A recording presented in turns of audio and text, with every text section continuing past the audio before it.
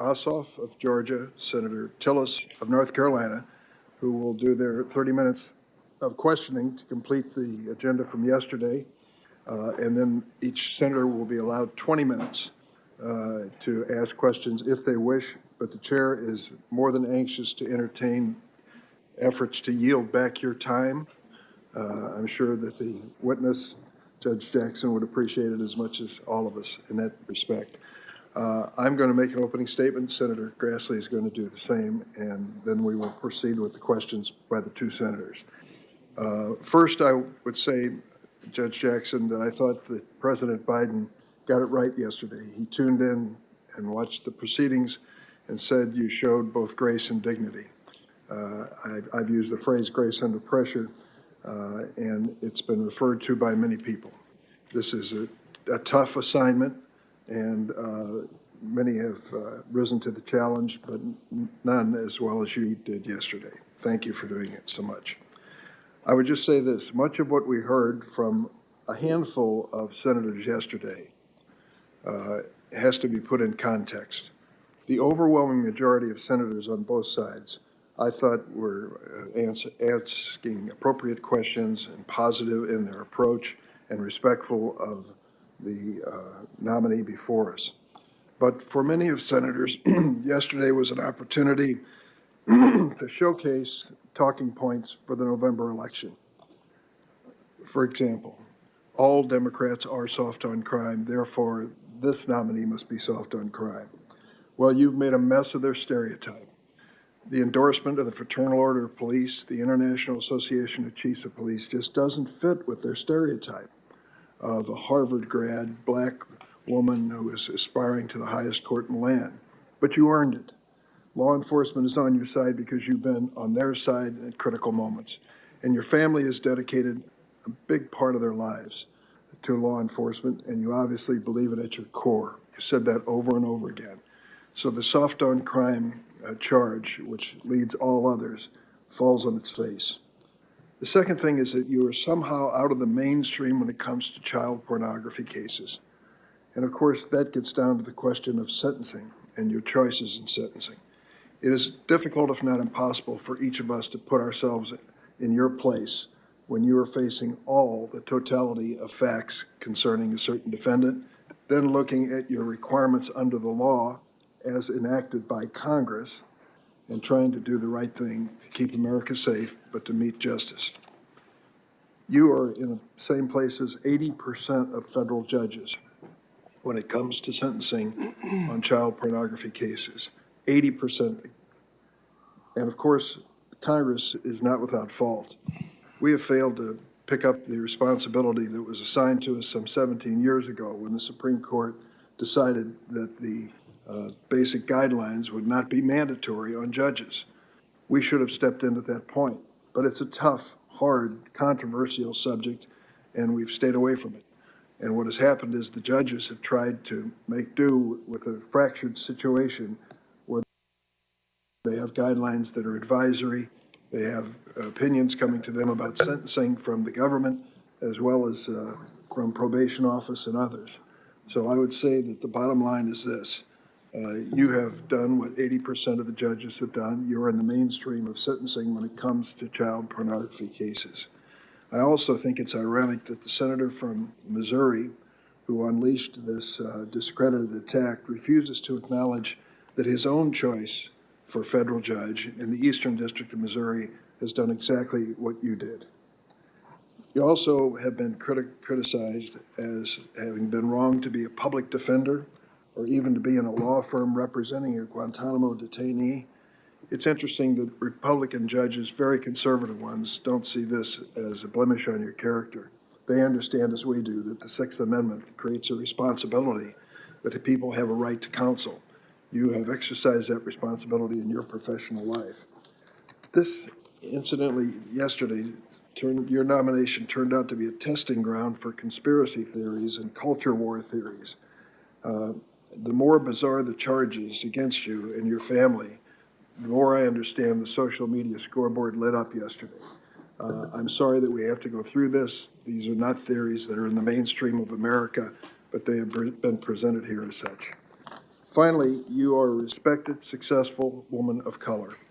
You've been approved 3 times by this committee for increasingly significant judicial assignments.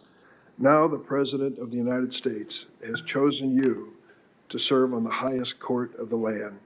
America is ready for this Supreme Court glass ceiling to finally shatter. And you, Judge Ketanji Brown Jackson, are the person to do it. Senator Grassley. Mr. Chairman? Yes. Mr. Chairman, I think you've, in the main, provided both sides an opportunity to be heard and ask their questions. But unfortunately, I noticed that after every series of questioning on this side of the aisle, you choose to editorialize and contradict the points being made by this side of the aisle. I don't know whether we will have an equal opportunity to editorialize about the advocacy that you and your colleagues, the points that you're trying to make. I especially was concerned that after my questioning yesterday, I left the hearing room and you chose to come back after a break and raise with the judge a point that I had asked her about, and which I frankly think was misrepresenting my position and what the facts are with regard to whether the judge has accused President George W. Bush and Donald Rumsfeld of war crimes. My language was, I asked her whether she'd called them a war criminal, and she said under oath to you, no, I did not, although the record is plain as it can be that she accused them of war crimes. Now, I don't understand the difference between calling somebody a war criminal and accusing them of war crimes. Maybe in some other foreign language that I don't frankly understand, maybe that would make sense, but not in accordance with a common understanding of the English language. So I just want to lodge a protest and say that I don't think it's appropriate for the chairman, after every time somebody on this side of the aisle asks questions of the judge, you come back and you denigrate and you attack and you criticize the line of questioning. I think the judge is doing a pretty good job of defending her own position and answering questions. So thank you for giving me a chance to express my objection to the way that you've been editorializing after each time this side of the aisle asks questions. Thanks, Senator Mr. Chairman. Excuse Mr. me. Chairman. Excuse me. Thanks, Senator Cornyn. It's known as chairman's time. Could I make my statement first? You want to make your statement? Yeah. Well, may I respond to what Senator Cornyn said? Well, if you want to speak before you're a ranking member. Thank you. Entirely, you're right. Mr. Chairman, I agree with Senator Cornyn. You and I have talked about this before. I have great respect for you. You know that. But I've had the same issue in normal hearings, non-Supreme Court hearings, where you make editorial comments after I question. I appreciate your input, but they're not offered in an even-handed way. And I just don't think it's productive. I mean, you just referred by name to Senator Hawley. I think he should have a chance to respond. You know, this is America. We have the right to express ourselves. You know, you're not free if you can't say what you think. And I want to join my colleague, Senator Cornyn. I just don't think it's appropriate, Mr. Chairman. It's called chairman's time. It is a tradition in this committee exercised by Senator Lindsey Graham as chairman and Senator Grassley in previous Supreme Court. But they didn't do it the way you do it, I'm going to allow you to be heard, but I want to be heard of course, without interruption. Of course. And so in the minority, we waited through chairman's time when we had Republican chairs. There will not be a separate set of rules for Democrats in control of this committee. That was used as a response time and again by both of those senators, and it was accepted. If what I said was somehow problematic or painful yesterday, I'm sorry, but the Democrats are going to use the same mechanisms that the Republicans have used in this committee. And I appreciate that, Mr. Chairman. But I think if you're going to personalize it as to senators by name, you ought to give them a chance to respond. Well, they will have a chance. Mr. Chairman? Each and every senator has 20 minutes today to respond if they wish. Mr. Chairman? Who's seeking? Senator House? Could we hear from Ranking Member Grassley, and then I'd like the opportunity to ask questions on behalf of the state of Georgia. I think the American public is now tuning into these proceedings expecting a substantive discussion of matters of grave importance to the country with a nominee for the Supreme Court before us, I don't think we've set an appropriate tone by bickering over time and process at the outset of our proceedings. Every senator deserves to be heard. I would like to humbly request that Ranking Member Grassley make a statement, that I and Senator Tillis have our opportunity to question the nominee, and that then we can litigate balls and strikes from yesterday's hearing. Would that be acceptable to the committee? I think in the name of your humility, we should do that. Thank you, Mr. Chairman. Senator Grassley? Yeah.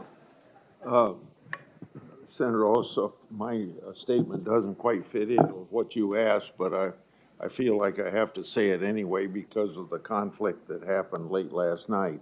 But before I do, I want to, somewhat tongue-in-cheek, but with some seriousness as well, when the chairman quoted Biden as saying that Justice Jackson, or Judge Jackson, handled herself with grace and dignity, I want to compliment the Democrats on this committee for using grace and dignity, unlike it was during the Kavanaugh hearings. Thank you all very much for making this. I've heard a lot of compliments about how this is a way a hearing ought to be held.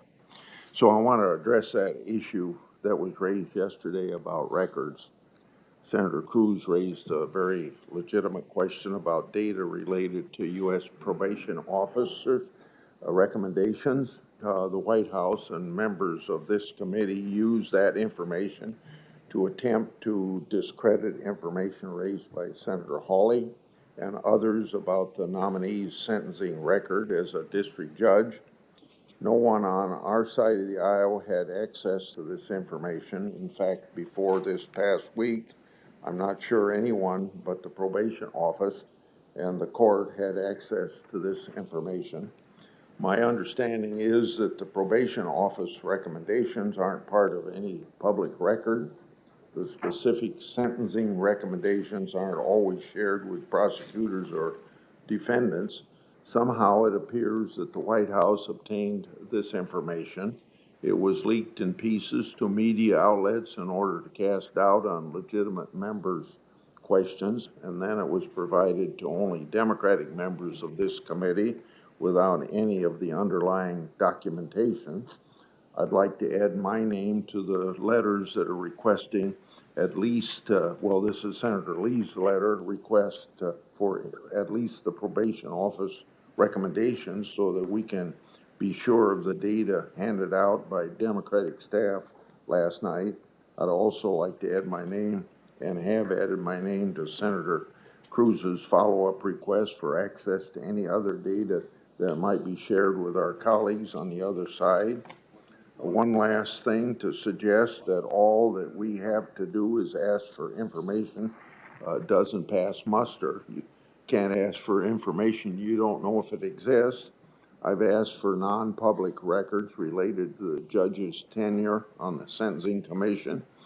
Those have not been produced, just like 48,000 pages of records withheld by the White House. How is the United States Senate supposed to review a record that we don't have? This process might be timely, but it's neither thorough nor fair to the American public, and I hope we can rectify that. I yield. Thank you, Senator Grassley. Senator Ossoff. Thank you, Mr. Chairman, Ranking Member Grassley, and Judge, good morning. Good morning, Senator. Welcome back. Thank you. We had a late night doing our job as senators and you as a nominee, and we're off to a morning start. I was considering asking you if you were a coffee or a tea drinker, but I thought that might be too personal and immaterial to the question of your nomination.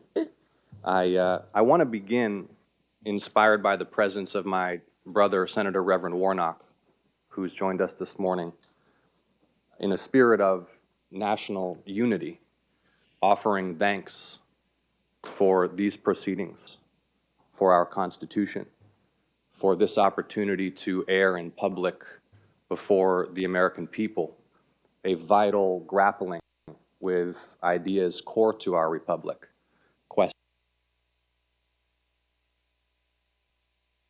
questions of the role of branches of government, questions of the proper role of judges in our society, questions that keep the peace and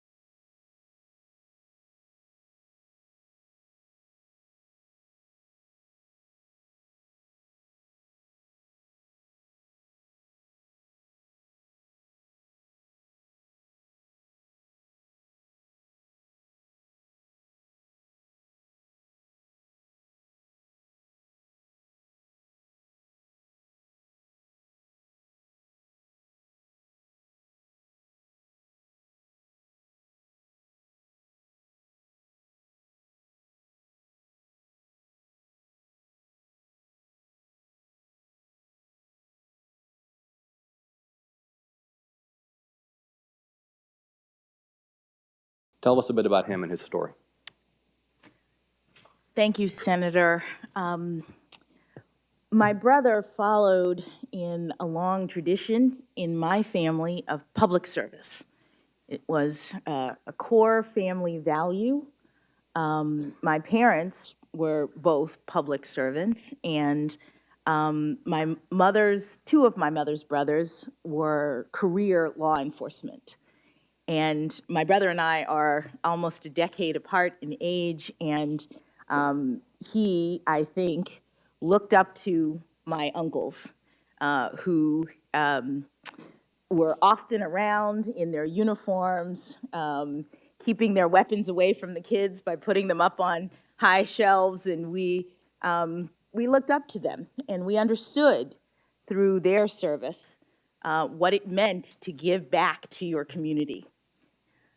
My brother went to college, a historically black college, Howard University here in Washington, D.C., after growing up in Miami, and decided to follow in my uncle's footsteps. He could have done many things coming out of college with a college degree, but decided he wanted to be a police officer and went to Baltimore, which, as many of you know, struggles, like many cities, with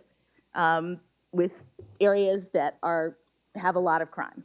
And it was a very stressful period for us as a family, because as proud as we are of his service, as much as we know it's important, law enforcement is a dangerous profession.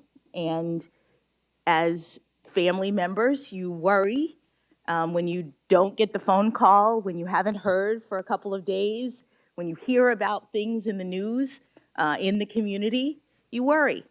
And so I grew up with family members who put their lives on the line. I understand the need for law enforcement, the importance of having people who are willing to do that important work, the importance of holding people accountable for their criminal behavior.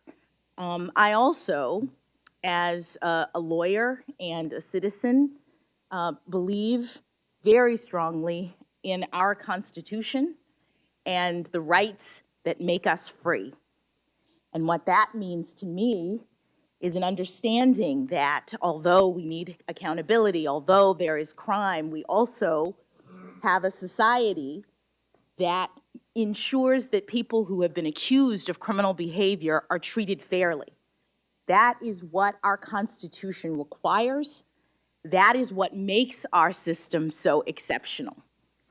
My brother understood that as part of his work, and he also served in the military. He also decided, as many people did, to defend our country after 9/11, that he would go into the Army. And I remember when he made that decision, he had a college degree. He could have been an officer right away. He could have been a type of military officer that didn't have to actually be on the battlefield. And I remember saying, are you going to do something with, radio signals? Are you going to be behind the scenes? And he said, no, I'm going to be infantry, boots on the ground. He said, I believe strongly in the protection of our country, and if I'm going to be leading, I'm going to be out front. That's the kind of person my brother is. It's the kind of service that our family provides. And for me, what that meant was an understanding that to defend our country and its values, we also needed to make sure that when we responded as a country to the terrible attacks on 9/11, we were upholding our constitutional values, that we weren't allowing the terrorists to win by changing who we are. And so I joined with many lawyers during that time who were helping the courts figure out the limits of executive authority, consistent with what the framers have told us is important, the limitations on government. I worked to protect our country. My brother worked on the front lines, and it was all because public service is important to us. Thank you, Judge Jackson. And let's talk a bit about limitations on power. Our Constitution is a document that renounces monarchism and instead establishes a republic. You, in opinion that has been widely cited, made the observation that presidents are not kings. What does that mean, and what are some of the most important bulwarks in our constitutional system against the abuse of executive power, against tyranny? Thank you, Senator. Our constitutional scheme, the design of our government, is erected to prevent tyranny. The framers decided, after experiencing monarchy, tyranny, and the like, that they were going to create a government that would split the powers of a monarch in several different ways. One was federalism. It was vertical. They would split the powers between the federal government and states. Another was to prevent the federal government from itself becoming too powerful, from having all of the authorities, from having legislative, executive, and judicial authority concentrated in one place. So the Constitution, in its design, puts the legislative authority in Article 1 and gives it to the Congress, the power to make laws. It puts the executive authority in Article 2 and gives it to the president, the power to execute the laws. And it puts the judicial authority, the power to interpret the laws, in Article 3 and gives it to the court.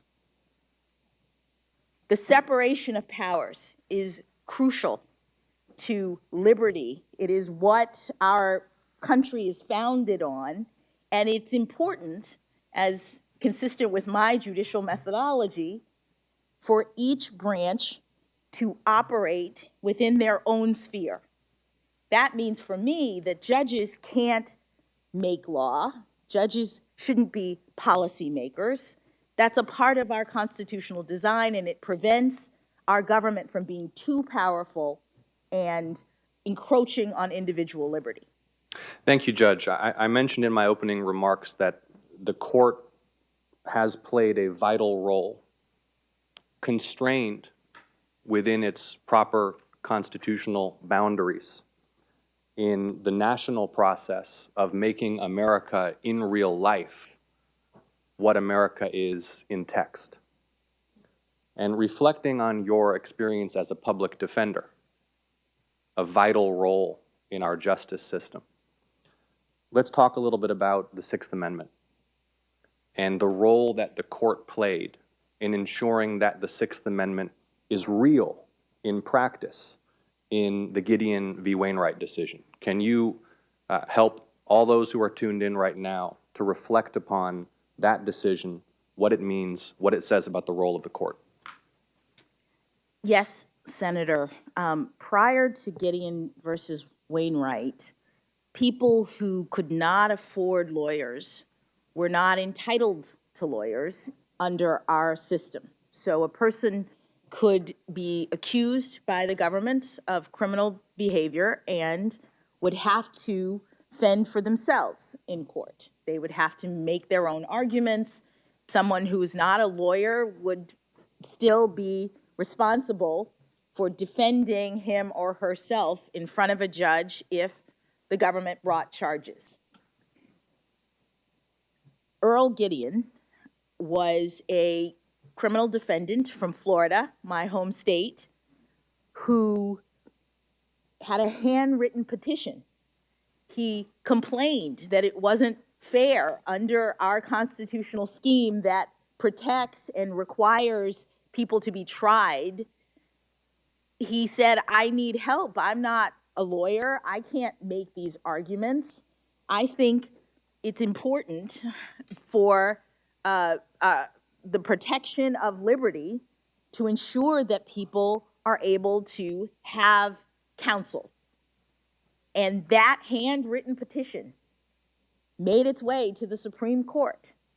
And the justices read it, and they determined to take his case, and in the end decided that the protections of the Sixth Amendment, the right to trial, includes the right to appointed counsel, so that everybody who is accused of criminal behavior now has the right to an attorney. And that's very important. I mean, one of the things that I see or saw as a trial judge is that it was crucial for our justice system to have representation from both sides. It was the only way that it is the only way that a judge can really make fair determinations. And in cases, we've heard a lot about my criminal cases. In every case, I'm getting, as a judge, arguments from the prosecution. I'm getting arguments from the defense counsel. I'm getting arguments or statements from probation in these criminal cases. And the work of a judge is to look at the facts and circumstances, hear the arguments of the parties, apply the law, and make a fair determination. And so having lawyers for criminal defendants aids in that process and benefits us all in our criminal justice system. I would just take the opportunity to note at this time, Judge Jackson, that it so happens that the Southern District of Georgia is one of just 3 federal districts without a federal defender's office, and I've offered legislation to establish one, and I'll be seeking support from my Republican colleagues to try to make that bipartisan to ensure there is access to counsel for defendants in my state. Let's talk a bit about the First Amendment. Freedoms of speech, publication, assembly. There's a well-known Supreme Court case, Brandenburg v. Ohio, which establishes a certain test to ensure that the government is constrained in any effort that may be made to punish speech. And the impulse to censorship is something that can emerge from time to time across the ideological and political spectrum, particularly in times of great controversy or in times of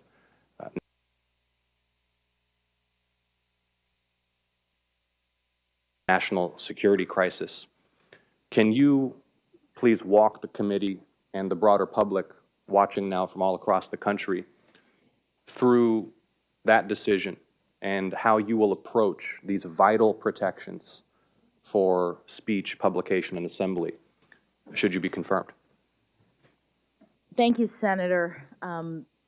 Freedom of speech, publication, assembly is in the First Amendment of the Constitution. It is a core foundational protection against censorship.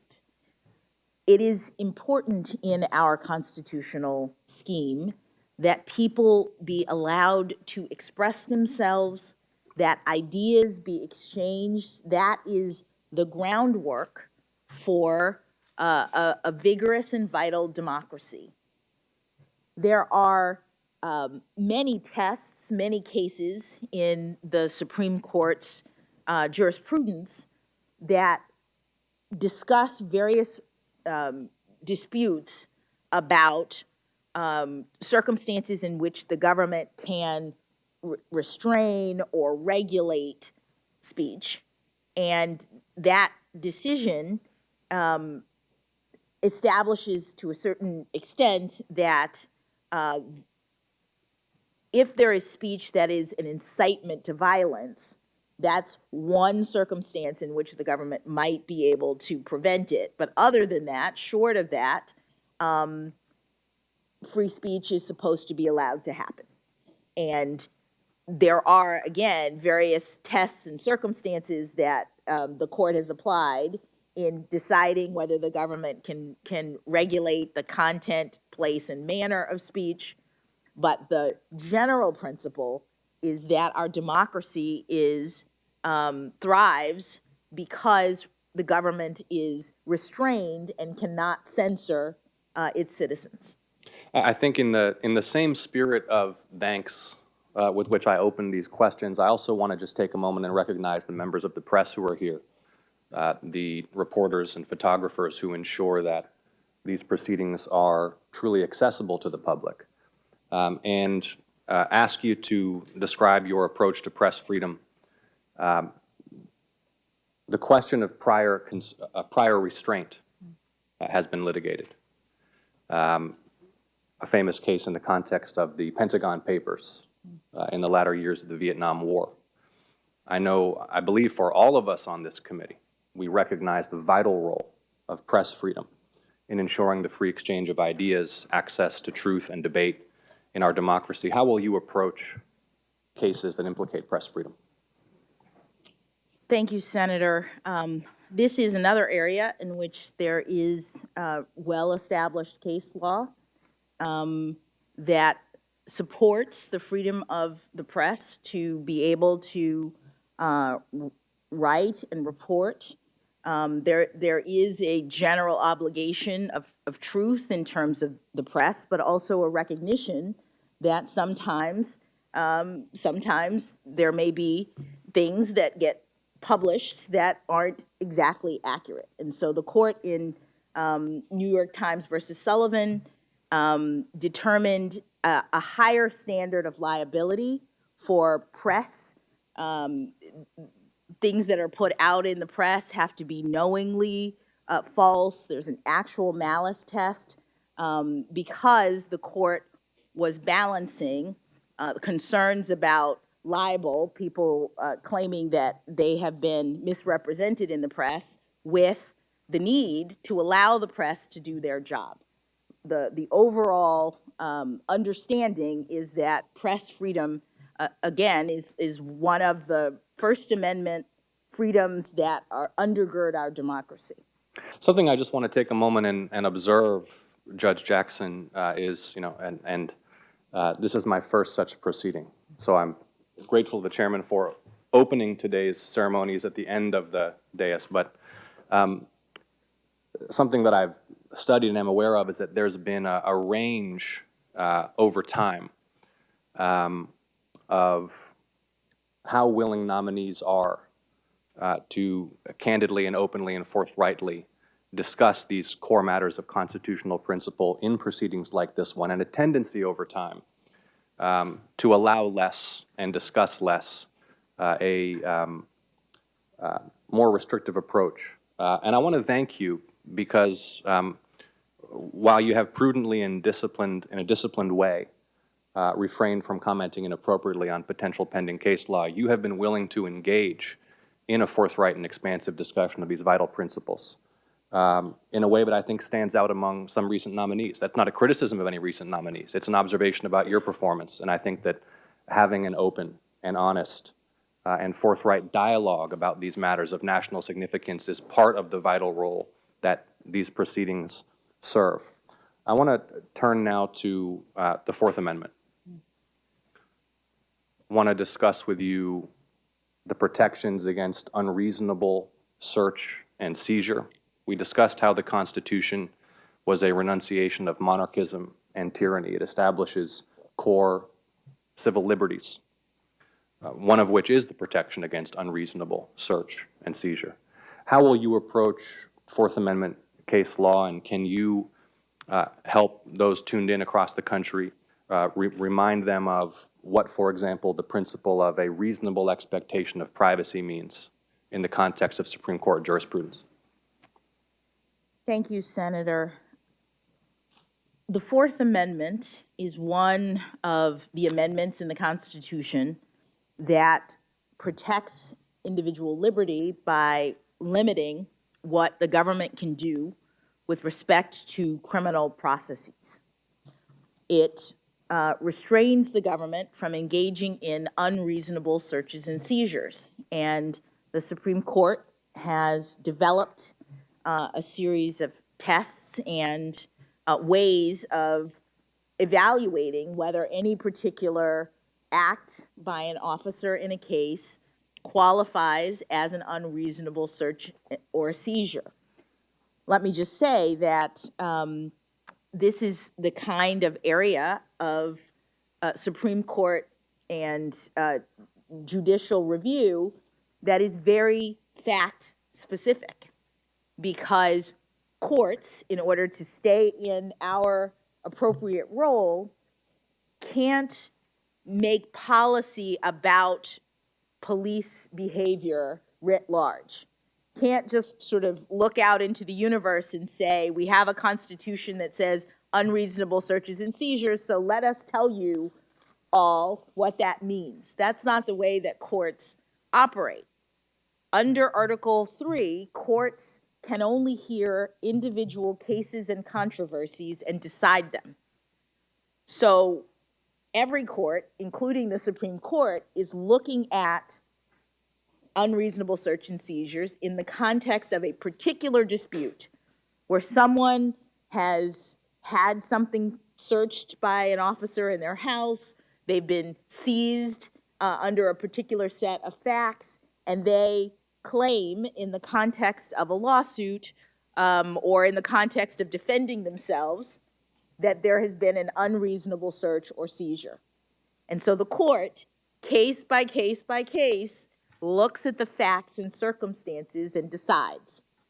And I would say that this is the kind of analysis that takes into account a number of things, but one of the things, in addition to understanding the facts and circumstances, is understanding what is meant in the Constitution by unreasonable search and seizure.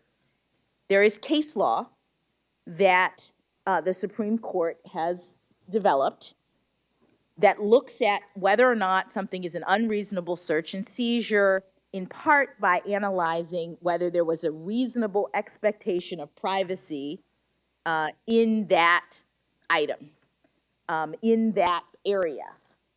Is there a reasonable expectation of privacy in your house, for example? If a police officer were to come into your house, you would not be able to claim Fourth Amendment protection unless, says the Supreme Court, there was a reasonable expectation of privacy in your house. And the Supreme Court has determined whether there's a reasonable expectation of privacy, for example, in your house, by looking at what areas were protected at the time of the founding when the words unreasonable searches and seizures were written into the Constitution. Lo and behold, something like your house, the court has determined there is a reasonable expectation of privacy because that's what those terms meant back then.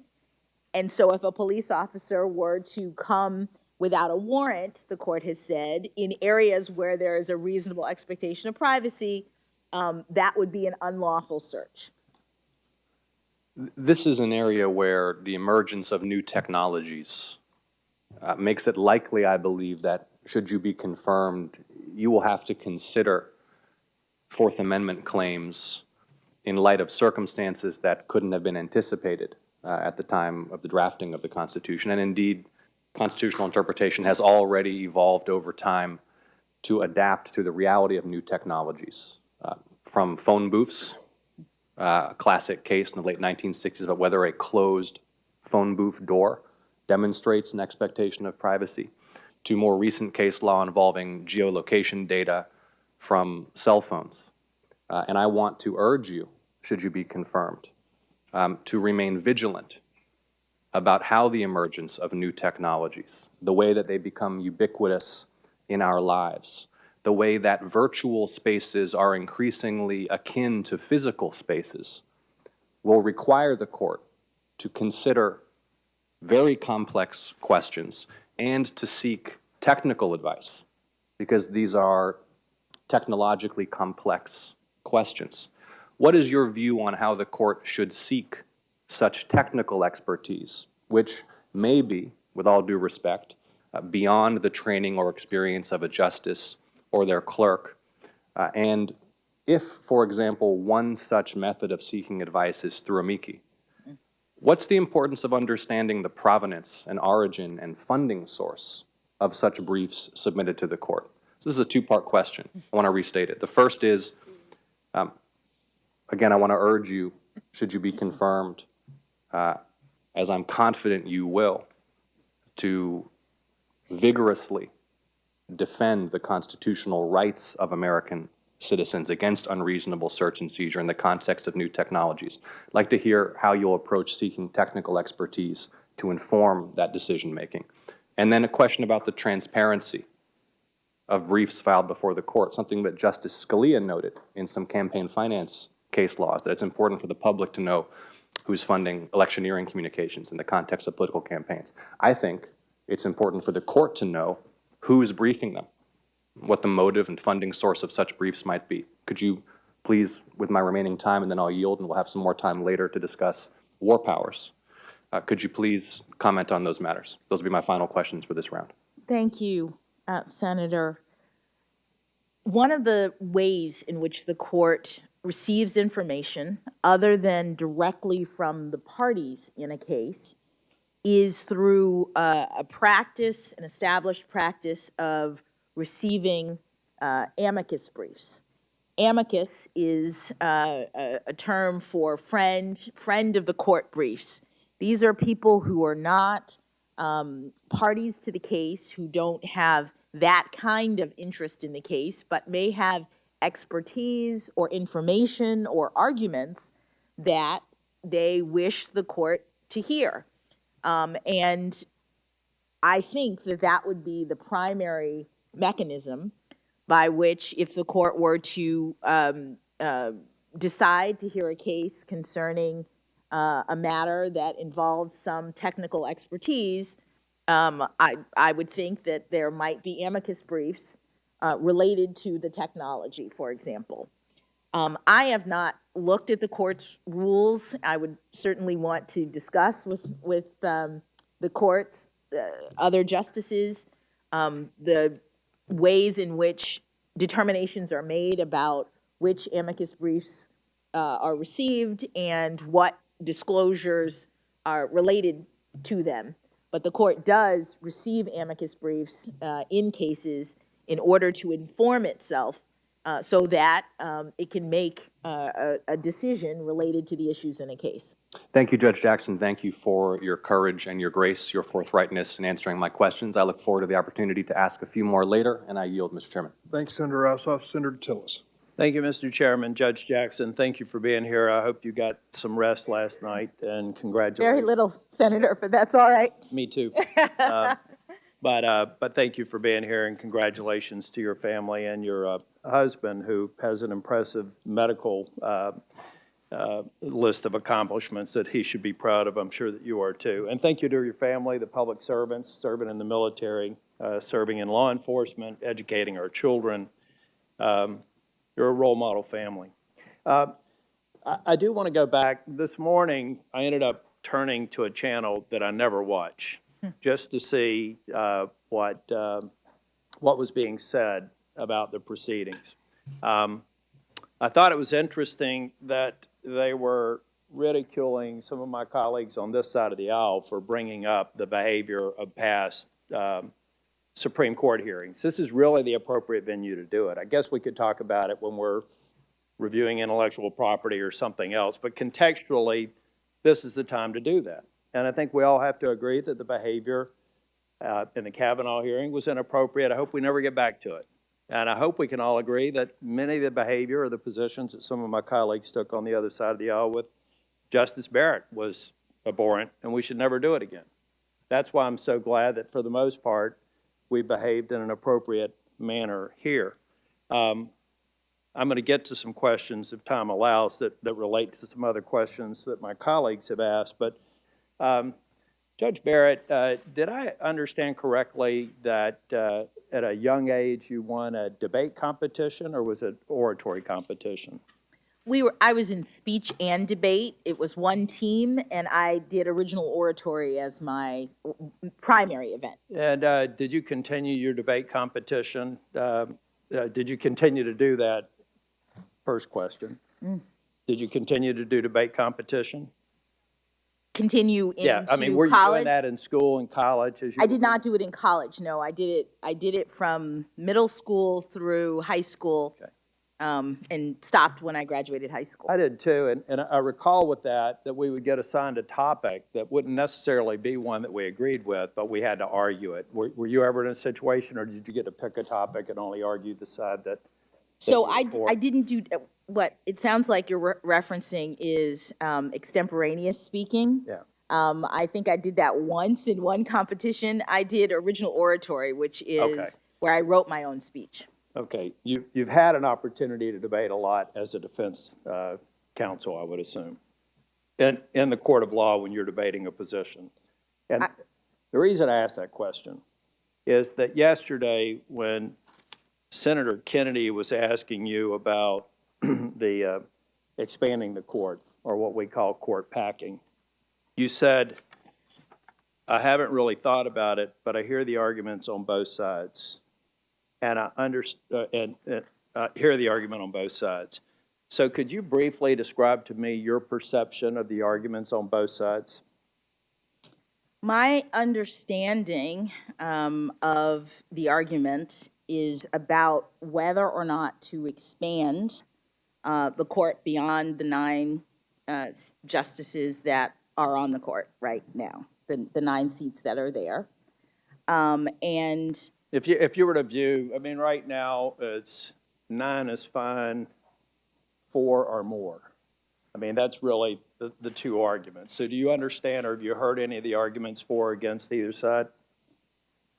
I'm not even sure about the 4. I've just heard people talking about putting more justices on the court, expressing concerns that the court has become politicized, that the court has become unbalanced in terms of what people perceive to be views of the majority of the justices. And so I've heard arguments about rebalancing the court on that side. And then there's the argument that many on the dais have stated about the inappropriateness of doing so, the concern that it might lead to some kind of a war of every time there's a new president adding justices to the court.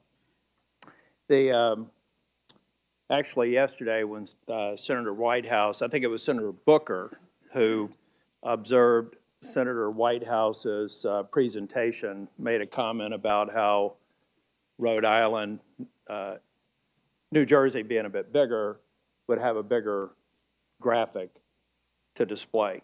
I went back, I think that New Jersey is 6 times the size of Rhode Island by square miles. North Carolina is 36 times the size of Rhode Island. And before my friends from Texas chime in, I would let them know that if Alaska were 2 states, they'd be the 3rd largest state. So I'm decided to use the White House format for dark money so that we have a balanced understanding of the fact that our proceedings here, the aspirations for the court, there is an ecosystem out there on both sides. As a matter of fact, we had a judicial nominee who actually participated in this ecosystem. I think you could reasonably assume if they participated in that ecosystem that they probably would have been an activist judge. The point that I make here is that we've seen this ecosystem mobilized to support you, and I think, Judge Jackson, you said you haven't had any encounter with demand justice. I don't know if you've had any encounter with some of these that are abbreviated, or I'm sorry, either acronyms or abbreviated, so I wouldn't expect you to. It would be interesting if we could, for the record, determine if you have had any interactions, but with respect— I have not, Senator. I've never seen most of those. That's good enough. I mean, I wouldn't expect you to be honest, sitting on the bench, but they are out there, and they have a specific plan.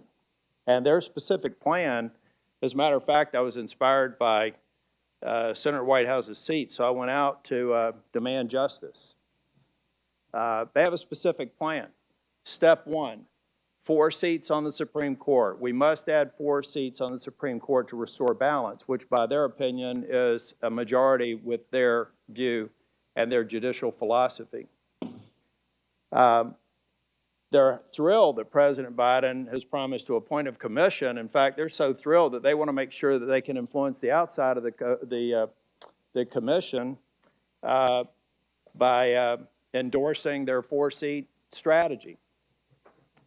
They want to recruit 25,000 volunteers. This is on their website, their strategy, to influence the commission's recommendation. And then they want to nuke the filibuster. 51 votes to make a decision that could ultimately be to pack the courts. This is their stated goal. They're proud of it. Senator Whitehouse was talking about how the prior president was influenced by an organization. I would say that Senator Jackson and almost everybody that the president vetted before, Judge Jackson, are on this list. So I think it's intellectually dishonest to say that the administration, that my colleagues on the other side of the aisle, are not influenced by this organization. We've tracked some of the fundraising and support in re-elections. They're engaged, and they're influenced by it. But let me tell you what I'm really worried about with the court packing risk that we have today. We're talking about the ultimate destruction of two institutions.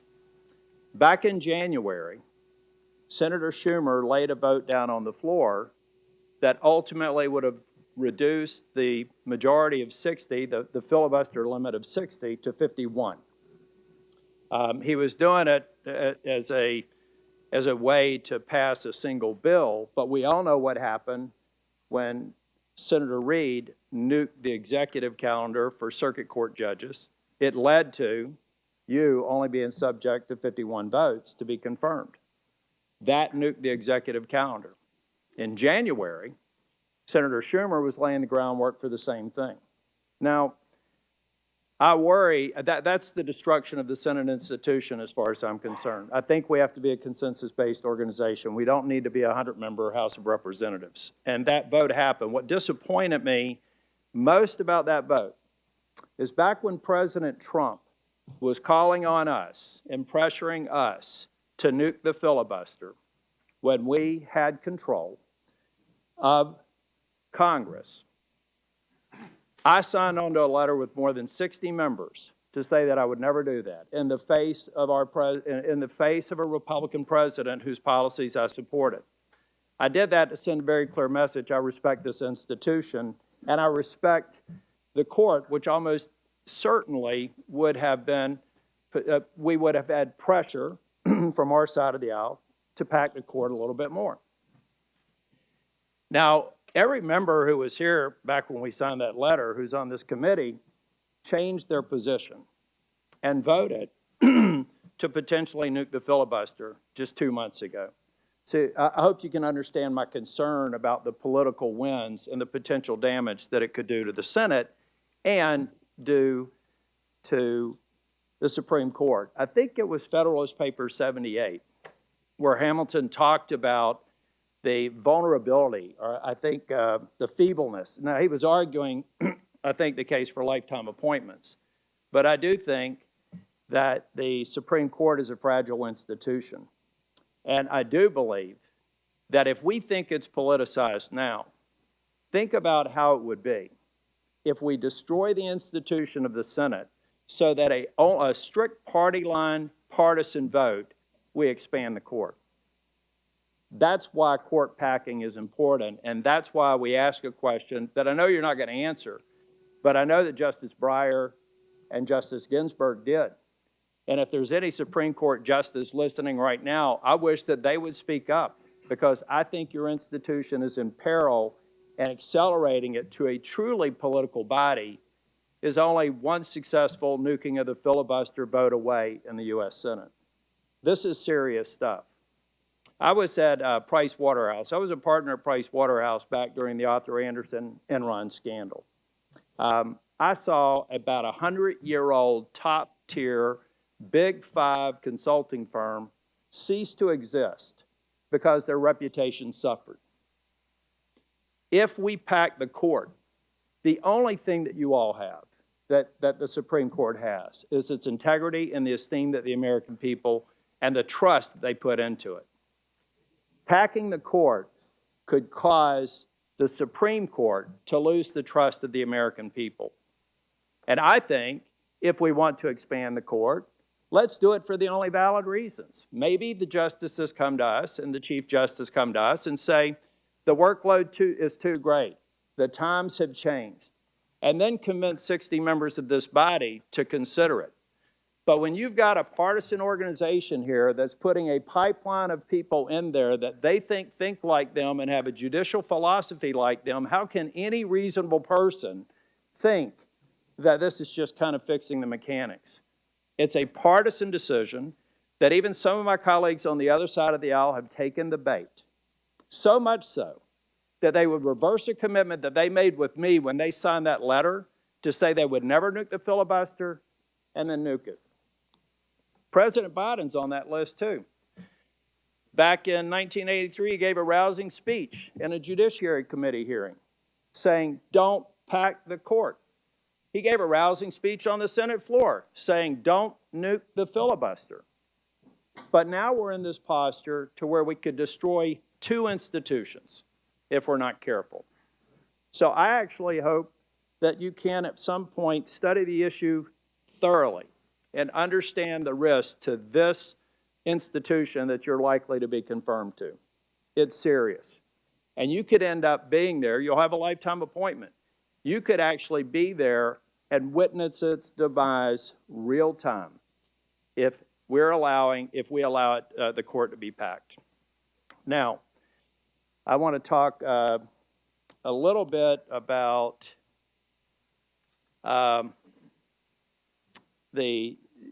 I think you were a part of a case in Massachusetts that some people are casting as a pro-life versus pro-choice issue. Now, to be clear, I am Catholic and I am pro-life, and I'm proud to have signed and ratified pro-life bills in North Carolina when I was Speaker of the House that have withstood judicial scrutiny. But I don't really think that case was about pro-life. I think it was about free speech. So I want to ask you a few questions about it. And maybe you could describe it to me if your memory serves you. But it seems to me that the argument that you were a part of, I think that you joined with a couple of others, it seemed as if the argument was because the pro-life protesters were threatening and dangerous to women, attempting to enter the clinic. I'm not necessarily saying you put those words in the brief, but they were in there, and they were a hostile, noisy crowd in the face of protesters. Now, am I correct that a part of the argument was because they were noisy, in-your-face protesters, they needed to be a little bit further away than people who were pro-choice advocates? Because as I understand it, I think the underlying law in Massachusetts was ultimately struck down unanimously by the Supreme Court. Is that correct? Thank you, Senator. The brief that you... Oh, by the way, I didn't expect you to respond to my riff on packing the court. Yes. Just to net it out, it's a bad idea. But back on this. I understand. The brief that you are referencing was a brief that I worked on right after finishing my Supreme Court clerkship when I joined a big law firm in Massachusetts. This is maybe 2000 at the end of my clerkship. And it is a First Amendment free speech set of arguments that the lawyers at my firm, I was a part of a team representing clients who wanted to make an argument about buffer zones, which at that time had not yet been litigated all the way up to the Supreme Court. Was it a buffer zone that put pro-life and pro-choice people in the same buffer, or one that argued that pro-life people were in your face and perhaps needed a bit bigger buffer than the pro-choice? I was just trying to understand the facts of the case.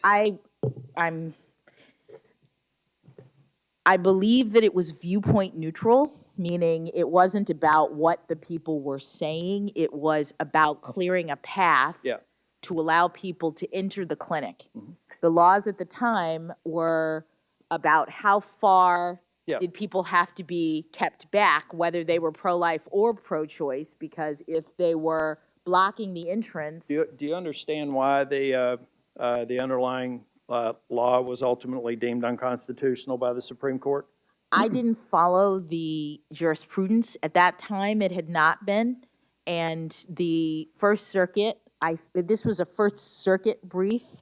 I don't remember what happened in the district court, but my clients wanted to argue in the First Circuit that the laws that allowed for the clearing of the path so that people could enter the clinic and have people stand back were constitutional and important, and the First Circuit agreed. I think ultimately, I don't know exactly, but I think ultimately, as you say, there was some litigation that went all the way to the Supreme Court, and the court had other jurisprudence about the extent to which buffer zones are constitutional. Yeah. Well, it looked at. I'm not an attorney.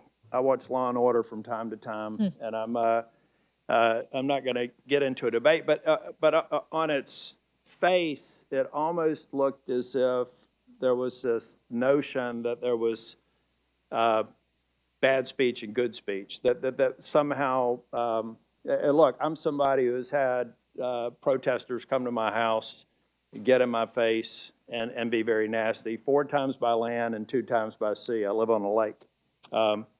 Okay with them doing it as long as they stay off my lawn. In the last case, they didn't. But it almost felt like to me that those protesters who didn't like me needed to be a little bit further away than the protesters that maybe I would allow to be a little bit closer. It may not be right, but I'll make sure that I get my facts right before this afternoon in the second round. I want to go to sentencing. I'm not going to cover any of the ground that my colleagues have. I'm sympathetic to some of it, not necessarily all of it, because I think the details are something that we don't have possession of. I'm sure we're going to talk a little bit more about that, but I want to talk more about a pattern. I know, and I was really impacted by your description of family dinners and your uncles coming in uniforms and putting their guns up on the cupboard and having a sense of pride that you had family that served in law enforcement. There are a couple of cases. I'm very focused on law enforcement and backing the blue. I think that law enforcement, I talk with a lot of them, their morale is low. They feel like defund the police and some of these other efforts are already making a very difficult and dangerous job more difficult and more dangerous. There have been a few cases where you have recommended lower sentences that even, I think, the defense attorneys have. But I'm sure that if I were you and observing you yesterday, you would probably point to some mitigating circumstances or factors that are not necessarily available to the committee as a basis for doing that. I think in one case, the government recommended a 30-month sentence, and the defense recommended 21 months, and you gave them 18 months, and this was a third conviction for assaulting an officer. There was another one that was a lower sentence for, there were officer assaults, and it just seemed like it went lower. But I don't want to get into those because you may have factors that you would point to that would justify the decision. I've got a question about, see, that's at an atomic level. I mean, you're looking at the facts of the case, you're looking at the defendant, and as you've described in some of the other cases here, you made a judgment that you thought was fair and that was in bounds with your peer group. But back at the beginning of the COVID pandemic, I believe you made this statement, and I'll give you time to provide context if it's out of context, but in the interest of time, I'm only going to read the most striking. You said the obvious increased risk of harm that the COVID-19 pandemic poses to individuals who have been detained in the districts, that's the District of Columbia's correctional facilities, reasonably suggests that each and every, and I think that means everyone, every defendant who is currently in the D.C. Department of Corrections custody and who thus cannot take independent measures to control their own hygiene and distance themselves from others should be released. I checked in April of 2020, I think that's when you made the statement, that there were 12 or 1,600, let's call it 1,200, I'll be conservative, people in the Department of Corrections. Do I read that statement to say that you felt, given the circumstances of the time, they should all be released? Because that's broad. That's not looking at their individual cases. No, Senator, you don't read it correctly. Okay.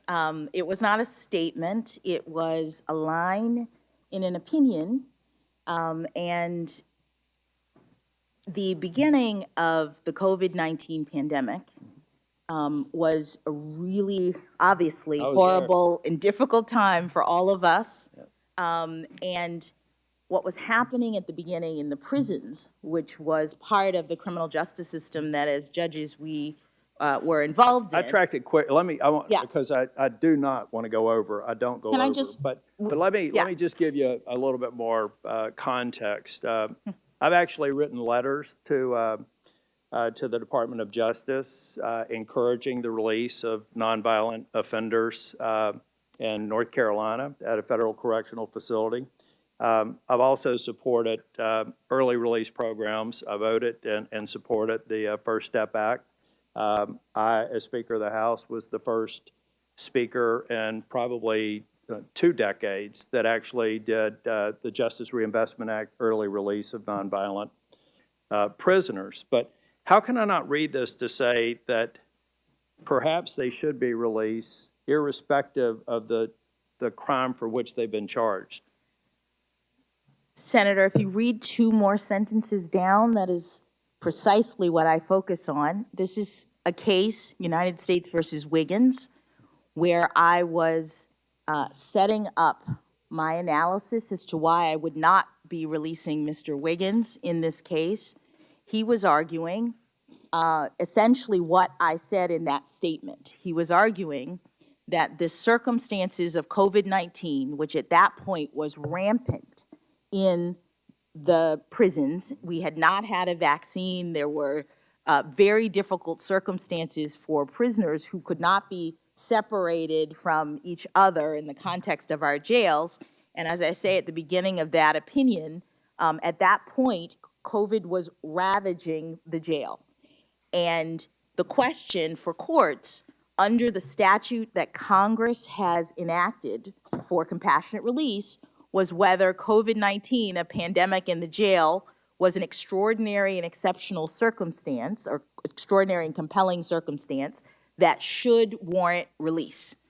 What I said in that statement that you read was it would seem as though something like a deadly pandemic rampant in the jails would justify releasing everyone. But I go on to say in that very opinion, Congress has indicated that we have to take each case individually. We have to look at the harm to the community that might be caused by the release of individual people. We can't just release everybody, I said in that opinion. And so I wanted to give you, I'm sorry to interrupt you, but I'm on, that's all right. on 4 minutes. But I feel like I also had my staff provide me this morning in very, very small type, recidivism and federal sentencing outcomes.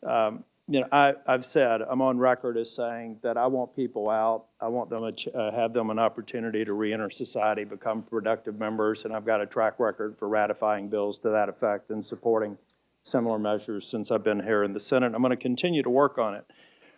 But tell me why the numbers that I'm looking here, we have recidivism rate, the most recent one that I have before me, and I'd be happy to share it. I'll ask to have this submitted to the record. But I think an 8-year look back says that 49% of the people incarcerated are rearrested within 8 years.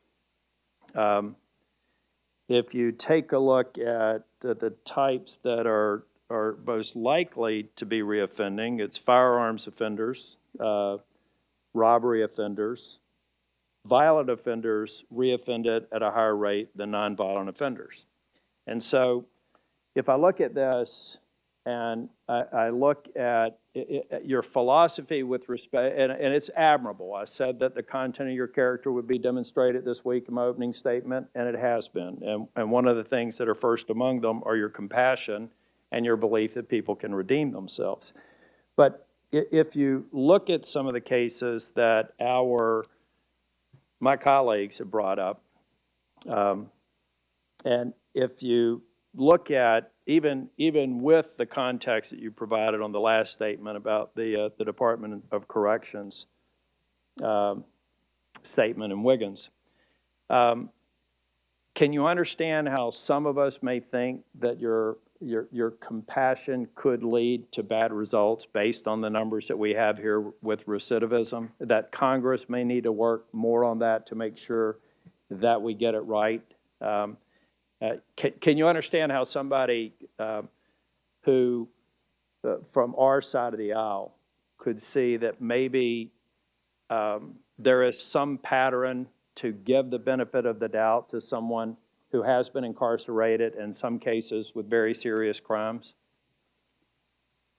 Thank you, Senator. I don't recall saying anything about compassion in the way that you're describing it. No. I'm I'm just saying that if I take a look at your responses to some of my colleagues' questions and your statements to some of the defendants, it seems as though you're a very kind person, and that there's at least a level of empathy that enters into your treatment of a defendant that some could view as maybe beyond what some of us would be comfortable with respect to administering justice. Thank you for letting me clarify. The statements that I made about my practices as a trial judge, which I'm no longer a trial judge, but were intended to explain how trial judges operate and how they impose sentences within the framework that Congress has provided. The statute that applies to us tells us to look at all of the various factors that Congress has set forward, including the nature and circumstances of the offense, the history of the characteristics of the defendant, and it tells us that we should be imposing a sentence sufficient but not greater than necessary to promote the purposes of punishment. Congress also tells us that one of the purposes of punishment is rehabilitation. My attempts to communicate directly with defendants is about public safety, because most of the people who are incarcerated via the federal system and even via the state system will come out, will be a part of our communities again, and so it is to our entire benefit, as Congress has recognized, to ensure that people who come out stop committing crimes. And so what I convey, or did when I was a trial judge, as I sentenced people to very lengthy periods of incarceration, was you are getting your day in court, you are able to say what you want to say, but you have to sit here and listen to my reading into the record the victim's statements in this case. You have to go away understanding that I am imposing consequences for your decision to engage in criminal behavior. And the reason why I did that, I've said, is because I recognized as a defender that there were lots of people in our system who, instead of taking responsibility for what they had done and then ultimately understanding the harm and potentially not doing it again, instead of that, those people were bitter, they were angry, they were feeling victimized because they didn't get a chance to say what they wanted to say, because nobody explained to them that drug crimes are really serious crimes. Nobody said to them, do you understand that there are children who will never have normal lives because you sold crack to their parents and now they're in a vortex of addiction. Do you understand that, Mr. Defendant? I was the one in my sentencing practices who explained those things in an interest of furthering Congress's direction that we're supposed to be sentencing people so that they can ultimately be rehabilitated to the benefit of society as a whole. I appreciate that, Judge Jackson. I just still note that virtually half of those people, statistically speaking, that you gave that speech to within 8 years were back in prison. And in some cases for more serious offenses than the first incarceration. Thank you, Mr. Chair. Thanks, Senator, for that line of questioning. And I've noted that you joined a letter with Senator Grassley and myself in March of 2020 at the earliest stages of this, talking about release under these similar circumstances. And of course, we all said at the same time, low risk inmates would be considered, but Only low-risk inmates. yes. Yep. And I wanted to make that note for the record. We're going to start the second round of questions, 20 minutes each, and I'll kick it off. This is an unusual document, this Constitution of ours, which has taken up so much time in the hearing, the conversation about it. And it is really at the core of public service. I don't know that there's a place that you can take a job at the federal level in any branch of government without taking an oath to defend this document. I don't know about other countries and the oaths that might be required, but we even within the Constitution spell out the oath to be taken by the President of the United States, and it's to uphold and defend this document. And there's great debate about just what this document means in today's context. We understand the wisdom, the inherent wisdom of the document, and the fact that we're still here some 230 years later with the design of a government that has endured longer than virtually any other democracy, which of course speaks to the wisdom of the founding fathers and their plan for this nation. But we also understand, taking an honest look at it, that you barely get into this document, Article 1, Section 2, then you run into a problem. Because in Article 1, Section 2, the article that relates to Congress, they talk about who will be counted for apportionment among the states, and there is that awful reference to 3/5 of all other persons, which, though the document never mentions the word slavery or slaves, what was being spelled out here by the founding fathers was, how are we going to count these slaves? And for apportionment purposes, they were to be counted as 3/5 of a person, which is a horrible notion by any standard, but the wise founding fathers included it, trying to deal with the reality of their day. I hear debates back and forth of originalists, textualists, and others, and you've been asked as often as any nominee what your thought is. You've talked about stay in your own lane, judiciary, and methodology and the like. But I'd like to explore for just a moment, without asking you to get in any particular fact pattern, the reality of a couple things. First, when the Bill of Rights was written, the First Amendment to it made certain to guarantee freedom of press. Freedom of the press in 1790 was, of course, referring to a piece of paper, a newspaper, and saying that there would be freedom to engage in that process in this democracy of America. Now that freedom of press is referring to this, and things have changed an awful lot. We have a circumstance now where people no longer have just a handful of television networks or known publications, Washington Post, New York Times and such, but turn for their sources of information to places like Facebook and Twitter and beyond. And we have a real serious question about what is a publication in America? What does it take to be a publication and be press?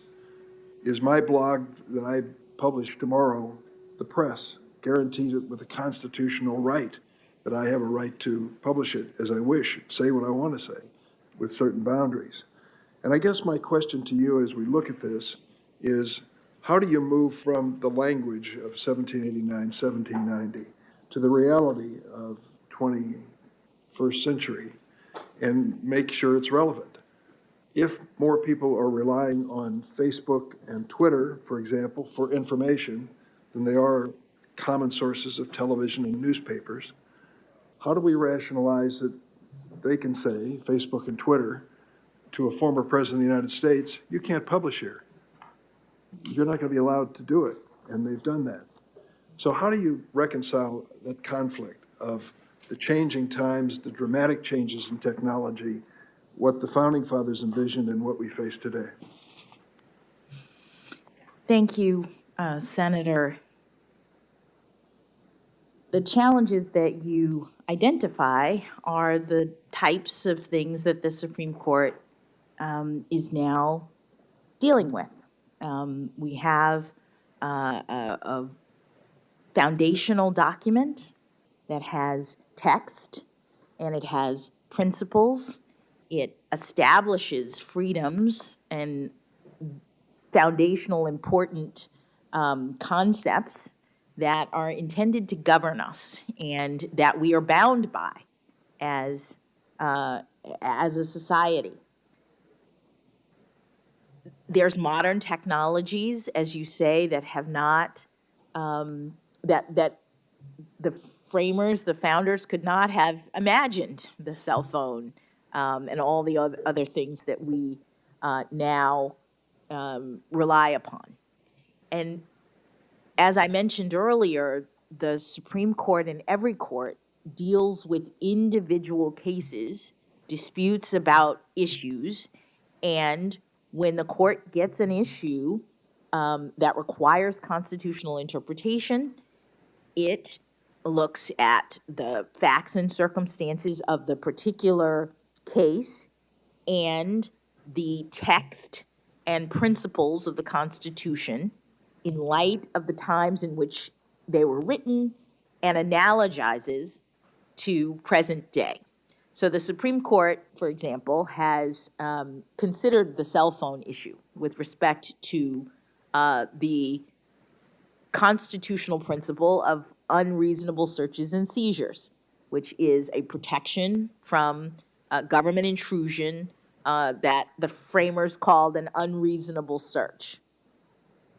The text unreasonable search does not have an inherent definition. What the Supreme Court has done is looked back at the time of the founding to determine what kinds of intrusion would have been covered when those words were written into the Constitution.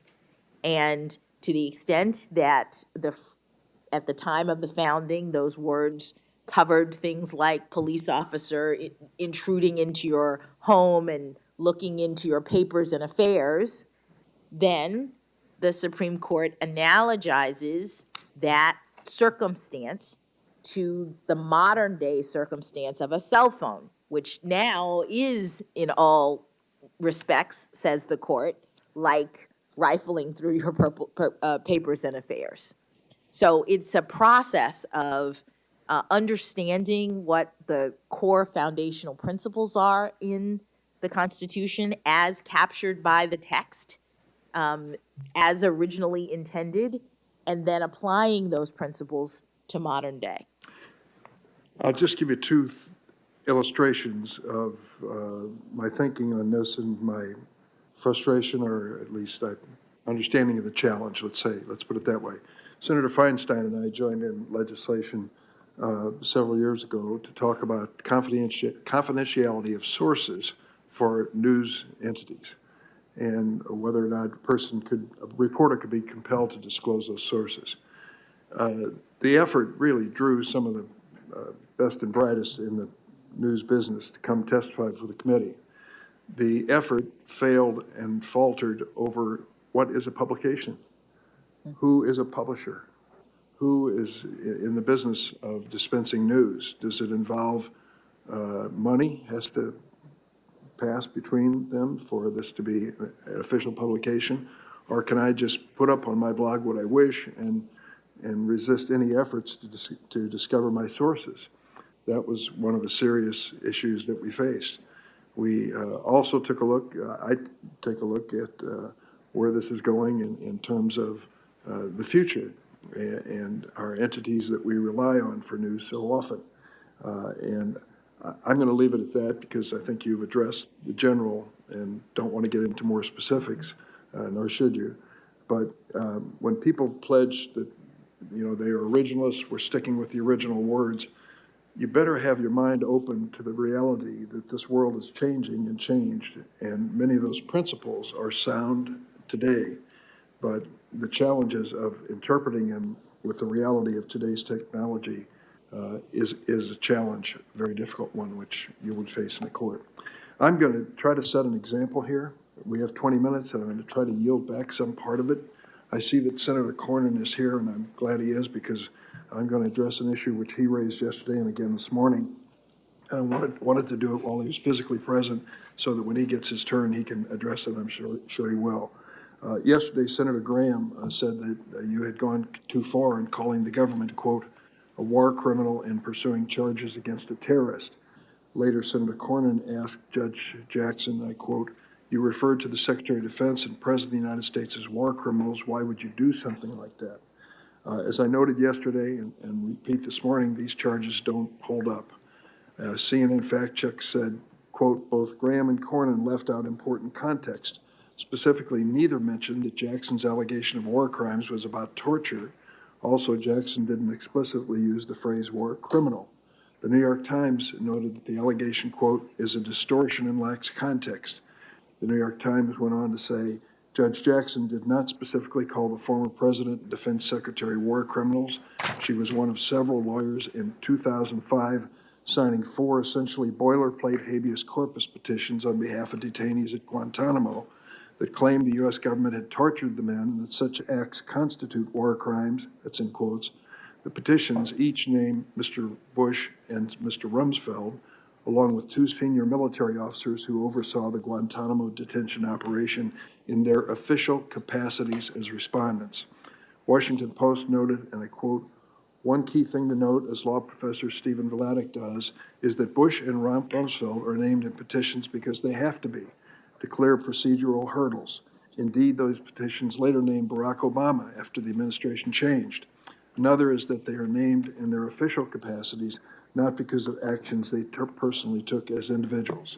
They continued, but the larger point is that Jackson was acting as a detainee's lawyer in her role as public defender, and one of the underpinnings of the American justice system that is even the most reviled alleged criminals have the right to a vigorous defense.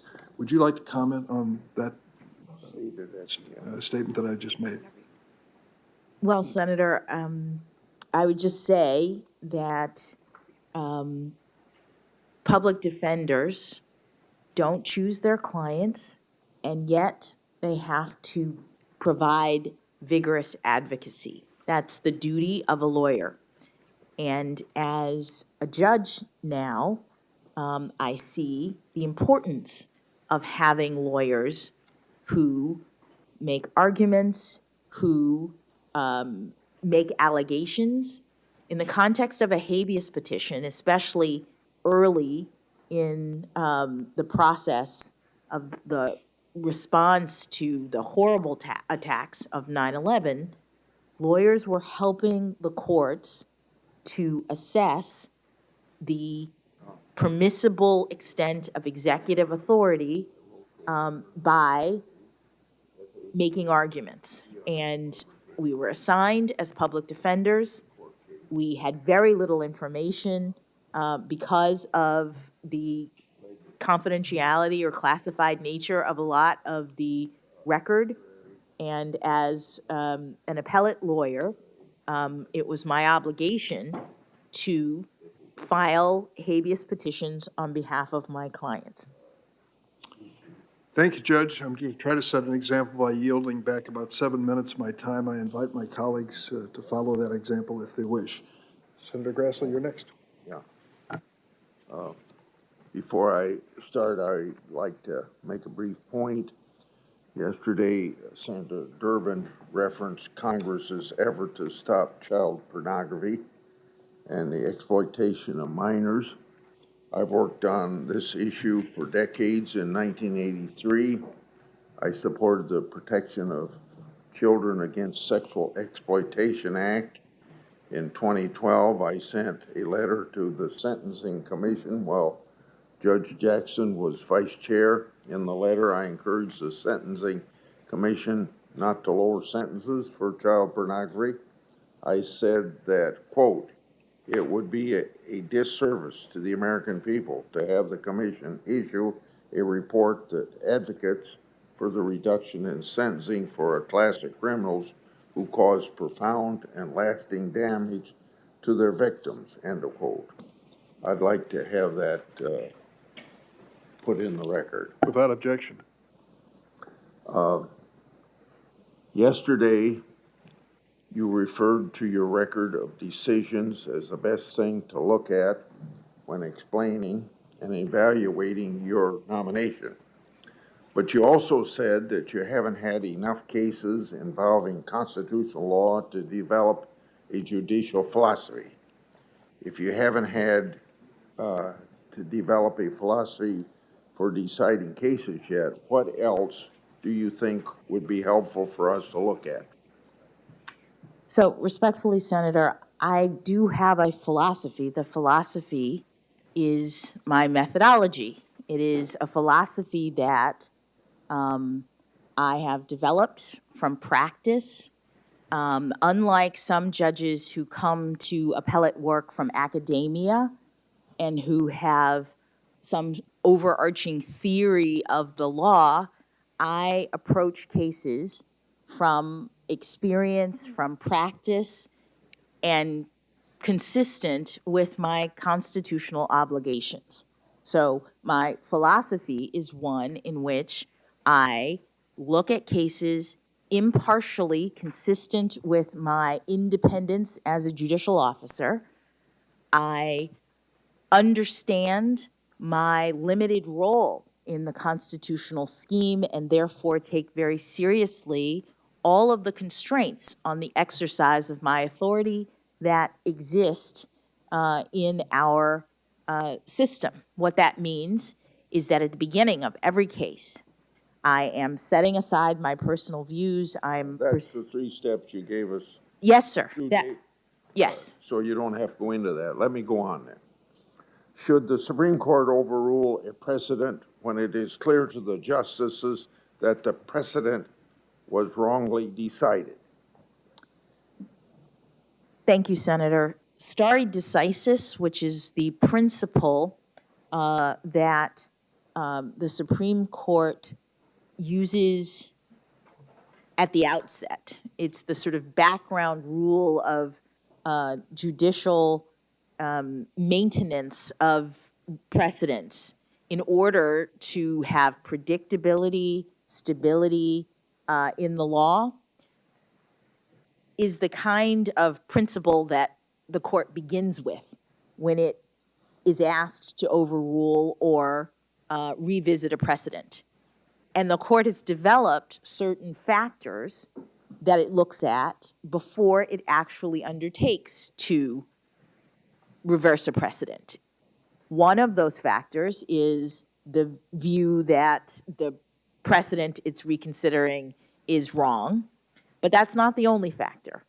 The court also determines, in addition to whether or not the prior precedent was egregiously wrong, the court has said, the court looks at whether there's been reliance on that prior precedent, whether the precedent is workable or has proven workable over time, whether the cases in the area of the precedent have shifted such that the precedent itself is no longer on firm foundation, and whether there have been either new facts or a new understanding of the facts that give rise to a need to revisit the precedent. So it's not just a look at whether or not it's wrong, and it's important that the court take into account all of those factors because stare decisis, meaning letting the precedent stand, is a very important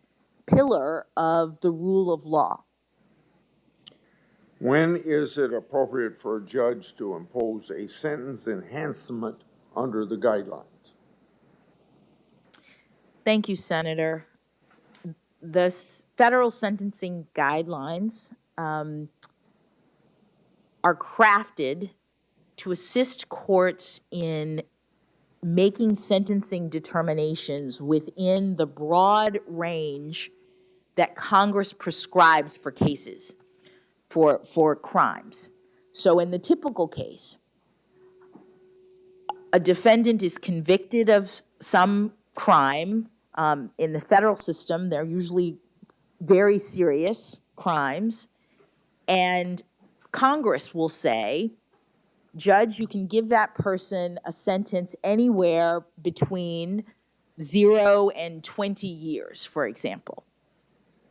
The sentencing guidelines are designed to set out a series of factors that judges should be looking at when they decide what they're going to sentence that particular person to. And those factors will be things like, if this is a violent crime, does the person have a weapon? If this is a violent crime, was there any injury?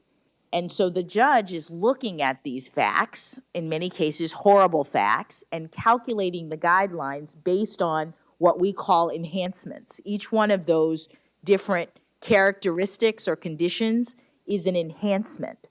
So you ask, when is it important when it's appropriate? Well, the judge has to calculate the guidelines in every case. That's how we start the process. But under the statutes, in addition to calculating the guidelines with all of those enhancements, the way our system now works is you determine what the guideline range of punishment is going to be, and then Congress says you look at a series of other factors in addition to the guideline range. And at the end of the day, the judges in the system now are choosing sentences based on both the consideration of the guidelines and also the consideration of the statutory factors that Congress has put forward. Have you ever declined to impose an enhanced sentence on a defendant because you disagreed with the enhancement as a policy matter? Thank you, Senator. Yes, and the reason is because of Supreme Court case law concerning the way in which the guideline system operates. The Supreme Court has determined in a case we discussed yesterday that the guidelines are no longer binding on judges, meaning the guidelines you calculate, but you don't have to stay in the guideline range anymore. That was the Supreme Court's Booker case. And I can't remember if it's in that case or in subsequent case law, but the Supreme Court has also made clear that when you are calculating the guideline range in the new system that we're in right now, judges are free, the Supreme Court has said, to decide in particular cases whether, as a quote-unquote policy matter, they disagree with a particular enhancement. That is the state of the law. That is what the Supreme Court has said judges are permitted to do in cases. And so I have, in certain cases, given the way in which the guidelines are operating, the disparities that are created in cases, I have at times identified various enhancements that I have disagreed with as a policy matter because the Supreme Court has said that that's the authority of a sentencing judge in our system. Are nationwide injunctions constitutional? Well, Senator, You've issued them. thank you for letting me address that circumstance. The reason why I paused is because what I have issued is not technically a nationwide injunction. People call it that, but in a particular set of cases, administrative agency cases that are brought under the Administrative Procedure Act. These are challenges to agency actions, like agency rules that they have promulgated. And if the challenge is to the procedures that the agency undertook to create the rule, the statute that applies, the Administrative Procedure Act, tells the court that if you agree with the plaintiff that the agency rule is faulty procedurally, the remedy in the statute is to invalidate the rule. That's what Congress tells judges to do. Now, technically, that's not a nationwide injunction. That is invalidating a rule that the agency has enacted. It may have nationwide effects because the agency may have implemented its rule nationwide. But what the court is doing is not reaching out and touching everyone in the country. The court is directing the government that has promulgated that rule that the rule is invalid. And that's what the statute tells us we have to do in those cases. That's different than a nationwide injunction, because a nationwide injunction would be a situation in which we're not dealing with the rule, we're not dealing with the Administrative Procedure Act, we're dealing with a particular case in which something has happened between the plaintiff and the defendant, and the court says, based on what happened in this case, I'm going to tell everybody in the country that you can't, the defendant, you can't operate in this way anymore. I'm going to find on the basis of this particular case, and I'm going to enjoin everyone in the country not to do that anymore. That's a nationwide injunction, which is not what I've done in, I think, the cases that you're talking about. How can the judiciary address concerns about forum shopping, given the rise of nationwide injunctions? Well, forum shopping is a concern that arises when litigants seek to go to different places in the country where they think that they may get a better result. And it's something that Congress can address, because Congress has the power to determine various aspects of judicial process. Explain the political question doctrine, and then what standards would you apply to determine whether a claim before you implicates a political question? So the political question doctrine is a doctrine that relates to the jurisdiction of the court. As I mentioned, the courts are in a particular branch of government, the judicial branch, that is limited in its power. The courts can't make policy. They can't reach out into the world and decide that certain things are good or bad and then address them. They have to wait for cases to come and decide them. And when a case comes, it has to be presenting a question of law for the court to answer it. If a person comes to the court and they ask the court to answer something that is properly in the province of Congress, if they ask a political question, then the court has to say, I'm sorry, that's not my role. So I had, for example, a case that involved Yemeni citizens who, I'm trying to get the facts exactly right, but they had relatives. I think they were resident in the United States, and they had relatives in Yemen, a war-torn area. This is a few years ago, and they came to the court, me, asking if I could direct the administration to extract their relatives from Yemen, that they wanted me to order the executive branch to send in troops and get their relatives out because it was obviously dangerous for their relatives to be in that country. And what I said in that circumstance is essentially, I don't have jurisdiction to do that because what you're asking me to do is a political question. That the question of when and where troops can be sent and who can be extracted from foreign governments belongs with the executive branch. And so you have to ask them. And so I said I have no jurisdiction. That's a political question, Doctrine, and it's well established in our law.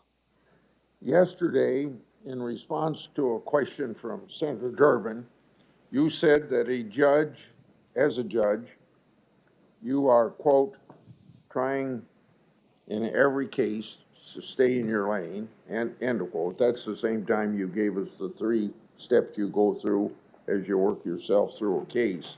You also described the text of law as a constraint on your authority. But in several cases, I'll list Make the Road New York, AFL-CI versus Trump, Watervale Marine Companies, and others, the D.C. Circuit reversed your decision or criticized your reasoning for failing to follow a clear and unambiguous text. Why didn't the clear text of the law constrain your authority in these cases? Thank you, Senator. You mentioned 3 cases. Certainly with respect to the second one, the D.C. Circuit didn't say that the text was clear, and in fact, that's what happens in cases, that judges at the trial level do their best to make interpretations. In that case, it involved a channeling provision. This is AFG versus Trump. It involved a provision, a statute that was designed to channel the judicial authority into an agency.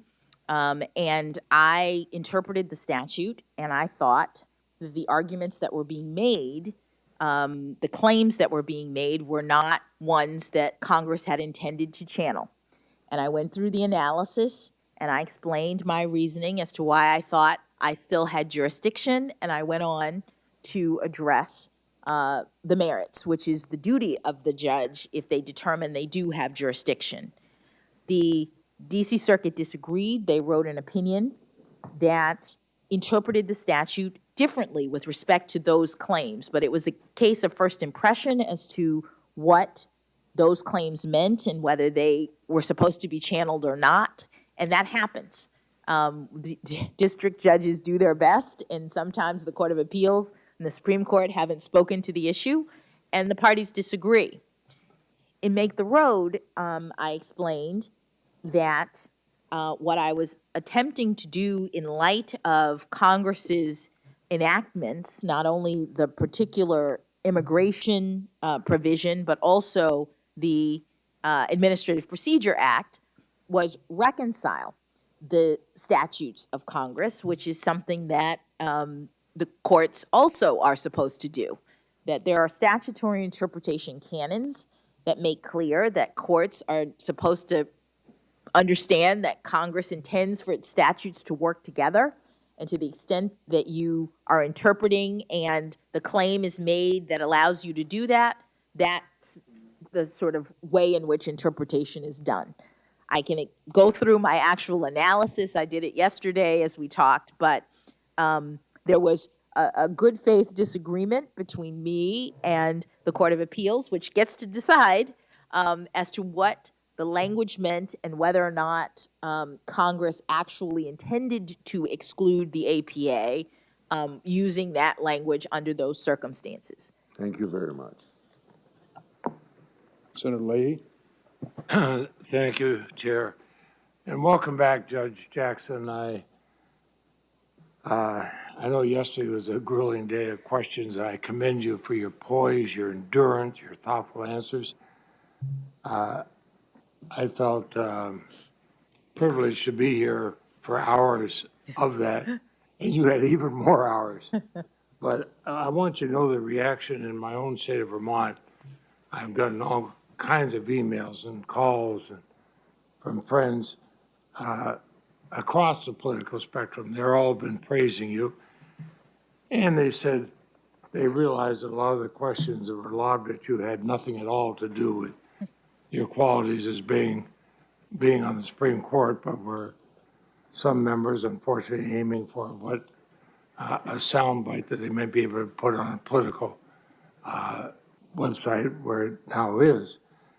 For example, we heard some overheated claims yesterday that your representation of Guantanamo detainees somehow signaled your policy preference with how the United States has dealt with those detainees. Every single member of this committee, especially those of us who have been assigned as counsel in cases, should know better than to conflate a nominee's past representation with their policy positions, or to argue that a nominee espoused their client's viewpoint simply by choosing to represent them. So your policy views aside, can you reiterate why it's so important for our courts to have the benefit of the best possible legal representation on both sides of any case, and especially in cases where we are in uncharted legal and constitutional waters? Yes, thank you, Senator. So I've been a judge for almost a decade, and what I've learned is that as part of my duty to render decisions consistent with my judicial oath in support of our Constitution and the rule of law, I need to consider all of the arguments related to the dispute that is being brought in my courtroom. I need to hear from not only the parties who are prosecuting a case, for example, a crime, but also from the defense. And some of these crimes are terrible crimes. Our Constitution is designed to ensure that the government affords due process to people who are being accused of crimes. And one might think it's even more important in a way in a case in which someone is so reviled. It's kind of like the First Amendment. It's a protection for unpopular views. It's needed when there's a chance that the government will suppress or do something that's untoward. And so in the criminal justice system, we have many, many amendments that are designed to make sure that unpopular people who are accused of doing terrible things, are still treated fairly by the government. And that's a limitation on government power, which is the framework of our Constitution. It is about limiting government overreach. And so in the criminal justice system, you can imagine, and the framers imagined, a world in which the government would use its authority to deprive people of their liberty, to throw people in jail, to lock them up and throw away the key, to not give people the opportunity to make arguments about their freedom. That would be a real exercise of government power, government overreach. And so the framers said, what we're going to do is we are going to put in our foundational documents a protection for people that the government is accusing of crime. And that's not to say that the people are innocent. That's not to say that they haven't done terrible things. What it's about is ensuring that the government does what is required in order to ensure all of our liberty. It protects all of us because there might be someone who is innocent, and if the government is able to just do whatever it wants in criminal process, we are all at risk. Well, and I think we've all seen cases where that happened. I mentioned to you yesterday that I spent nearly a decade as a prosecutor. Especially when I had serious cases, I wanted the best defense attorney possible on the other side. I wanted a case that if I won it, usually went up on appeal automatically if it carried a heavy penalty. I wanted the court, the appellate court, to look at it and say, okay, there were not errors of counsel on either side. But I also, as a strong proponent of our Constitution, I think what you're saying is something I totally agree with. We have to have the individual's rights protected. It doesn't mean the defense counsel is in favor of murder or rape or armed robbery, but the rights have to be protected. Well, let me tell you about another area. I've authored and I've long championed the Bipartisan John Lewis Voting Rights Advancement Act. I think it would help curtail the growing wave of voter suppression sweeping across our country. Again, something we don't have to worry about in Vermont, but unfortunately do in other states. I'm passionate about this legislation. I've always believed that our democracy is stronger when we expand, not shrink, the ranks of our citizens who have fully participated. I believe our democracy goes stronger with your historic nomination and your presence before us today. And I've told you privately how my family members feel about that. Why is it important for our democracy's institutions, courts and all others, to reflect the rich diversity of our nation's citizenry? Thank you, Senator. One of the things we've been talking about is the difference between the judicial branch and the other branches of government. We have three branches in our federal system, and the legislative branch has certain powers and it can do certain things to ensure that its prerogatives are achieved. And the executive branch has the power of might. The president controls the military. The judicial branch, its force in our system is the protection of the rule of law, which can only be done by essentially the consent of the governed. It can only be done if people in our society believe, decide, and agree that they're going to follow what it is that courts decide. And so one of the reasons why having a diverse judicial branch is important is because it lends and bolsters public confidence in our system.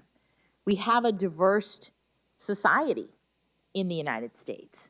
There are people from all over who come to this great nation and make their lives.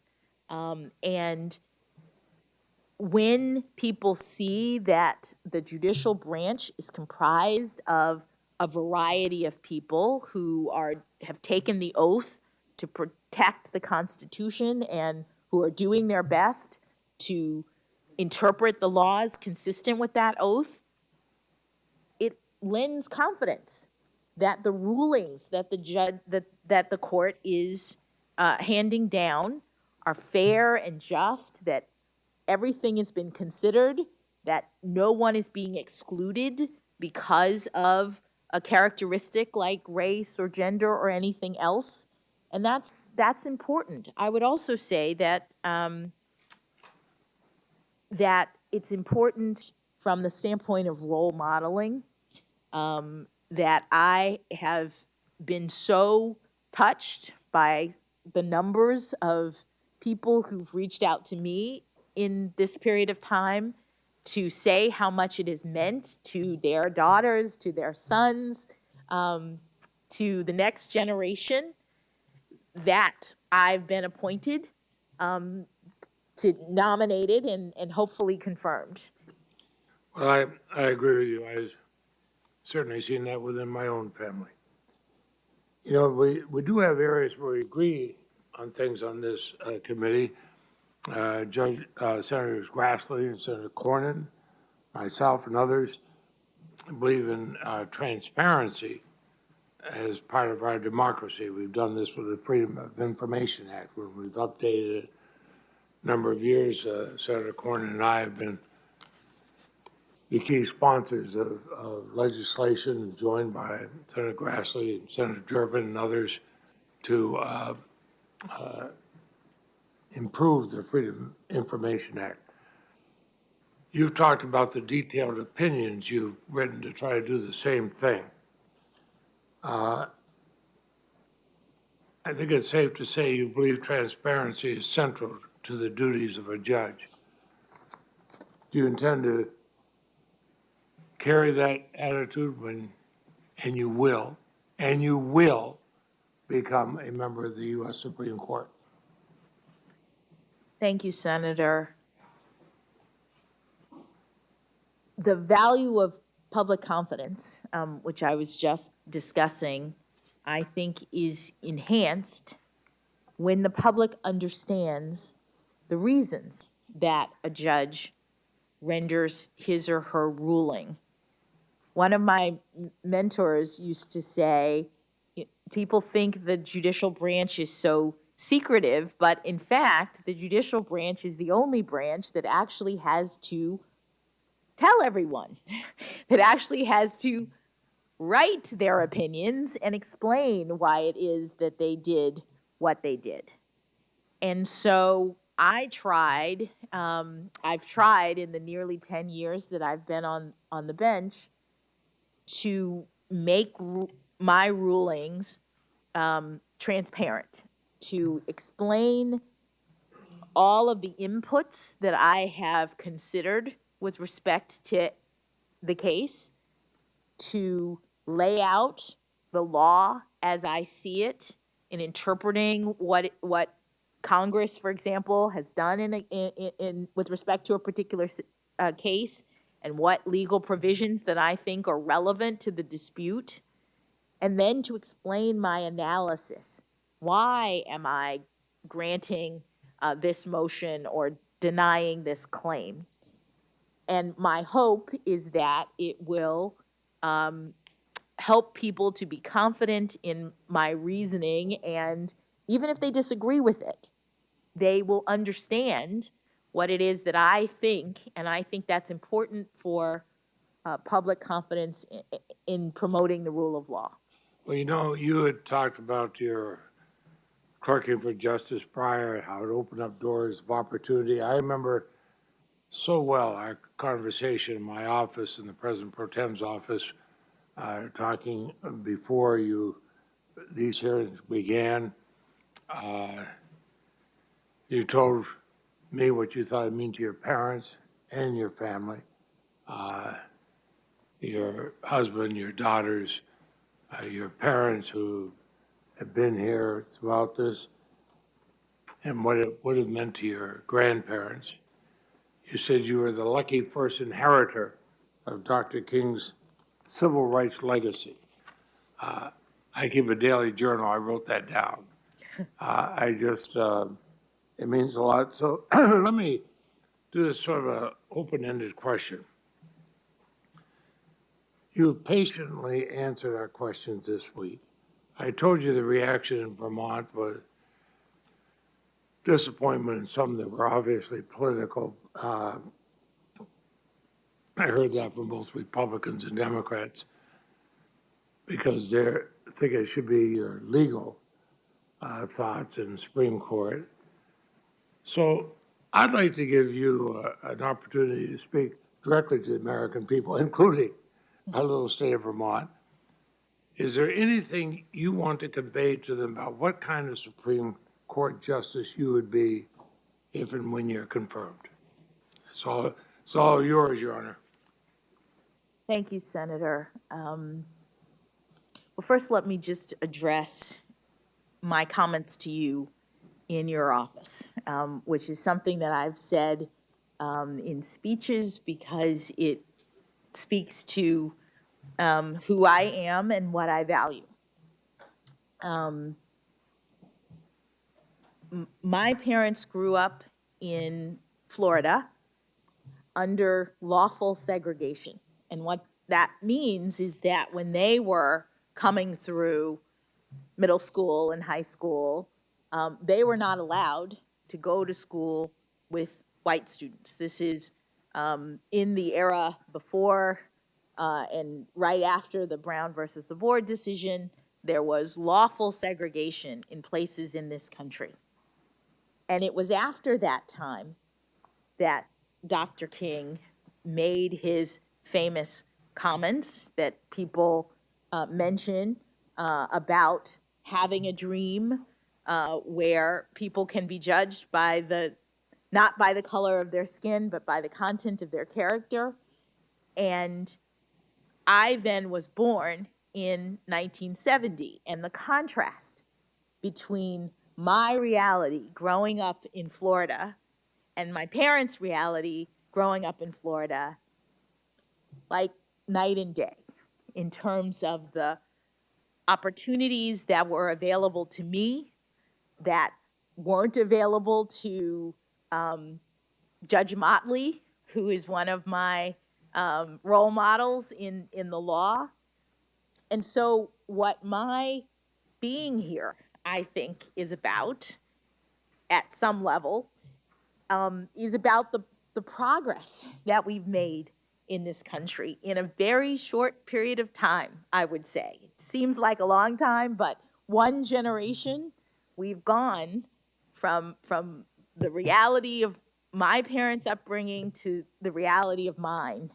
And I do consider myself, having been born in 1970, to be the first generation to benefit from the civil rights movement, from the legacy of all of the work of so many people that went into changing the laws in this country so that people like me could have an opportunity to be sitting here before you today.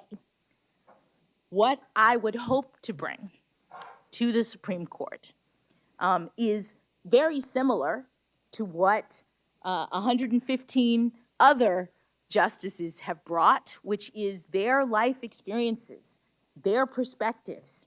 And mine include being a trial judge, being an appellate judge, being a public defender, being a member of the Sentencing Commission, in addition to my being a Black woman, lucky inheritor of the civil rights dream. And in my capacity as a justice, I would do what I've done for the past decade, which is to rule from a position of neutrality, to look carefully at the facts and the circumstances of every case without any agendas, without any attempt to push the law in one direction or the other, to look only at the facts and the circumstances, interpreting the law consistent with the Constitution and precedents, and to render rulings that I believe and that I hope that people would have confidence in. Thank you. And Chair Durbin, I've had the opportunity to be here. The first justice I got to vote on was John Paul Stevens, nominated by President Gerald Ford. Proud to vote for him. And it's a long arc, Judge Jackson, but I am so proud of your answers, and I appreciate you yield back. Thank you, Senator Leahy. Let's take a break for about 15 minutes. Thank you. Thank you very much, Judge.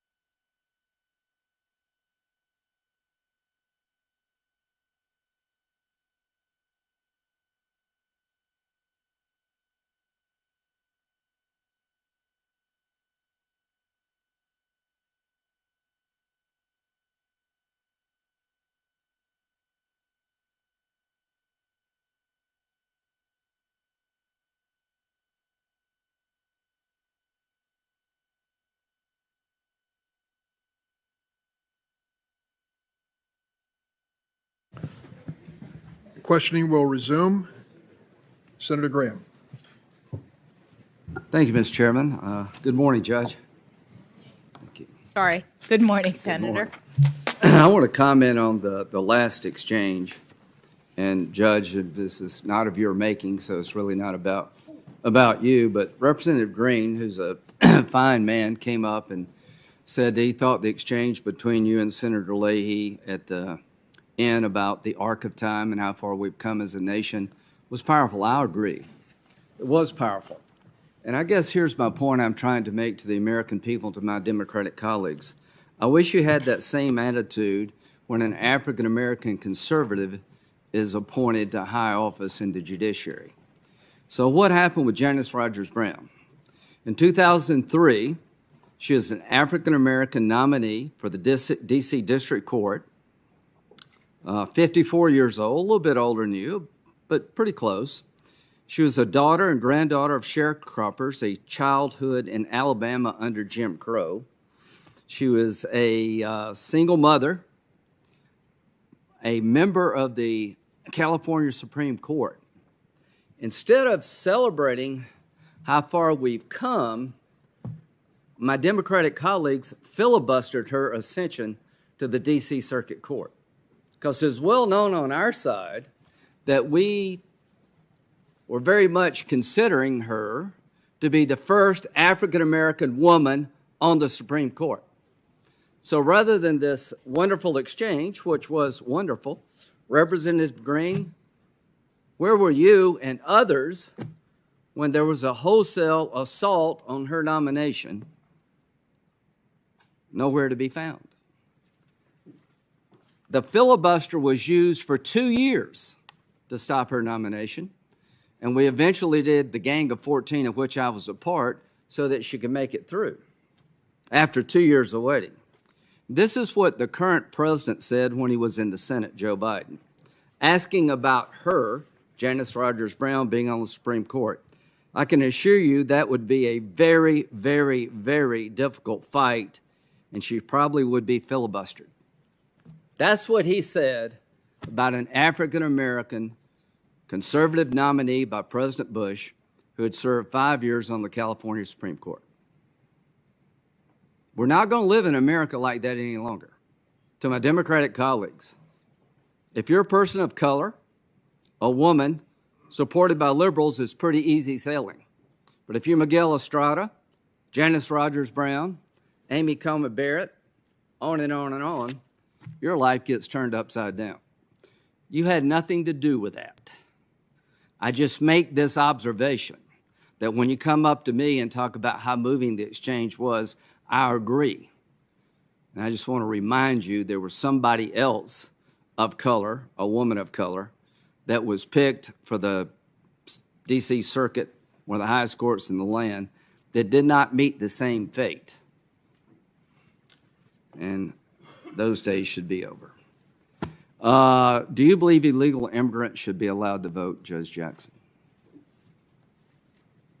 Thank you, Senator. Under our laws, you have to be a citizen of the United States in order to vote. So the answer would be no.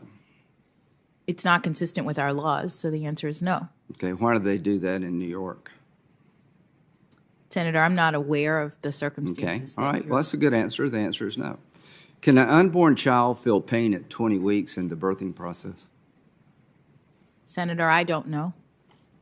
Are you aware of the fact that anesthesia is provided to the unborn child at that time period if there's an operation to save the baby's life because they can, in fact, feel pain? Are you aware of that? I am not aware of that. Well, that may come before you one day, so just keep an open mind. That's the only thing I ask you to do. You said just a bit ago that you apply the law and the facts and call them as you see them. Is that right? That is correct, Senator. Okay, and you look at the statute as the way it's written, and you try to apply it in its plain meaning. Is that correct? That is correct, Senator. Have you heard of a case called Make the Road versus McAleen? Make the Road New York? Yes. Yeah, okay. Make the Road in New York, who are they? Make the Road New York is a nonprofit that represents various individuals in the sort of immigration law Right. field. They're a nonprofit advocacy group for immigration issues. Did you know they received large donations from the Arabella Network and from George Soros's Open Society Foundation Network? No. Okay, well, they did. Now, in that case, what was the issue? The issue in that case was a challenge to a change in administration policy concerning expedited removal, which is a policy that Congress enacted in order to expedite certain removals in the immigration system. Ordinarily, before expedited removal, Asylum cases do not fall in this category, right? well, Trust me on that, because the statute says it doesn't. if a person who could otherwise be subject to expedited removal makes and has a credible fear of torture in their country, they can be And can they make that claim? determined, they Right. can be determined Right. to qualify for regular removal rather than Right. expedited removal. So expedited removal is a creature of Congress, folks. And if you've been here 2 years or less, the statute, the statute, I'm sorry, the statute. The statute would allow the administration in office to have expedited removal, avoiding a lot of the hurdles that would exist otherwise for people here 2 years or less. So in the Obama, even Bush years, they did not look at it in terms of applying it to everybody. Some people coming by air got expedited removal, others didn't. The Trump administration decided to use the authority given to it by Congress to remove all eligible cases 2 years or less under the expedited removal statute. Is that a fair summary? Well, Senator, I would say it differently. Well, say it differently. All right. The statute that you've put up indicates that Congress is giving the department, it says the Attorney General, but now it's the department, Right. the ability to determine what category of aliens. If you've 2 years or less.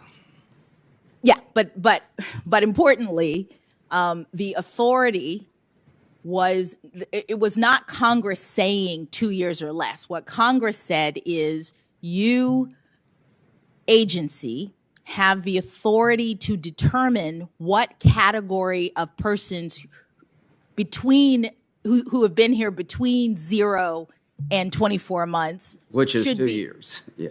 No, but forgive me, So- Senator, what I'm trying to explain is that the authority given to the agency was to determine what They length of had time. discretion to make that What decision. length of time? It was not the authority to deport everyone who's been here for 24 months. It was the authority to determine what length of time a person has to be here in order to be subjected to expedited removal. Here's what the statute said. The Attorney General, which is actually the DHS Secretary, may apply clauses 1 and 2 of this subparagraph to any and all aliens described in subclass 2 as designated by the Attorney General, actually DHS. Such designation shall be in the sole and unreviewable discretion of the Attorney General and may be modified at any time. Now, I've been in this business for quite a while. What the Trump administration did was to use the discretion given to it by statute in a way different than prior administrations. This advocacy group, the Arabella-supported advocacy group, tried to strike it down. You rule for them.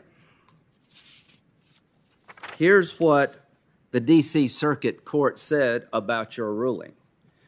There could hardly be a more definitive expression of congressional intent to leave the decision about the scope of expanded removal within statutory bounds to the Secretary's independent judgment. The forceful phrase sole and unreviewable discretion by its exceptional terms.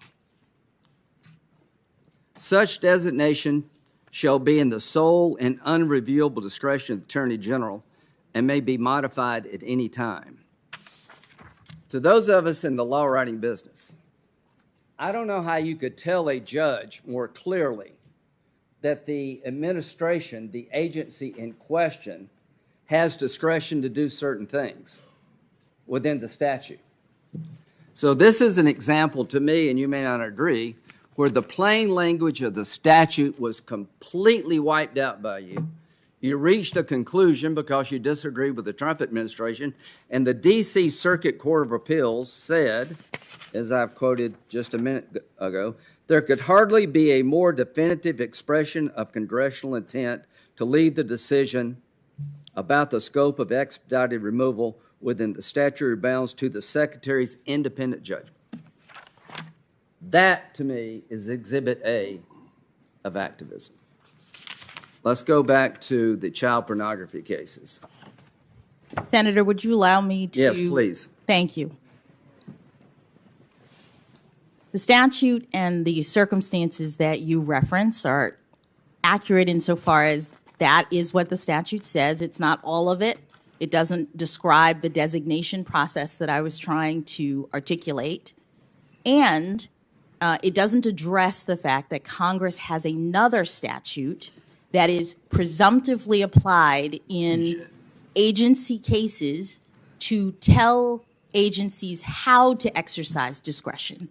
There's also D.C. Circuit case law that says that in addition to having that procedural statute be presumptive, even very clear designations of authority to an agency may still be subject to Congress's other directions regarding how to exercise the discretion. That argument fell on deaf ears. Understood. That's our appellate process. I've got other things I want to talk about. You've given an explanation, but it didn't work.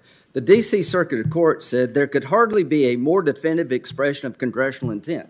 This is good as it gets. There's no way to write a statute saying discretion lies in an agency. It's sole. It's non-reviewable. So you're not convincing me that With this was respect, anything Senator, other than activism, and we can talk about it all day long, but I agree with the D.C. Court. This, to me, is an example, Exhibit A, of a judge ignoring limitations placed in the law by Congress to get a result they wanted. Child pornography. I have no doubt that you find child pornography disgusting as the rest of America. You're a mother. You seem to be a very nice person. Are you aware of how many images are out there on the internet involving children and sexually compromising situations? Senator, I'm not aware of the numbers, but I've seen the images in my and they are disgusting, role right? Well, let me as tell a you judge. the numbers. In 2021, the National Center for Missing and Exploited Children Cyber Tip Line received 29.3 million reports of apparent child sexual exploitation containing 85 million images, videos, and other files. That's in 2021. It's up. In 2019, it was less. So there's an epidemic of this on the internet, that if you go out on the internet, there are millions of pictures of kids being abused. When it comes to sentencing child pornography possession cases, do you routinely discount the fact that a computer was used? Thank you, Senator, for allowing me to address this concern. The guidelines related to child pornography were drafted at a time in which a computer was not used for the majority, if not almost all, of these kinds of horrible crimes. The guidelines have enhancements in them. In two areas that you said you disagree. What are those two areas? at the time that the guidelines were drafted, it was an aggravating factor, a substantial aggravating factor, to use a computer in order to distribute and disseminate the images, because the ordinary crime was not committed by computer. So the Would you now baseline- agree with me that computers are sort of the venue of choice for child pornographer people? Yes, Senator. Okay, so here's my point. If you believe, as I do, the computer has created a bigger demand, there are more photos out there because of the internet, more websites exposing this garbage, wouldn't you want to deter people from going down that road? Senator, this crime is among the most difficult. No, answer my question. Wouldn't you want to deter people from going down the road of using the computer that allows these people to have access to millions of photos because of the technology? I want those people deterred. So if you're listening to my voice today and you're on a computer looking at child pornography and you get caught, I hope your sentence is enhanced, because the computer and the internet is feeding the beast here, that all these images out there are going to be more over time because people use computers. Now, didn't you also say that the number of images should not be considered as a sentence enhancement? Senator, with respect to the computer, one of the most effective deterrents is one that I imposed in every case and that judges across the country impose in every case, which is substantial supervision. Any of these wait a minute, defendants. Judge. You think it is a bigger deterrent to take somebody who's on a computer looking at sexual images of children in the most disgusting way is to supervise their computer habits versus putting them in jail? No, Senator, I didn't say versus. That's exactly what you said. I think the best way to deter people from getting on a computer and viewing thousands and hundreds and over time, maybe millions, the population as a whole, of children being exploited and abused every time somebody clicks on, is to put their ass in jail, not supervise their computer usage. Senator, I wasn't talking about versus. You just said you thought it was a deterrent to supervise them. I don't think it's a deterrent. I think the deterrent is putting them in jail. Senator, Does would you let sentencing her have a respond? deterrent component? Senator, would you let her respond? Yes. Does sentencing have a deterrent component? Yes, Senator, deterrence is one of the purposes of punishment, and Congress has directed courts to consider various means of achieving deterrence. One of them, as you've said, is incarceration. Another, as I tried to mention, was substantial periods of supervision once the person... So if I may ask you, in your view, it's more of a deterrent to have somebody substantially supervised in terms of their computer use who's looking at child pornography than it is to put them in jail? Senator, I'm not saying it's more or That's less. exactly what you're saying. What I'd like to point out is that if we're going to,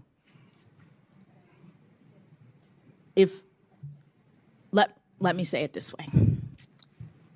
Congress has authorized courts to use a number of different means to achieve the purposes of punishment. And one of them is an enhanced punishment by using a computer. The enhancement with respect to using a computer relates to the penalty in terms of incarceration. And you would choose not to apply that in these cases. You've said that. I'll read you the quote, but you've decided not to apply the use of a computer as an enhancement. You've also said you're not going to hold the number of images that the person has looked at as a sentencing enhancement factor. Is that true? No, Senator, it's not the number of images that the person has looked at, because we don't have that information. Well, it is the number of images that they've either received or distributed that are. We don't know if they looked at them, but you're not going to hold it against them that they received 10,000 images versus 100. That's not what I've said, Senator. Well, here's what you said. I've decided to apply my general policy disagreement with respect to those enhancements, at least that is, the computers and the number of images. Folks, what she is saying, the reason she's always below the recommendation, I think, is because she doesn't use the enhancements available to her. She takes them off the table. And I think that's a big mistake, Judge. I think that every federal judge out there should make it harder for somebody to go on a computer and view this filth.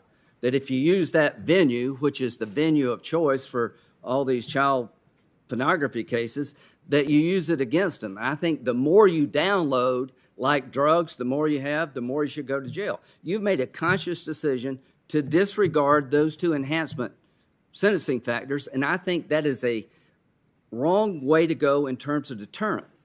To me, putting somebody in jail for using a computer is more of a deterrent than supervising their activity of watching the computer. That's just a difference that we have. I know I'm out of time, and listen, you've lived an incredible life, but here's one thing that won't happen to you as we wrap this up. How would you feel that if I'd had a letter from somebody accusing you of something, a crime or misconduct, for weeks, and I give it to Senator Durbin just before this hearing's over, and not allow you to comment on the accusation? How would you feel about that? Senator, I'm not sure. I don't understand the context of the question. Well, did you watch the Kavanaugh hearings? No, sir. Are you familiar with what happened in the Kavanaugh hearings? Generally. Senator, your time is. Well, please, Mr. Chairman. So to be honest, it's a minute and 47 seconds. She filibustered every question I had, and she has a right to give an answer, but I'm trying to make a point in 20 minutes. You were here for Kavanaugh. If she's confused about what happened, some people on the other side had an accusation against Judge Kavanaugh that during high school, he sexually assaulted somebody. And the rest is history. That was known to the people on the other side and never revealed during the meetings they had with Judge Kavanaugh. It was literally ambushed. He was ambushed. How would you feel if we did that to you?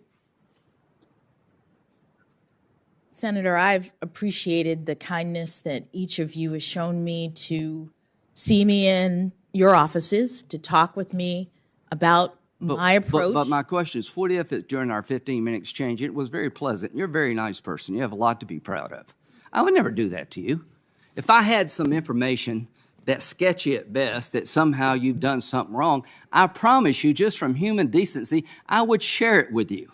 I would not disclose it at the last minute of the last day of the hearing, and I've already given it to a newspaper so the whole country can read about it before you ever said a word. Senator, she's had nothing to do with the cause. No, but I'm asking her about you won't even let her finish how your she may feel about what y'all did. We have order, Senator, your Mr. time has expired, and I'm going to give her an opportunity to finally complete an answer.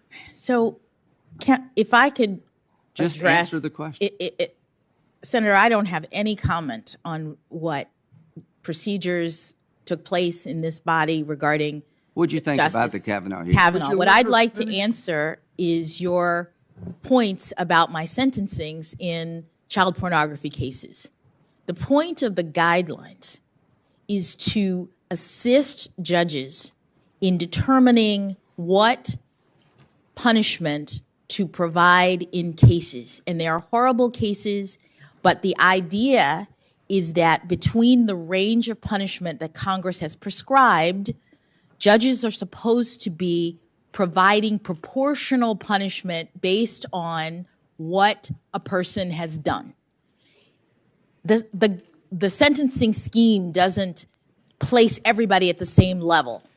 The point of judging and the guidelines is to look at what has happened in a case, compare defendants to each other in terms of what they've done, and give proportional penalties based. Mr. Chairman, this is she has said, Mr. Chairman, she does not use sentence enhancements in the area of somebody using a computer for everybody. Can I explain why, sir? I'm going to give the witness an opportunity to respond to you, Senator. Finally. At Why? the time that the guidelines were created for child pornography, this crime was primarily being committed by people who were literally mailing 1, 2, 5, 10, 100 photos at a time. How's it being committed now? Would she please Go let ahead. her complete her answer? Go ahead. As a result, the commission determined in the guidelines that it was a substantial aggravating factor if the facts of the case demonstrated that someone had been distributing hundreds of images, because what that meant was over this long, maybe it was a long period of time, they had collected one photo at a time, they had amassed it, they had potentially mailed one at a time, and that showed really aggravated, terrible conduct. I'm not saying as a baseline it's not terrible, it's all terrible. But what we're doing is we're differentiating among defendants. So in a world in which the mail is used for the purpose of distribution, it really matters whether the person has distributed 1 or 5 or 1,000. And so the guideline says, you know what? We are going to treat a person who's distributed 1,000 a lot worse, because that shows that this person is really engaged in this really horrible behavior. In comes the internet. On the internet, with one click, you can receive, you can distribute tens of thousands. You can be doing this for 15 minutes, and all of a sudden, you are looking at 30, 40, 50 years in prison. Good. Good. I understand, Absolutely Senator, but good. I hope you are. To do Good. Allow her to finish, please. I hope you go to jail for 50 years if you're on the internet trolling for images of children and sexual exploitation. So you don't think that's a bad thing? I think that's a horrible That's thing. not what the witness said, and she should be allowed to answer this question once and for all. Senator, all I'm trying to explain is that our sentencing system, the system that Congress has created, the system that the Sentencing Commission is the steward of, is a rational one. It's a system that is designed to help judges do justice in these terrible circumstances by eliminating unwarranted disparities, by ensuring that the most serious defendants get the longest periods of time.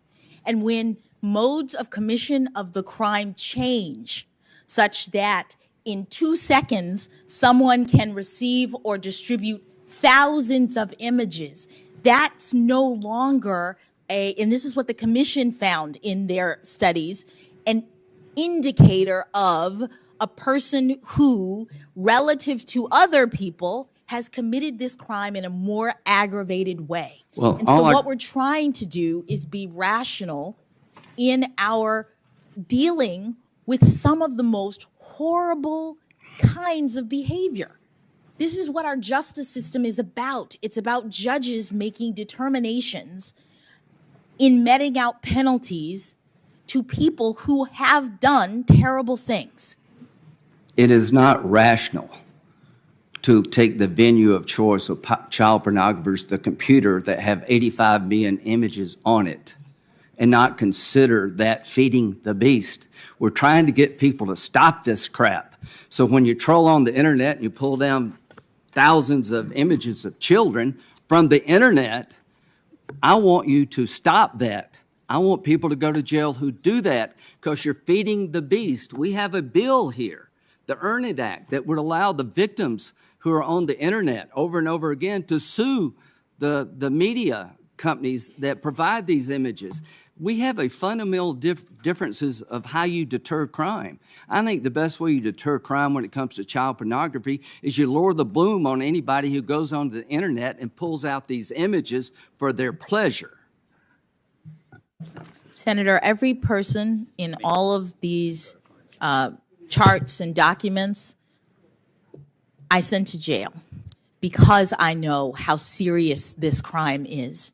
Every person I discussed the harm of these terrible, terrible images to the victims who are portrayed in them. I talked about what this crime does to the children who are being abused in these photos, and on the other side of their terms of imprisonment, I ensured that they were facing lengthy periods of supervision and restrictions on their computer use so they could not do this sort of thing again. That's what Congress has required of judges, and that's what I did in every case. You always were under the recommendation of the prosecutor, many times the parole people. And to be honest with you, Judge, a 32-year-old man who sent an image of his own 10-year-old daughter, you substantially reduced the not only the guidelines, but the recommendation. And all I can say is that your view of how to deter child pornography is not my view. I think you're doing it wrong, and every judge who does what you're doing is making it easier for the children to be exploited. If you're on a computer right now looking at a kid in a sexually compromising situation and you get caught, I hope nobody gives you a break because you used the computer. The conduct that's been described is reprehensible, and I think everyone in this room agrees. And the fact of the matter is that I'm co-sponsor of your bill, the Earn It Act, and I believe that we should be doing our job here. But part of our job, we have failed in responding to the changing circumstances that face this crime. What has it been, 15 or 16 years? She is currently not an outlier in sentencing. 70% of the federal judges face the same dilemma and wonder why Congress has failed to act and when it will act. This is our fault? Partially it is, Senator. To be honest with you, it is. We have to upgrade these guidelines and decide whether we're going to stick with the Supreme Court decision that they're not mandatory. Senator Feinstein. Thank you very much, Mr. Chairman. I would like to compliment the witness. You've been answering, I think, close to 15 hours worth of questions. And I know how difficult this is and hard it is. But I just want you to say in this senator's senator's eyes, you've handled it very, very well. So Thank you, Senator. And I'll move on to my questions. Congress has recognized how important it is for crime victims to participate in the legal process. And one example is the Crime Victims' Rights Act, which I authored with Senator John Kyle in 2004. That law provides certain rights for victims at critical stages of the legal process. The right to be notified, to be present, to be heard, among others. And I understand that in your 8 years as a district court judge, you would carefully consider victim impact statements when imposing criminal sentences. Could you tell us a little bit about this and how you considered crime victims in making your sentencing decisions as a judge? Thank you, Senator. As you say, the law provides for victims to have an opportunity to address the judge, to address the court, to explain the harms that happen as a result of criminal behavior. And in the time that I was a trial judge, I found it to be a very important part of our criminal justice process because my sentencings were about handing down consequences for the behavior that defendants had engaged in and making sure that the defendants who received those consequences understood that they were getting those consequences because of the harm that they had caused.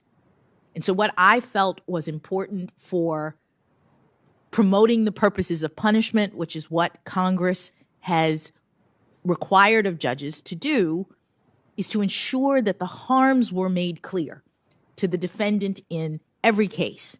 So I had, for example, a case involving robbery. There were two, it was a single defendant who committed two robberies, one in April and one in September, of the same small pharmacy in DuPont Circle, which is not far from here. It's a small independent pharmacy selling pharmaceuticals, and this person decided that he was going to rob the pharmacy of their oxycodone and other kinds of prescription drugs for sale. That's a sort of standard scenario that we see in the federal system. But what was so particularly egregious in this case is that this defendant was so bold in his robberies. He came in April with a gun. He held the employees hostage, essentially, forcing them to open the safe with the drugs in it at gunpoint, stole the drugs. Not masked, not hiding his identity. And this is pre-COVID, so we're not talking about having to have a mask. He was a robber, plain and simple, with no fear of people identifying him. And then, in the period between April and September, he would come back to the pharmacy.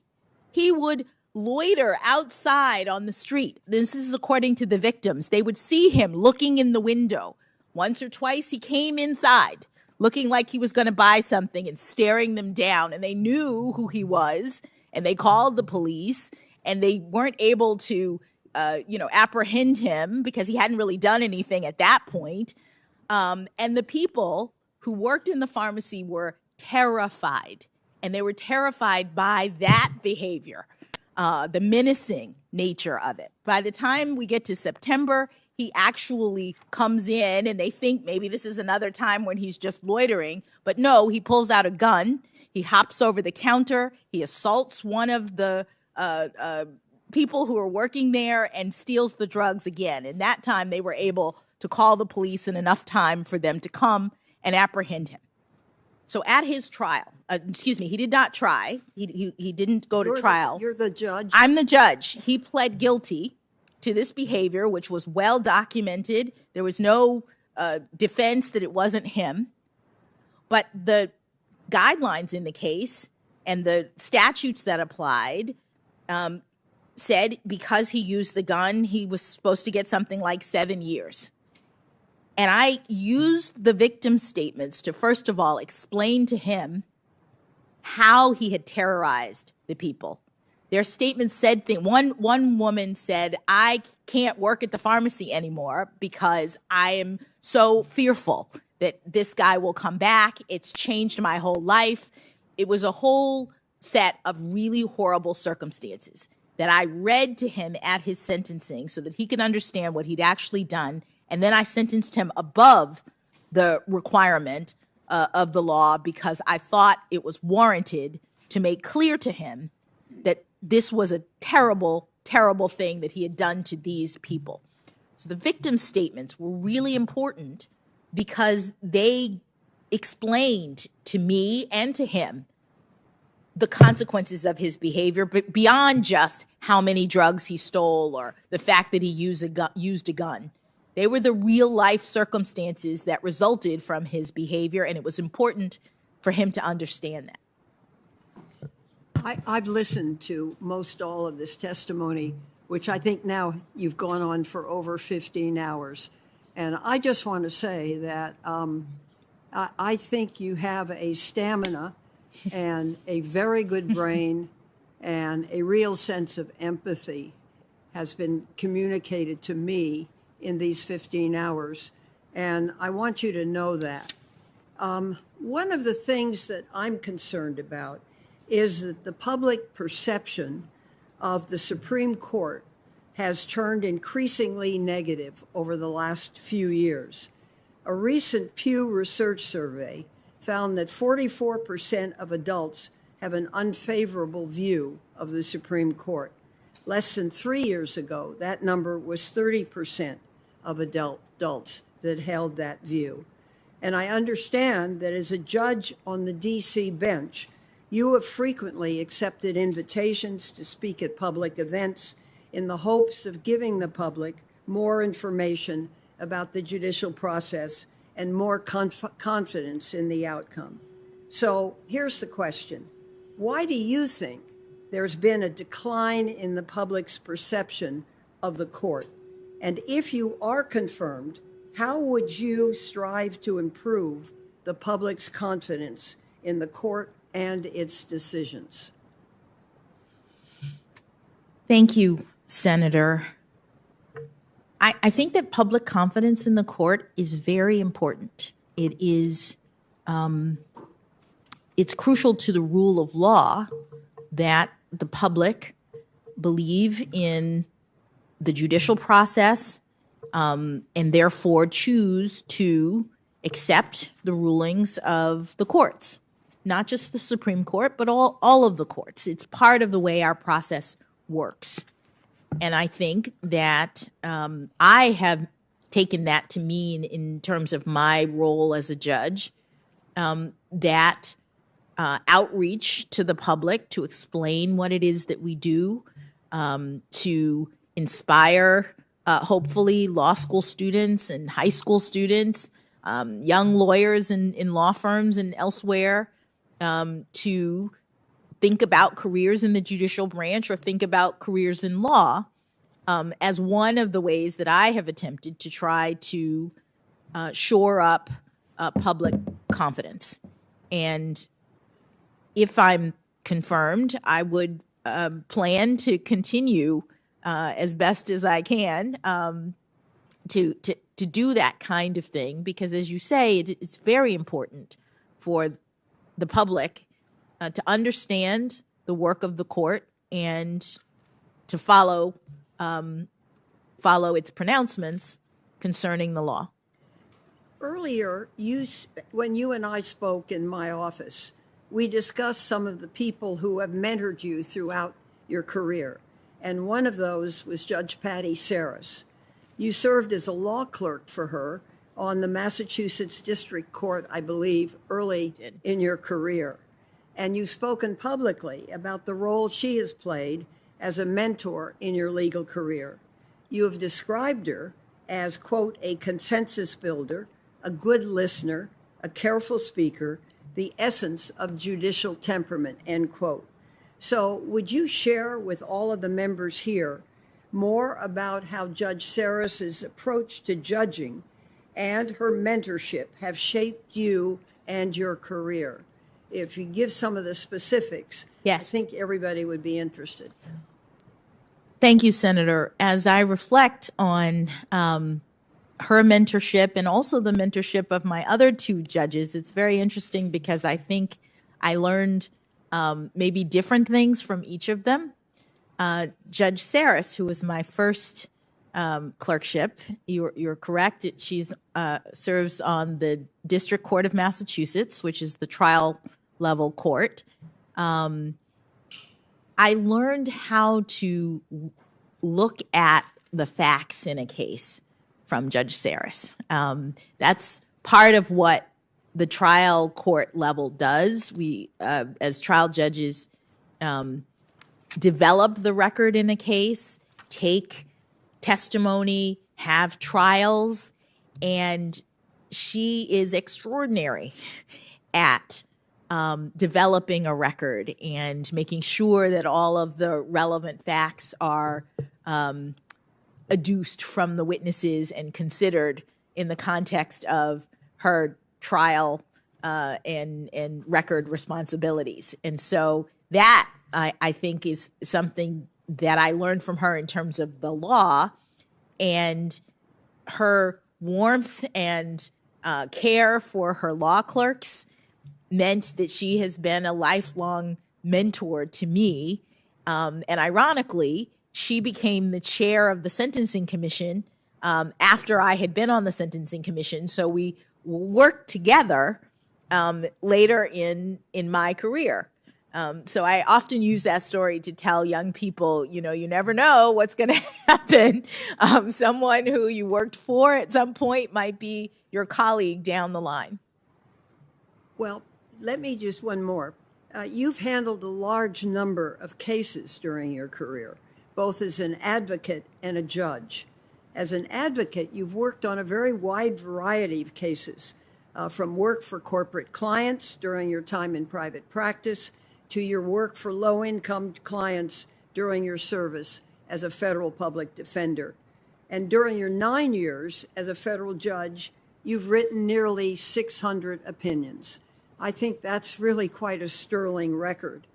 And I imagine that some of the cases have really stuck with you. And so I would like you, if you can, to talk a little bit about some of the cases, maybe one or two, that you've had that have made a deep impression and have really enabled you to progress as you have. Thank you, Senator. Well, as you say, I have handled a lot of cases in my time, nearly decade on the bench, and you learn something in almost every case in some respect. If you're doing your job right and you're looking into all of the issues. I think there might be, I'd mention one from sort of a few years into my service as a trial judge. I handled a case, Yakai versus Napper. And the case involved trademark infringement. And you would ordinarily think that trademark infringement charges are dry and technical.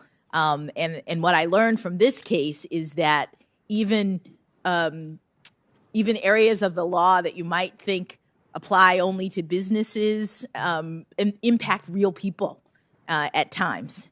So this case involved a small community, a cultural community of people who believe in vegan lifestyles. They call themselves the African Hebrew Israelites, but it's not a religious community. It's a cultural community around healthy living.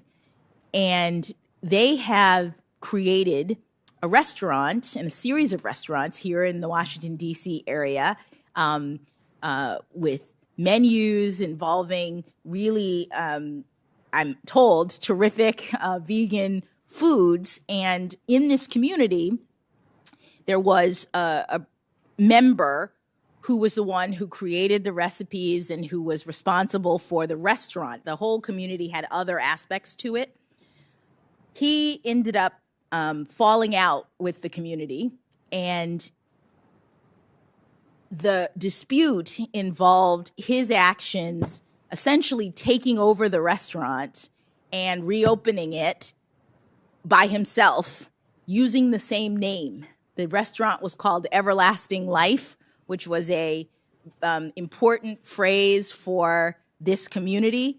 And he essentially ejected the other members because he was the leaseholder, or he had signed the lease on behalf of the community. And he kicked them out for a day, and then he reopened the restaurant using the same name. And so the question was, under the Lanham Act, which is the statute for trademark violations, the question is whether there is a potential for confusion in that sort of circumstance. But ordinarily, I see Senator Coons nodding, ordinarily, when you have a trademark infringement, you're talking about two different businesses who have very similar products. And the question is, are they similar enough to cause confusion? Because the idea of the law is that people should be able to have products that are identified with them, and you shouldn't be confused. And in this case, we had a bench trial about it, but it was pretty clear. I was the fact finder as the judge. It was pretty clear that when you open the same business with the same name, using the same recipes and food, that you have created this kind of problem that is a trademark violation.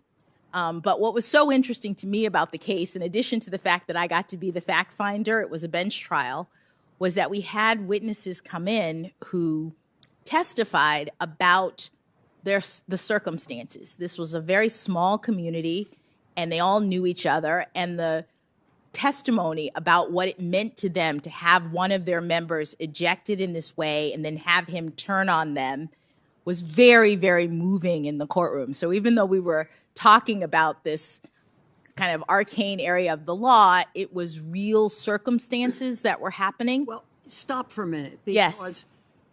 I think you're a very important addition to the court. And what I'm trying to fathom out from the hearing is what kind of judge will she be? How will we look at her in 5 or 6 years? And so what I really want to ascertain is what kind of a judge you will be. What will be the principles you hold dear, and how will you function in this capacity? If you could just answer that one question, I've been waiting for it Yes. for about 15 hours, so I'd appreciate it. Thank you. Well, I would hope to be the kind of judge that I have been during this last decade. I have been the kind of judge who understands that it's my responsibility to rule neutrally, to not have any agenda when I'm looking at a case. I've been the kind of judge who understands that facts matter, facts like the ones that I was just describing, and that it's important for a judge to take into account and be able to understand the arguments of all of the different parties and participants. And I've been the kind of judge who takes my responsibility to not be a policymaker, to try to understand and ascertain the will of Congress if it's a statute, or to hew to my own, I've been saying, stay in my lane, to not exert my authority beyond what the Constitution requires when I'm interpreting and applying the law. I think I've been the kind of judge who lives up to the oath in terms of being fair and impartial, ruling without fear or favor, and ruling consistent with Article 3. Thank you. Thank you, Mr. Chairman. Thank you, Senator Feinstein. Senator Cornyn? Good afternoon, Judge. I understand I'm the last one, maybe before lunch, so if your blood sugar is getting a little low, you can think about having a little break. But just because the chairman keeps bringing this topic up, let me just ask you one question. When you accuse somebody of a crime, are you calling them a criminal? Oh, Senator, I haven't accused anybody of a crime. That's not my question. When in common understanding and in plain English, if you accuse someone of a crime, are you accusing them of being a criminal? It depends on the context. It depends on what else you say about them. It depends on the circumstances. It depends on the circumstances. Yes. So you put this in the same category as defining what a biological woman is. No, You're really not sure. I didn't say I wasn't sure. I said it depends on the So circumstances. you are sure? No, I said it depends on the circumstances that you're positing as to whether or not you're calling someone a criminal. I just don't think that's credible, Judge. Let me ask you another question. You talk about the public confidence in the courts, in our institutions, which I agree are very, very important, that the public has confidence in our judiciary.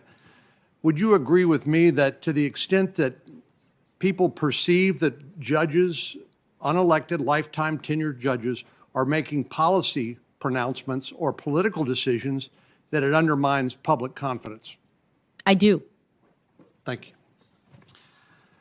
Yesterday, we talked a little bit about precedent, and I know Senator Feinstein, as she does in these hearings, talked about super precedent, and in particular, Roe versus Wade.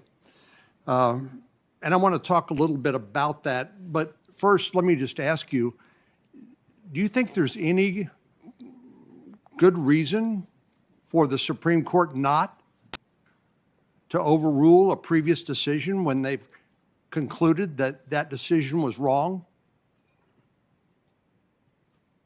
Thank you, Senator. Again, it's hard for me to answer that question in the abstract. What I'll say is that the Supreme Court has laid out factors beyond just the precedent being wrong as a reason to overturn it. Well, we talked a little bit about this yesterday. The Supreme Court revisited the issue of separate but equal, which was the law, the constitutional interpretation of the Supreme Court under Plessy versus Ferguson, and overruled that precedent because Yes. it concluded it was wrong, right? I haven't looked carefully at whether all of the different factors that the Supreme Court now uses to overturn were discussed in the opinion. But now the Supreme Court's precedent is to overturn on the basis of a number of different factors and not just whether or not it's wrong. So are you suggesting that the Supreme Court could not or would not overrule a precedent that it determined was wrongly decided? No, I'm suggesting that the Supreme Court's case law indicates that it looks at multiple factors. No, I understand. You go through the stare decisis analysis, Yes. right? Yes. But if it's wrong, that's one of the factors that you consider, right? Yes, but it's not the only one. So are you suggesting that there may be circumstances under which the court determines its previous decision is wrong, but it will not overrule it? The fact that there are multiple factors indicates that the court looks at more than whether or not it's wrong. Okay, so so you would say, if I'm interpreting you correctly, that if the court concludes its previous decision is wrong, it won't necessarily overrule that. It applies a multi-point analysis. Yes, I think that's Okay. accurate. Back when Roe versus Wade was decided in 1973, generally speaking, the court said that the states may not limit access to abortion pre-viability, but post-viability, there could be some restriction on the right to abortion. Is that generally the? As a general matter, yes. Okay, thank you. Okay. Well,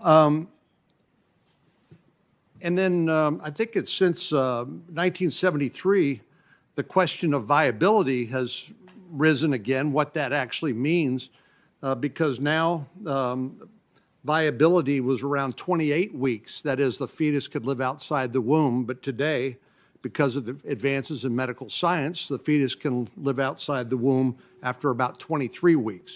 Is that your understanding?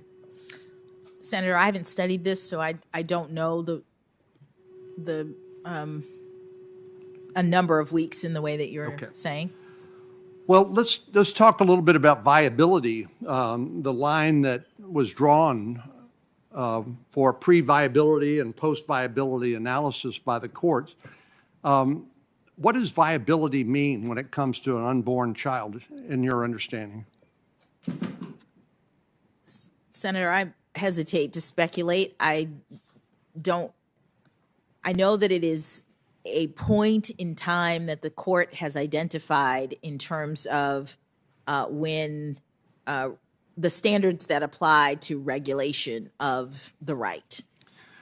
Justice Brennan, at a later point in his career on the Supreme Court, admitted that the viability line was an arbitrary line. Do you agree with him? Senator, I'm not able to comment on viability. There's a case pending in the Supreme Court right now concerning the issues. I'm asking you about previous decisions, but I hear you. No one suggests that a 20-week-old fetus can live independently outside the mother's womb. Do they? I don't know. I mean, the child will need to be fed or sheltered and all the other essentials to sustain human life. So there's no suggestion that after 20 weeks that a child can live independently, correct? Senator, I'm not a biologist. I haven't studied this. I don't know. You don't know whether an unborn child could live outside the womb at 20 weeks gestation? What I know is that the Supreme Court has tests and standards that it's applied when it evaluates regulation of the right of a woman to terminate their pregnancy. They have the court has announced that there is a right to terminate up to the point of viability, subject to the framework in Roe and Casey, and there's a pending case right now that Right. is addressing these issues. The Constitution doesn't mention the word abortion, correct? That's correct. Just like it doesn't mention the word marriage, correct? That is correct. And so as you and I discussed, perhaps ad nauseum yesterday, when we were talking about substantive due process, this is one of those unenumerated rights that the court has created, court-made doctrine or law, and creating a constitutional right, even though it's not explicitly mentioned in the Constitution itself. Correct? The court has interpreted the due process clause of the 14th Amendment to include. Right. We talked about substantive due process yesterday, and that's what this is, right? The Supreme Court cases that deal with the right of abortion is a result of substantive due process analysis like you and I talked about yesterday. Yes. Okay. In the, you remember when you were confirmed for the Court of Appeals, in that process, we had a hearing, and then we sent you questions for the record, what we call QFRs around here. Yes. And one of those, question number 10, was, does the Constitution protect rights that are not expressly enumerated in the Constitution? As part of your answer, you mentioned Roe versus Wade and Planned Parenthood versus Casey, and you said this, and I'll quote, "They articulate a limited right to terminate a pregnancy." What is the limitation that you understand that was pronounced in Roe versus Wade and Casey when it comes to a right to terminate an abortion? What are the limitations under current law? Under current law, as I understand it, there are limitations in so far as there can be regulation of that right pre-viability unless the regulation imposes an undue burden on the exercise of the right. And there can be regulation after viability, as long as there's exception for the health and I think maybe life of the mother.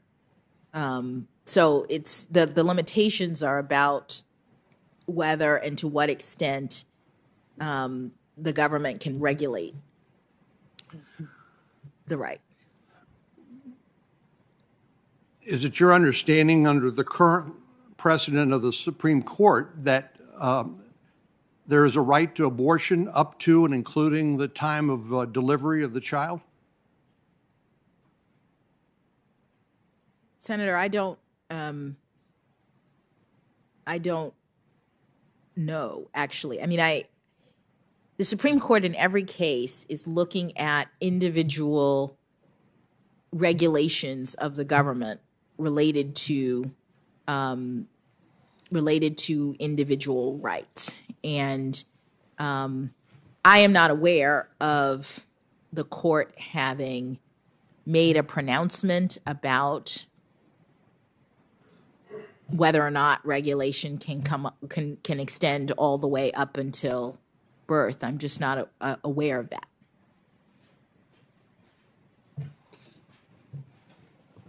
And that it's because the court is looking at individual cases and making its rulings in the context of individual cases and not making sort of pronouncements in general.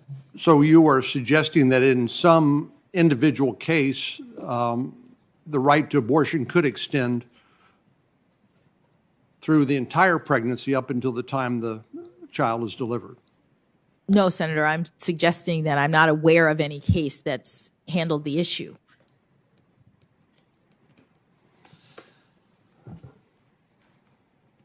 You told us that you think that you believe Roe versus Wade and Casey are precedents, and we talked a little bit about some of the questions about whether it's a super precedent and the like.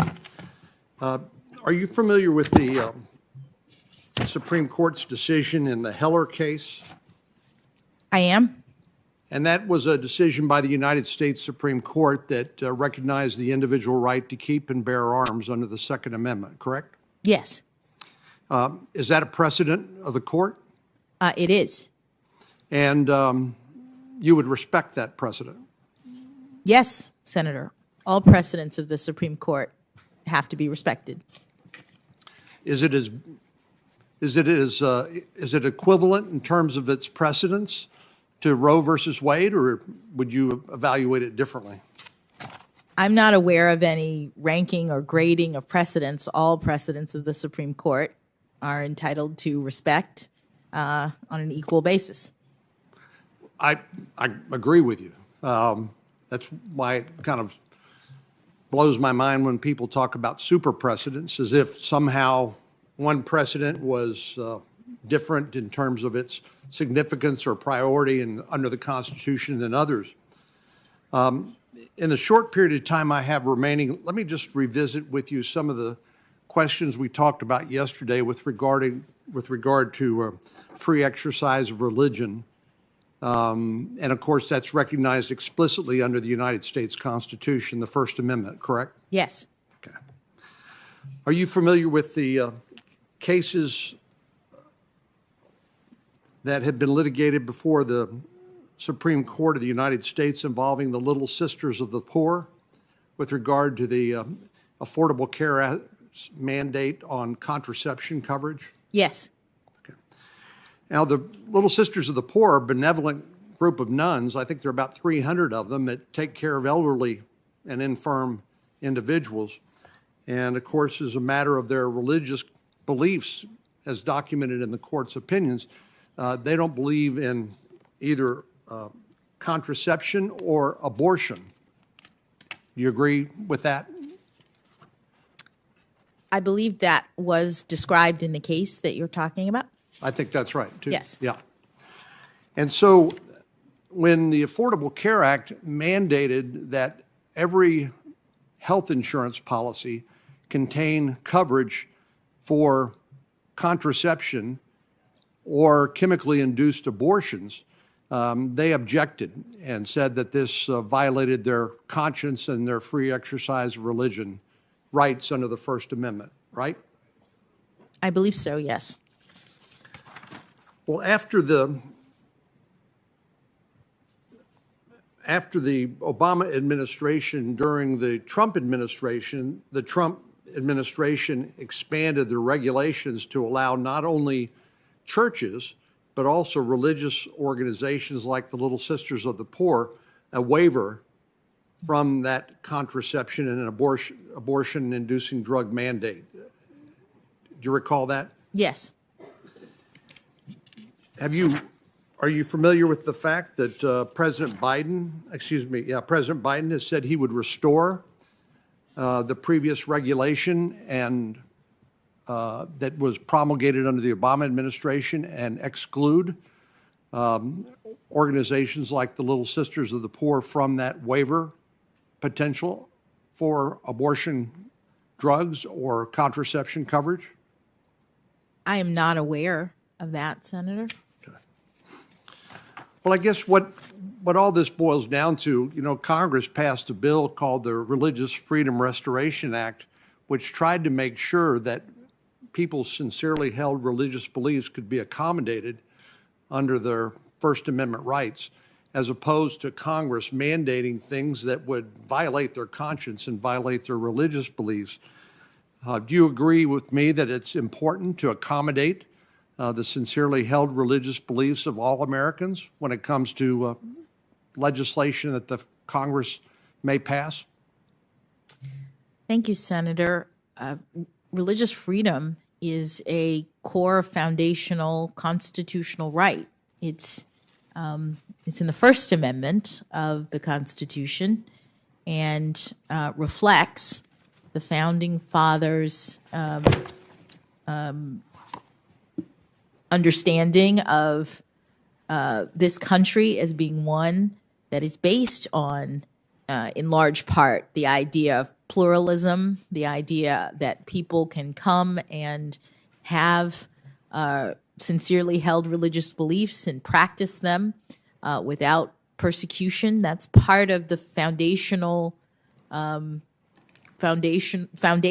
our government and the amendment that you're discussing. And as a result, that right is protected in many ways. You mentioned the Religious Freedom Restoration Act. Right. Congress has enacted a statute that, when it comes to federal regulation, if there's a substantial burden placed on religion, then the strict scrutiny standard applies. I agree. I have 1 minute, so I have one more Yes. question. I agree with what you just said. Yes. So since I have asked this question or made this point of some of your predecessors who sat in the same chair and expressed my concern about some of the court's establishment law, establishment jurisprudence, I don't want to leave you out of that concern. When I was Attorney General of Texas, I had a chance to argue a case in front of the United States Supreme Court and called it Santa Fe Independent School District versus Doe. This was a lawsuit brought by the ACLU, which sought to enjoin or prevent a student-led prayer before football games at the Santa Fe Independent School District right outside of Houston. In the end, 5 judges said that that violated the Establishment Clause of the Constitution, causing Chief Justice Rehnquist to write in his dissent that the Constitution mandates neutrality toward religion, not hostility, but that the court's decision evidenced hostility towards religious expression, leaving me to conclude that the public square, we can talk about everything from violence to misogyny to sex, you name it, but we can't talk about sincerely held religious beliefs. I would just footnote that for you and plant the seed for what it's worth. Thank you very much. Thank you. Thank you, Senator Cornyn. Welcome to Majority Leader Schumer. Glad you're with us. And he would report, if he could, that we have a challenge to finish our hearing today at a time when we can go to the floor for a series of votes, which will end the day. So we want to stick to the schedule as much as we possibly can. I will just say that Senator Cornyn's suggestion of lunch was aspirational. Okay. It was an unenumerated right. You're in charge of the agenda, Mr. Chairman. What we had hoped to do was to take 3 more senators before we have an actual lunch. Oh. But it's up to you. Is that all right? Oh, whatever you want to do. I'm open in here, happy to answer whoever would like to ask me a question. Thank you. I appreciate that. Senator Whitehouse. Thank you, Chairman. Judge Jackson, you can relax for a bit. I voted for you for the D.C. Circuit, and when you appeared as a potential nominee, we started doing work looking at your record and your story. We met with the president to discuss his process and his goals. When your nomination was announced, we obviously brought the work on your record more into focus, and now I've had the chance over, 15, 16 hours to see your performance in this hearing, which I think sets the gold standard for patience and courtesy. So I'm prepared to not only support you, but to let you know that I will be very proud and very honored and very excited to support you. There are 2 things that have come up during the course of the hearing, Mr. Chairman, that I'd like to take my time to have a chance to respond to. And the first has been a question, I've been through a bunch of these now. I don't think I've ever heard it come up so much. Questions about the nominee's judicial philosophy. I didn't know you needed to have one. I actually thought that when you're dealing with the Constitution, your oath of office, the constitutional precedents, and the Constitution itself kind of gave you your guide path. And when you're construing statutes, the law and the conventions of the language and your logic gave you that path. So the fact that Judge Jackson has said, I don't have a judicial philosophy, I've got a judicial methodology, doesn't bother me a bit. In fact, it kind of bothers me the expectation that a nominee to the Supreme Court should have a judicial philosophy. Because a judicial philosophy can be a screen for a predisposition that judges, frankly, should not have, but that folks in powers and interests influential in the process may very well want them to have. So, you know, when I think about judicial philosophy, one of them that's come up a lot has been originalism, and one of the problems with the judicial philosophy is occasional adherence, selective adherence, which in my mind makes it less of a judicial philosophy and more of a doctrine of convenience to be trotted out when it helps the people that you want to help. And originalism strikes me as being that kind of a doctrine. And the place where I think we have the biggest gap between philosophy and practice in all of this has been with respect to what I've witnessed with respect to corporate power in our democracy in the time that I have been in the Senate.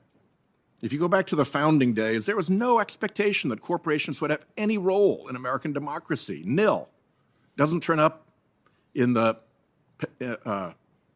constitutional debates, doesn't turn up in the arguments leading up to the approval of the Constitution. It's only when corporations became big and powerful many decades later that they began to intrude in our politics, and they corrupted our politics in a terrible way, history shows. And that led to the movement by muckrakers, whose probably best leader was Teddy Roosevelt, to knock down the grasping political power of corporations and rein them in. And we had some real victories at that time, but ambitions of those of great wealth and power do not go away, and they have continually crept forward. It's an age-old story. And right now, we have corporate power controlling this Congress in a way that is really remarkable.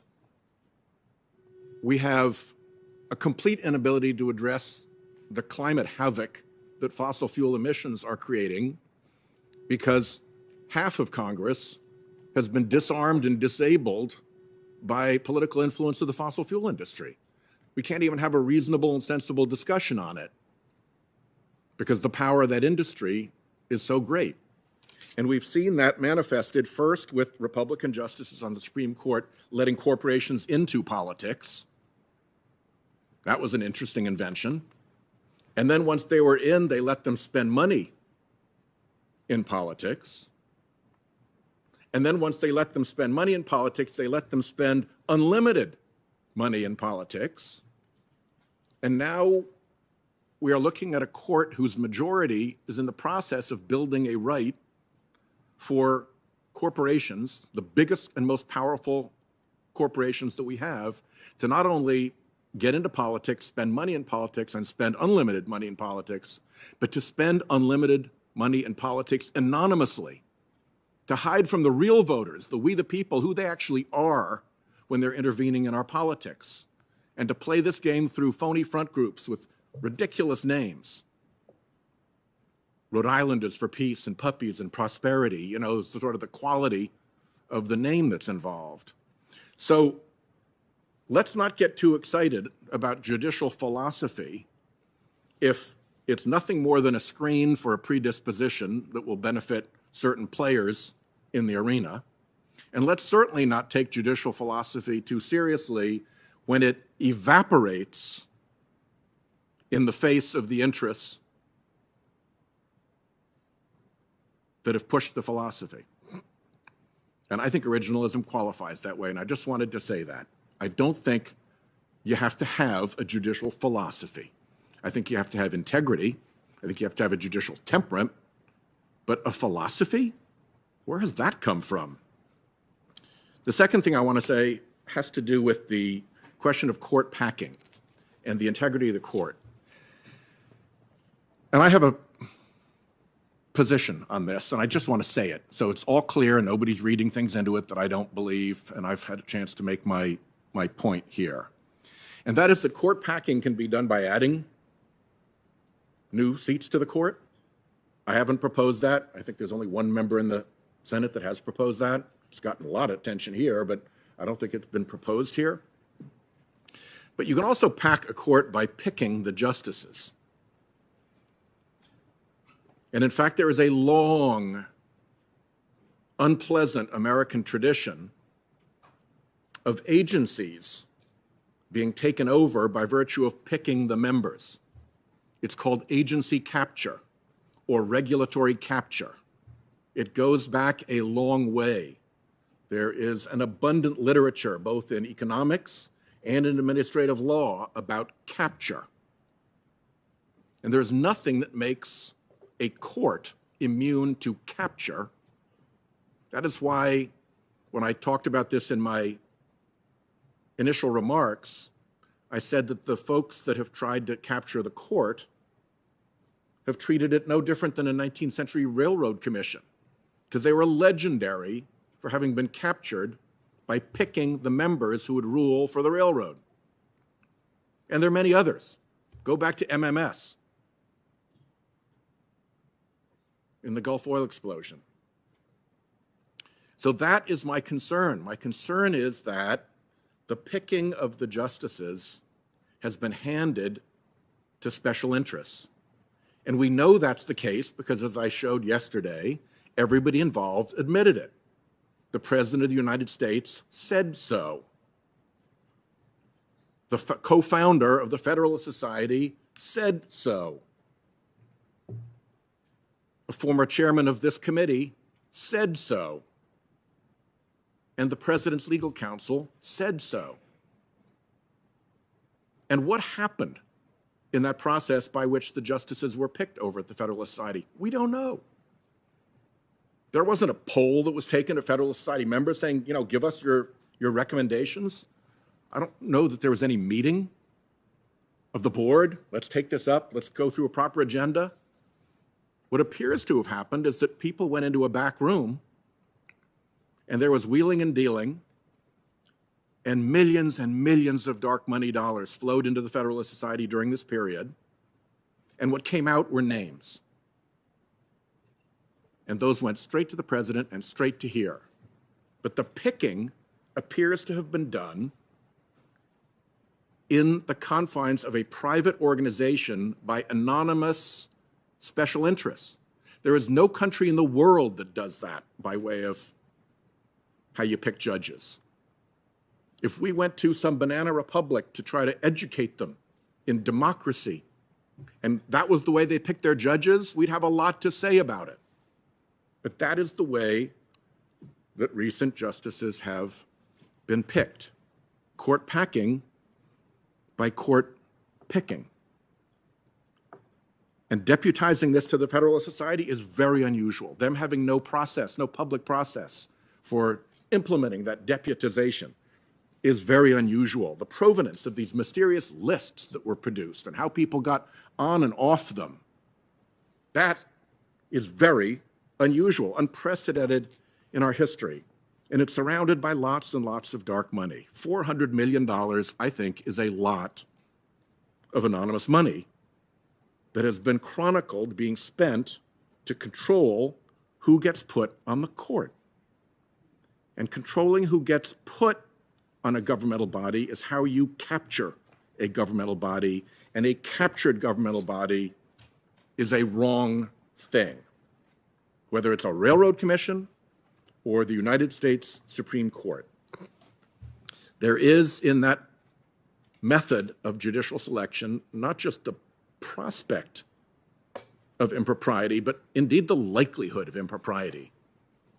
If it's pay to play and checks for millions anonymously delivered will get you into the room to decide who is going to be on the Supreme Court, we got a problem.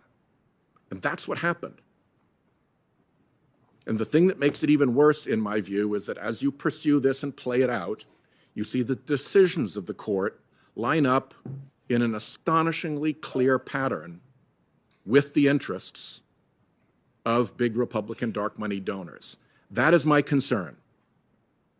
That, I think, is a legitimate concern. If you disagree with me, disagree with me. But that is the concern, and I wanted to lay it out here because it's not about court packing.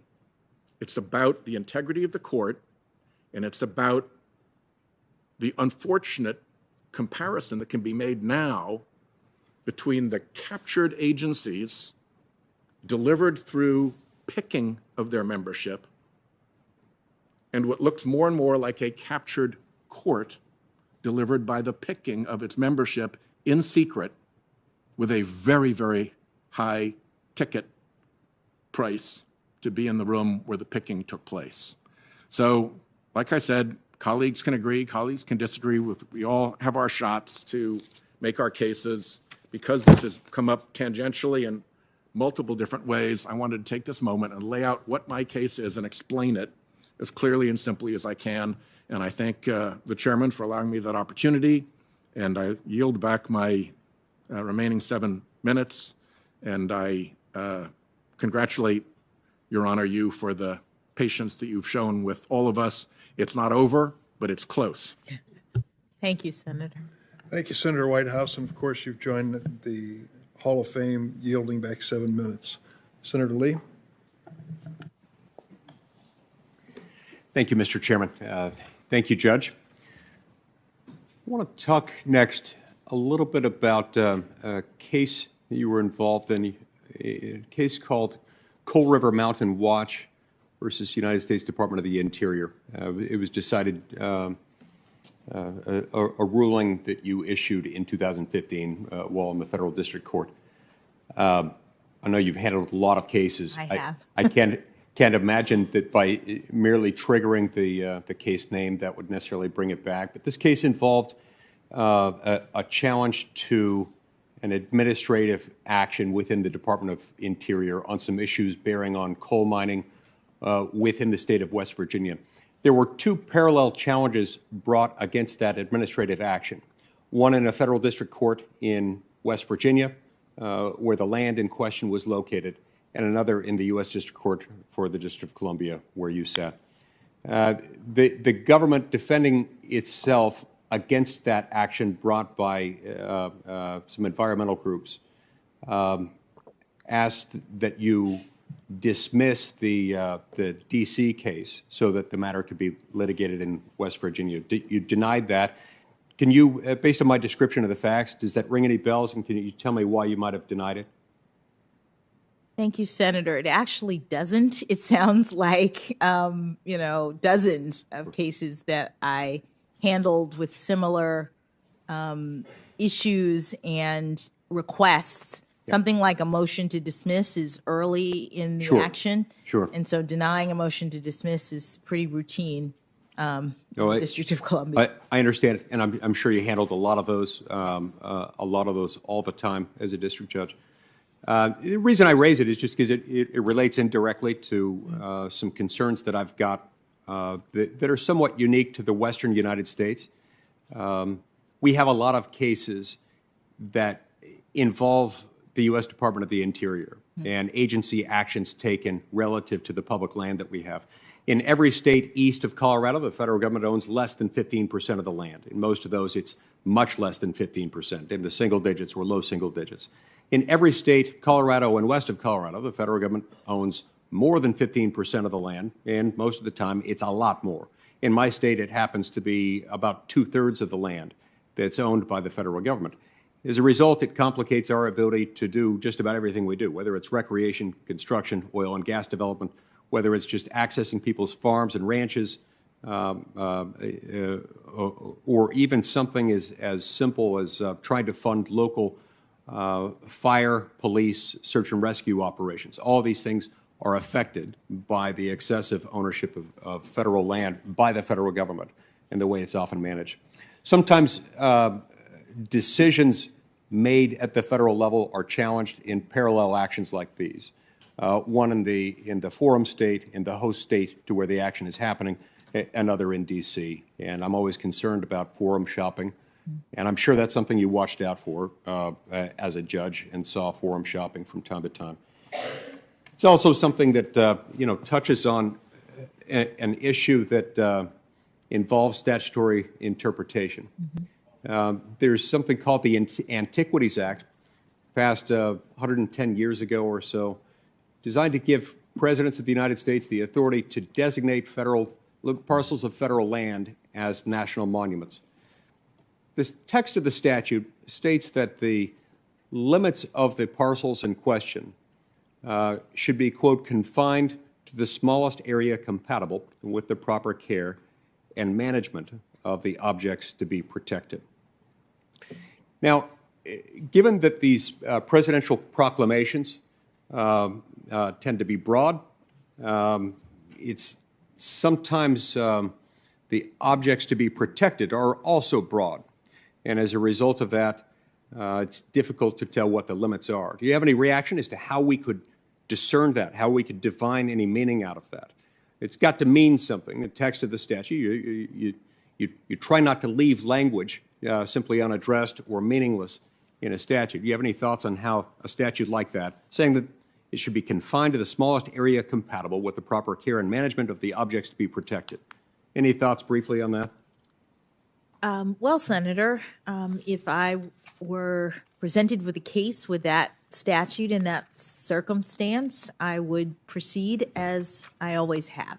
You would have to understand the parties' arguments about the particulars in the case.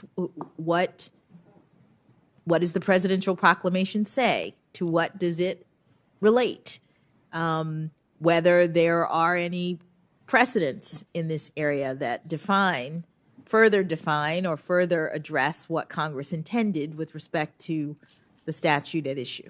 And I would assume that it would also matter if the government's lawyers defending the president's action made an argument that would leave the interpretation open-ended and meaningless. Well, as part of your interpretive exercise, as you're considering the parties' various arguments, one that did not account for all the words in a statute would be one that you would Excellent. might Excellent. not Might not agree with. No, I get it. And this is one of the things that I've appreciated about what you've told us in these hearings. I really like the way you've described the fact it's important to construe the text that you're asked to interpret. And in interpreting that, you look at the language, and you're endeavoring to figure out the original public meaning. And I think that is a very helpful thing. All right, let's move to a different issue a moment ago. Now, you clerked on the U.S. Supreme Court for Justice Breyer in October term 1999, is that right? That is right. That was the same, and you clerked for Justice Breyer. I did. And that was the same year that the Supreme Court issued its decision in a case called Stenberg versus Carhart. This is the case where the Supreme Court of the United States struck down a Nebraska law prohibiting partial birth abortion, and in the absence of circumstances where the baby posed a threat to the life of the mother. Now, to be clear, the law prohibited a procedure where the abortionist causes an unborn baby to be partially delivered by the mother, and then the abortionist intentionally kills the baby outside the womb by puncturing its skull with scissors and then collapsing the skull. This is gruesome, and I don't like having to quote this, but it is relevant to the topic we're covering here. Justice Kennedy described it this way in chilling terms when in his dissent, when he describes the fact that when scissors are inserted into the back of the head, the fetus's body, wholly outside the woman's body and alive, reacts as though startled and then goes limp. Justice Scalia, in his great eloquence, expressed, lamented the ruling, but also expressed optimism for the fact that future courts would get it right, saying, quote, "I'm optimistic enough to believe that one day Stenberg versus Carhart will be assigned to its rightful place in the history of this court's jurisprudence beside Korematsu and Dred Scott. This method of killing a human child, one cannot even accurately say an entirely unborn human child, prescribed by this statute is so horrible that the most clinical description of it evokes a shudder of revulsion." We then saw a few years later the Supreme Court of the United States issue a different ruling. The Supreme Court issued a different ruling in a case called Gonzalez v. Carhart. Gonzalez v. Carhart upheld a different statute. This one was federal rather than state, but it was a different federal statute that also prohibited partial birth abortion. Judge Jackson, can you distinguish these cases for me? What was the difference between Gonzalez v. Carhart, where the partial birth abortion ban in question was upheld, whereas in Stenberg v. Carhart, it was invalidated? Thank you, Senator. I don't have the opinions in front of me. I think it had to do with the method of extraction, the fact finding related to the procedure. In one case, the district court had made some findings and the court felt bound by them. In another, there was considerations beyond those that were previously relied upon. So there were distinctions that the court looked at and considered in the cases, but yes. Let's talk about court packing for a minute. Yes. One of the reasons court packing concerns me, one of the many reasons, is because it's not prohibited in the first instance. It's not prohibited by the Constitution. There's nothing in the Constitution that says that Congress may not change the size of the Supreme Court. There's no limitation on that. We have, for 152 years, stuck with the number 9. It has worked, and in the absence of an argument saying that that number is too low, the court is too small. From a workforce standpoint, we need to expand it. It's difficult to imagine why it would be a good idea to change it, particularly because if you increase the size of the court in one fell swoop, and you do that for partisan political purposes, allowing one president, the current president, to have a disproportionately impact on the court and to change its rulings, that portion of the court's docket that tends to be more politically contentious. It can turn the court into a political football of sorts. Given the fact that our Supreme Court justices serve for life, once you do that, it becomes something of a one-way ratchet, always expanding, never contracting. Before long, you could see an increasingly larger court, with the court expanding each time a different party secures the coveted circumstance of a majority in the House, majority in the Senate, and controlled by the same party of the White House. And so this is why it concerns me. I understand that why it is that the canons of judicial ethics don't allow you to comment on matters that might come before you. This is one that could not come before you as a justice. This is a non-justiciable political question. It's committed to the two political branches of government. There's not even a constitutional challenge that could lie to it, even though it would undermine the separation of powers in the Constitution, as I see it. It's not unconstitutional. So it couldn't and it would never come before you. Last night when you were asked a question by my colleague, Senator Kennedy, on this, you acknowledged that you have an opinion. Did I understand that right? You have an opinion on court packing? Senator, I have a lot of opinions. I have opinions on I'm a human being, and I have an opinion on a lot of things. The reason why, in my view, it is not appropriate for me to comment is because of my fidelity to the judicial role.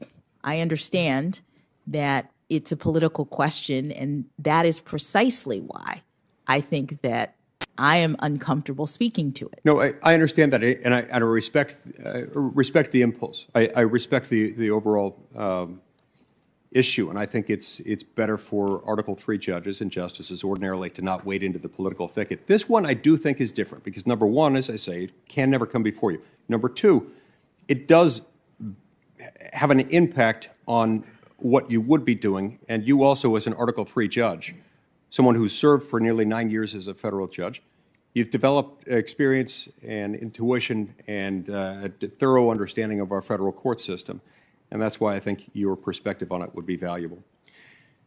The reason it concerns me so much is that even when court packing doesn't succeed legislatively, it can leave an impact. The last time this was attempted was in 1937. President Franklin D. Roosevelt was upset at the Supreme Court on a number of bases. He didn't like the then 32-year-old precedent of Lochner versus New York, where the 5 conservatives on the Supreme Court engaged in an act of judicial activism, reading something into the Constitution that wasn't really there. Some people disagree with me on this, but it wasn't there. And they imposed that. But the bigger reason was he didn't like the court's interpretation of the Commerce Clause. It was that interpretation of the Commerce Clause, the one we discussed yesterday, you know. Prior to 1937, you had the Supreme Court agreeing as far as the channels and instrumentalities of interstate commerce that we talked about yesterday. You had the court more or less in agreement over time as to the impact of the Dormant Commerce Clause. But as to the substantial effects test, that didn't exist yet. It required something much closer to an interstate commercial transaction in order for Congress's Commerce Clause authority to kick in. There were the so-called 4 horsemen of the apocalypse, as FDR affectionately called them, 4 conservatives who were consistently pushing for limits on Congress's authority. And then you had other justices who would sometimes join with them. Usually that included Justice Owen Roberts, who had stood with them in maintaining narrower authority for Congress under the Commerce Clause. All that changed when on April 12, 1937, 2 weeks to the day when the case often associated with the so-called switch in time that changed 9, West Coast Hotel versus Parrish, where they undid the Lochner precedent. April 12, 1937, the Supreme Court decided a case, NLRB versus Jones and Laughlin Steel, that forever changed and magnified, expanded the Commerce Clause in a way that, had it been through a constitutional amendment, it would be among the most significant, impactful constitutional amendments ever adopted, and yet it's rarely discussed. This case resulted from one vote, one person on the Supreme Court who changed his vote, Associate Justice Owen Roberts. It's widely believed, and I believe it based on what I've researched on it, he was influenced heavily by FDR's court packing plan. He didn't want to be on a court that was packed. He didn't want, he convinced himself that he made that switch in order to save the court as it was.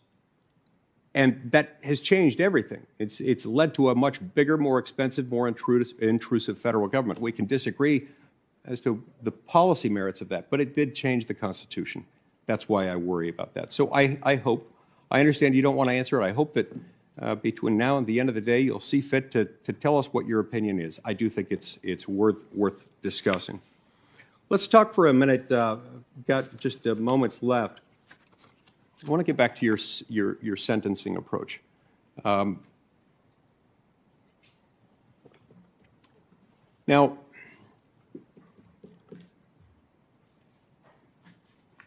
when you approach these child pornography cases, what you're describing in many circumstances is an overall concern that you've got with the sentencing guidelines, and particularly that portion of the sentencing guidelines that deals with child pornography cases. This showed up in the transcripts of some of your sentencing hearings, including the transcript of your sentencing hearing in the Hawkins case. I turn to that to page 38, lines 17 to 24 of that transcript, and here's something you say in that Hawkins case. And I believe this was the 18-year-old defendant that you sentenced to 3 months in prison, when the lower end of the guidelines range would have been 97. I think the higher end would have been in the 120s or something like that. You said, and in your case, this is you speaking to Mr. Hawkins, in your case in particular, I don't feel that it is appropriate necessarily to increase the penalty on the basis of your use of a computer or the number of images or prepubescent victims, as the guidelines require, because these circumstances exist in many cases, if not most, and don't signal an especially heinous or egregious child pornography offense. I've got a couple of questions about that. Were those, you start out that paragraph sounding like you're making a determination as to him, but then the observations you make in that paragraph seem to apply broadly. Is that right?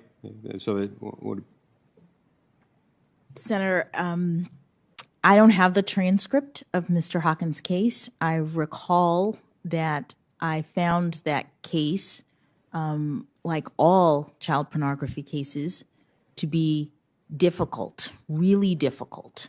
And his case, I recall, was in many ways an outlier in terms of the various considerations that Congress required me to take into account. But there were prepubescent victims that were at stake in that. I don't remember how many. I don't remember the circumstances of his actual crime. What I will say is that, consistent with Supreme Court case law and Congress's statute in this area, judges have to take into account a number of factors and the guidelines, which are no longer, I won't say not mandatory. You have to calculate the guidelines. They're no longer binding.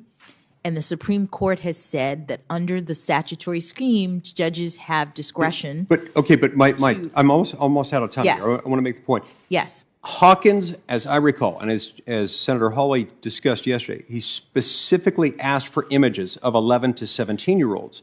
So I don't understand how that can be an instance where that shouldn't matter, and where the fact that he did it with a computer hardly atones for what he was doing, hardly offsets the fact that he was seeking and obtained prepubescent child pornography images. Nor does the fact that the images become easier over time to transmit and receive and store because of computers. I actually think it cuts in precisely the opposite direction that you described. It makes it more severe, not less. I see this as an aggravating factor, and that is of great concern to me. I see I've exceeded my time. Thank you. You may respond. Senator, as in every child pornography case that I sentenced, I considered all of the evidence, all of the relevant factors. It is not the same exercise to look at a transcript, to think about guidelines, to not have in front of you the individuals, the victims, the pictures, the circumstances that trial judges have to review in these cases or any cases. I understand, Senator, that there are some questions about records, et cetera. Courts have all of the evidence, and courts have all of the recommendations of various parties, and courts have, under Congress's authority, the responsibility of using our judgment to make determinations that are sufficient but not greater than necessary to comply with the purposes or promote the purposes of punishment, taking into account things like unwarranted sentencing disparities. And it may seem like an easy exercise. It may seem, in retrospect, when you look back at a few pieces of data, that courts have not done what it is that they are supposed to do. But what I can assure you is that I took every one of these cases seriously in my duty and responsibility as a judge, and I made my determinations in light of the seriousness of the offense, the nature and circumstances of the offense, the history and characteristics of the defendant, the need for the sentence imposed to promote various purposes of punishment, and all of the other factors that Congress prescribed. Okay, but you keep resetting that standard, and yet you specifically excluded from consideration the fact that he had requested and obtained images, prepubescent child pornography images. Senator, I didn't exclude it. I didn't exclude it. What I did was I looked at the guidelines, which is what the Supreme Court requires, and I was making policy determinations as the Supreme Court says that judges are to do. Look at in page these 38 situations. of your transcript. It looks to me like you excluded it, and your action sentencing him to 3 months for one of the most heinous offenses imaginable. Keep in mind, because these are transmitted Senator, electronically, they're there for years. They re-victimize these victims Senator, the rest of their lives. We're asking everyone to try to stick with the 20 minutes, please. Next is Senator Klobuchar, but before recognizing her, I'd like to ask consent to enter into the record a support letter for Judge Jackson from 48 former federal prosecutors in South Florida. Without objection, Senator Klobuchar. Thank you very much, Chairman Durbin. Welcome back, Judge Jackson. Yesterday, you and I discussed the court's increasing reliance on issuing unsigned orders on its shadow docket. And less than an hour ago, the court once again used the shadow docket to throw out Wisconsin's redistricting maps. And because this decision just came out, I don't expect you to have immediately reviewed it. But I just want to make this point that in her dissent, Justice Sotomayor, joined by Justice Kagan, called the court's move unprecedented. She noted that in an emergency posture, the court summarily overturns a Wisconsin Supreme Court decision resolving a conflict over the state's redistricting, a decision that was rendered after a 5-month process involving all interested stakeholders, based on an obligation that is, these are her words, hazy at best, even though summary reversals are generally reserved for decisions in violation of settled law. And again, I don't expect you to be familiar with this case, but I do want to point out that this underscores the point that I made yesterday, that the court's increasing practice of using the shadow docket to decide cases that have grave consequences for our democracy, including the right to vote, that you and many other nominees have said is fundamental, is incredibly troubling. You had in the other case I mentioned yesterday where Justice Roberts dissented, the Texas abortion bounty hunter case, that should not have been done on the shadow docket. And while I'm not going to ask you about this because you couldn't possibly have read it, just your record of writing decisions that are thorough and listening to litigants in cases, could you just generally talk about the importance of having full briefings on the merits as well as public oral arguments if you believe in transparency? Thank you, Senator. As a judge in my work over the last decade, I've seen that it is very important, at least to me in my time as a judge up to date, to hear arguments from all sides in a case. The duty of a judge is to make determinations, and under our system of adversarial proceedings, you make determinations based on arguments, and it's important to do so. I know that with respect to the emergency docket, you haven't asked me the question about it, because I would say what I said before, which is I would benefit from being able to speak with the justices. I understand that there's a need to balance getting full briefing with emergency circumstances, and the court has long had in its procedures the ability to rule quickly on various cases. Mm-hmm. It's also my understanding from my time clerking on the court that the court does recognize the value of allowing things to what we call percolate, meaning lower courts to hear issues. And my understanding is that at least in some of the recent cases, the justices have had an oral argument related to some emergency matters. But from my perspective as a judge in the work that I've been doing, I know that it's important to hear from the parties. Mm-hmm. Another hallmark of your work has been taking complex issues and making them accessible to the public. So much so that I actually referred to one of your opinions from a debate stage in Los Angeles, saying, as a wise judge said, those were my words, I guess I was ahead of my time, the president is not king in America, the law is king. I paraphrased it. That was a written opinion that you wrote that was over 65 pages long, relied extensively on Supreme Court and circuit precedent. It was Committee on the Judiciary v. McGahn. And could you talk about really two things, the importance of having the law written in terms that are easy to understand by people, and then secondly, your opinion was actually a narrow one. It required Mr. McGahn to appear to testify, but that said he remained free to assert any legally applicable privilege in response to the questions asked. So what you did there was a narrow opinion. What role do you think that narrow rulings play in helping to maintain the legitimacy of the court? Why is it important to have plain language in orders?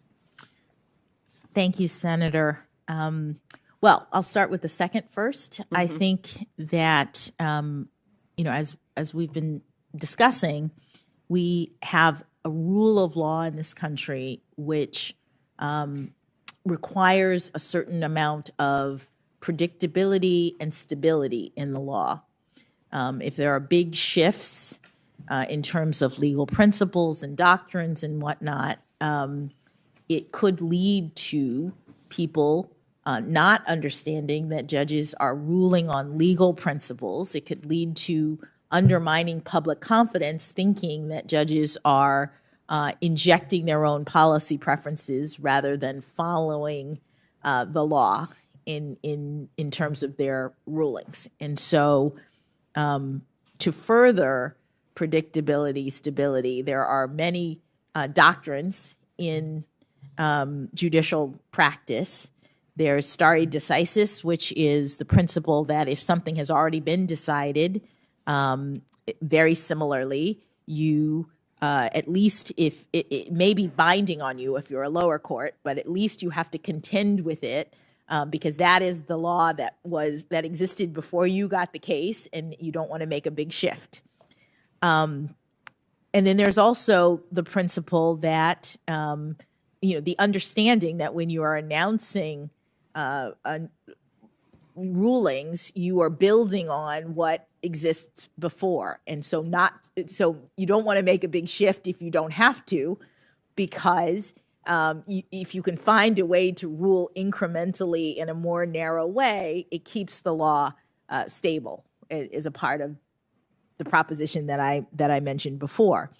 In McGahn in particular, it was a case in which there was a precedent directly on point from my district. It was not binding on me, but the exact same set of circumstances and arguments had been presented to another judge in my district.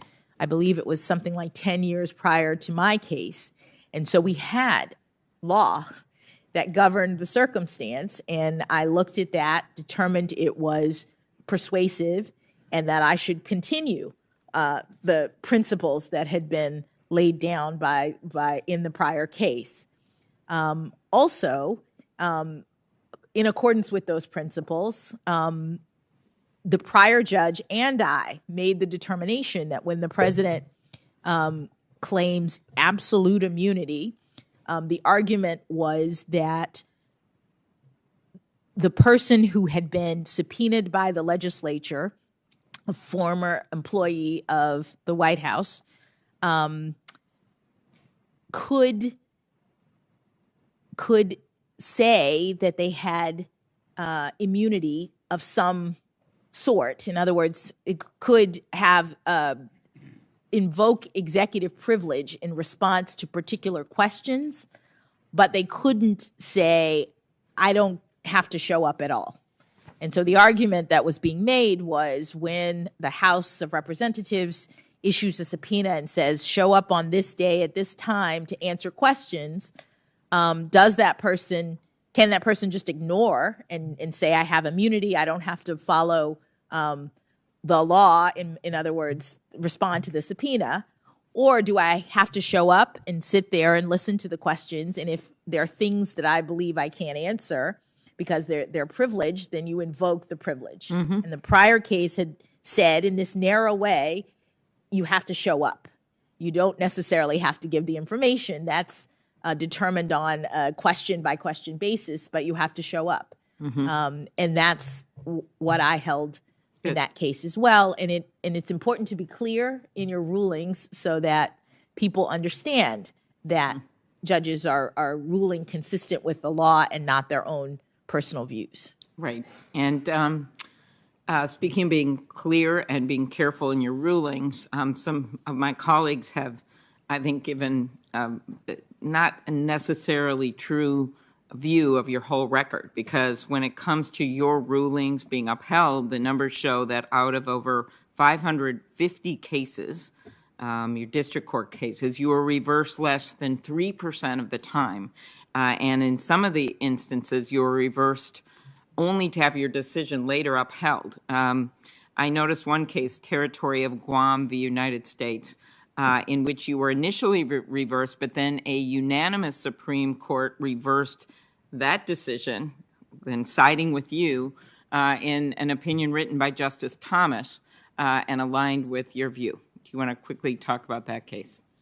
Well, that case is kind of legally complicated. It was a CERCLA case, which is a Superfund cleanup kind of case where the country of Guam, which has a dump site on it that was used by both the citizens of Guam and the United States before the 1950s, when the United States was stationed there. Military operations happened out of Guam, and there was a lot of dumping into this site. And over time, the site got contaminated, and Guam was charged with having to clean it up, which is millions and millions of dollars. And there are statutes, very complicated statutes, about the circumstances under which you can seek contribution, under which a country like that can ask for the United States to pay some of that cost, or other countries to pay some of that cost. And that was sort of the nature of the dispute. And I did a statutory interpretation about whether or not Guam's action could proceed. The United States filed a motion to dismiss, saying that all of the technical requirements of the law weren't met and that the action had to be dismissed. And I denied the motion to dismiss after interpreting the statute, saying that the action could continue. The D.C. Circuit reversed my view, had a different reading of the statute, saying that the motion to dismiss should have been granted, and dismissed the case. And then it was appealed to the Supreme Court. And as you say, the Supreme Court reinstated the action, saying it could proceed. Very good. Thank you. In 1972, in Brandsburg v. Hayes, a 5-4 court did not recognize the reporter's privilege in the context of criminal grand jury testimony. And I spoke with you earlier at length about Times v. Sullivan and First Amendment issues, so this will be my last question on this. Since the court's decision, my state, like many other states, enacted strong reporters' privilege laws to protect journalists from having to divulge unpublished materials, confidential sources. How would you approach balancing the need to protect journalists and the role they play in informing the public against the need for law enforcement officers to gather information? I would apply the precedents of the Supreme Court in this area. It would depend on the circumstances. As I mentioned, press freedoms is one of the fundamental First Amendment rights. the court has a number of precedents in terms of expressive freedom, press freedom, and in every case, there'll be a specific set of circumstances regarding an alleged violation of the right, and the court would need to look at the facts and circumstances, the prior precedent, in order to determine whether that particular regulation could be upheld. Okay, thank you. This is my very last question, Chair, before all of us get to eat lunch, including you. And that is really the important role of dissenting opinions. Justice Ginsburg once said this. She said, "Dissents speak to a future age. It's not simply to say my colleagues are wrong and I would do it this way, but the greatest dissents do become court opinions, and gradually over time their views sometimes become the dominant view." When Justice Ginsburg's rabbi gave a eulogy at her memorial service here in the Capitol, and some of us were fortunate enough to be there. They said, "Justice Ginsburg's dissents were not cries of defeat. They were blueprints for the future." What do you think is the purpose of a dissent? And do you want to talk just a little bit about that, this idea that they can be blueprints for the future? Thank you, Senator. On the Supreme Court, there are 9 justices, and in every case, they're all sitting together to hear the issues in a case. And one hopes, and it often happens, that the justices agree as to issues in cases. That I believe that the vast majority of cases that the justices hear are actually not, there is no dissent, that they agree to the outcome. But there are cases in which, after deliberation and collaboration and consideration, the justices may disagree about how the case should be resolved, and there's a mechanism for every justice to decide whether they're going to join others, either in the majority, whether they're going to write a separate opinion that might agree with the majority but wants to make a different point, or whether they want to dissent. And sometimes more than one justice might dissent or join a dissent. It's a way of expressing one's own view that may differ from your colleagues. And with respect to the point that you made, there are actually many justices in history who have used the dissent mechanism to discuss the law in ways that others find over time to be more persuasive. And so I'm thinking of the first Justice Harlan, who dissented famously in Plessy versus Ferguson. He dissented alone.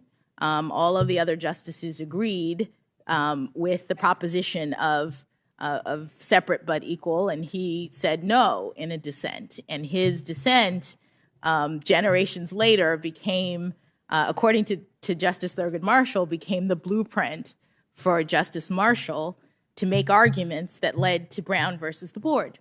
So there is the opportunity for justices to describe their views in ways that become persuasive to others in the future.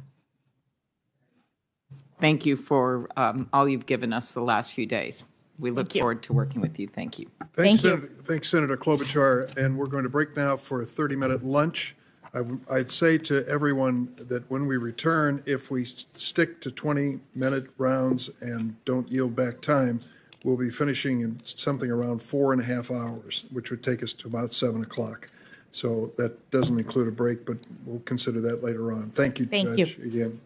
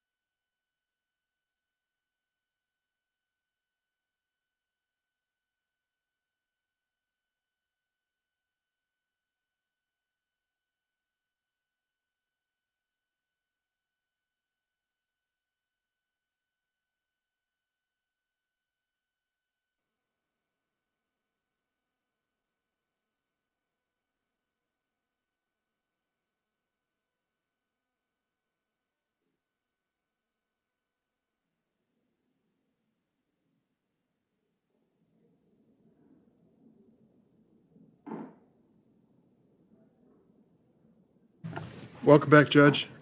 As you can see, things get off the rails here when they decide to have a floor vote. We'll do our best to stick with the program and finish this in a proper way.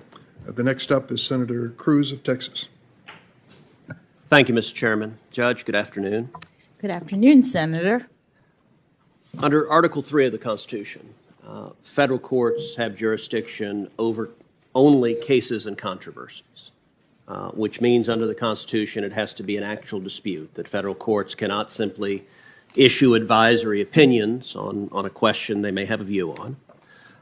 And one component of Article 3 jurisdiction is the requirement of standing, that in order for a plaintiff to have standing to bring a case, that plaintiff, at least generally speaking, must have a real and concrete injury. Is that right?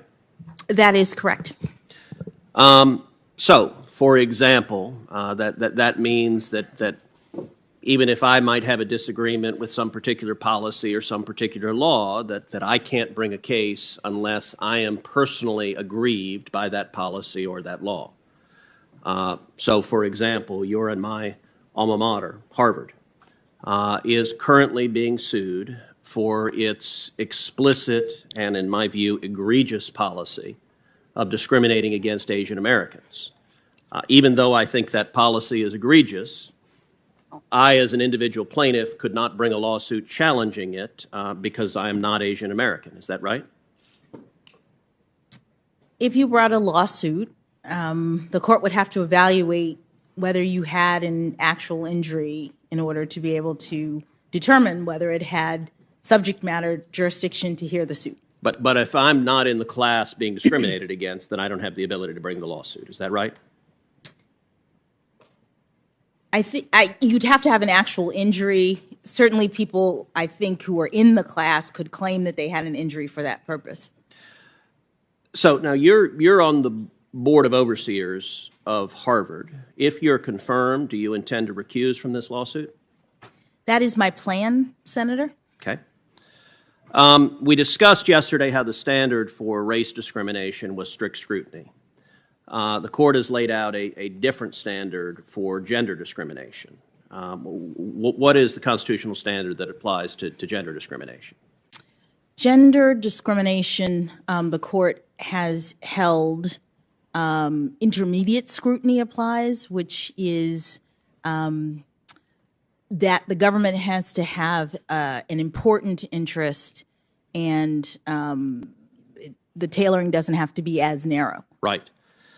So yesterday, under questioning from Senator Blackburn, you told her that you couldn't define what a woman is, that you were not a biologist, which I think you're the only Supreme Court nominee in history who's been unable to answer the question, what is a woman?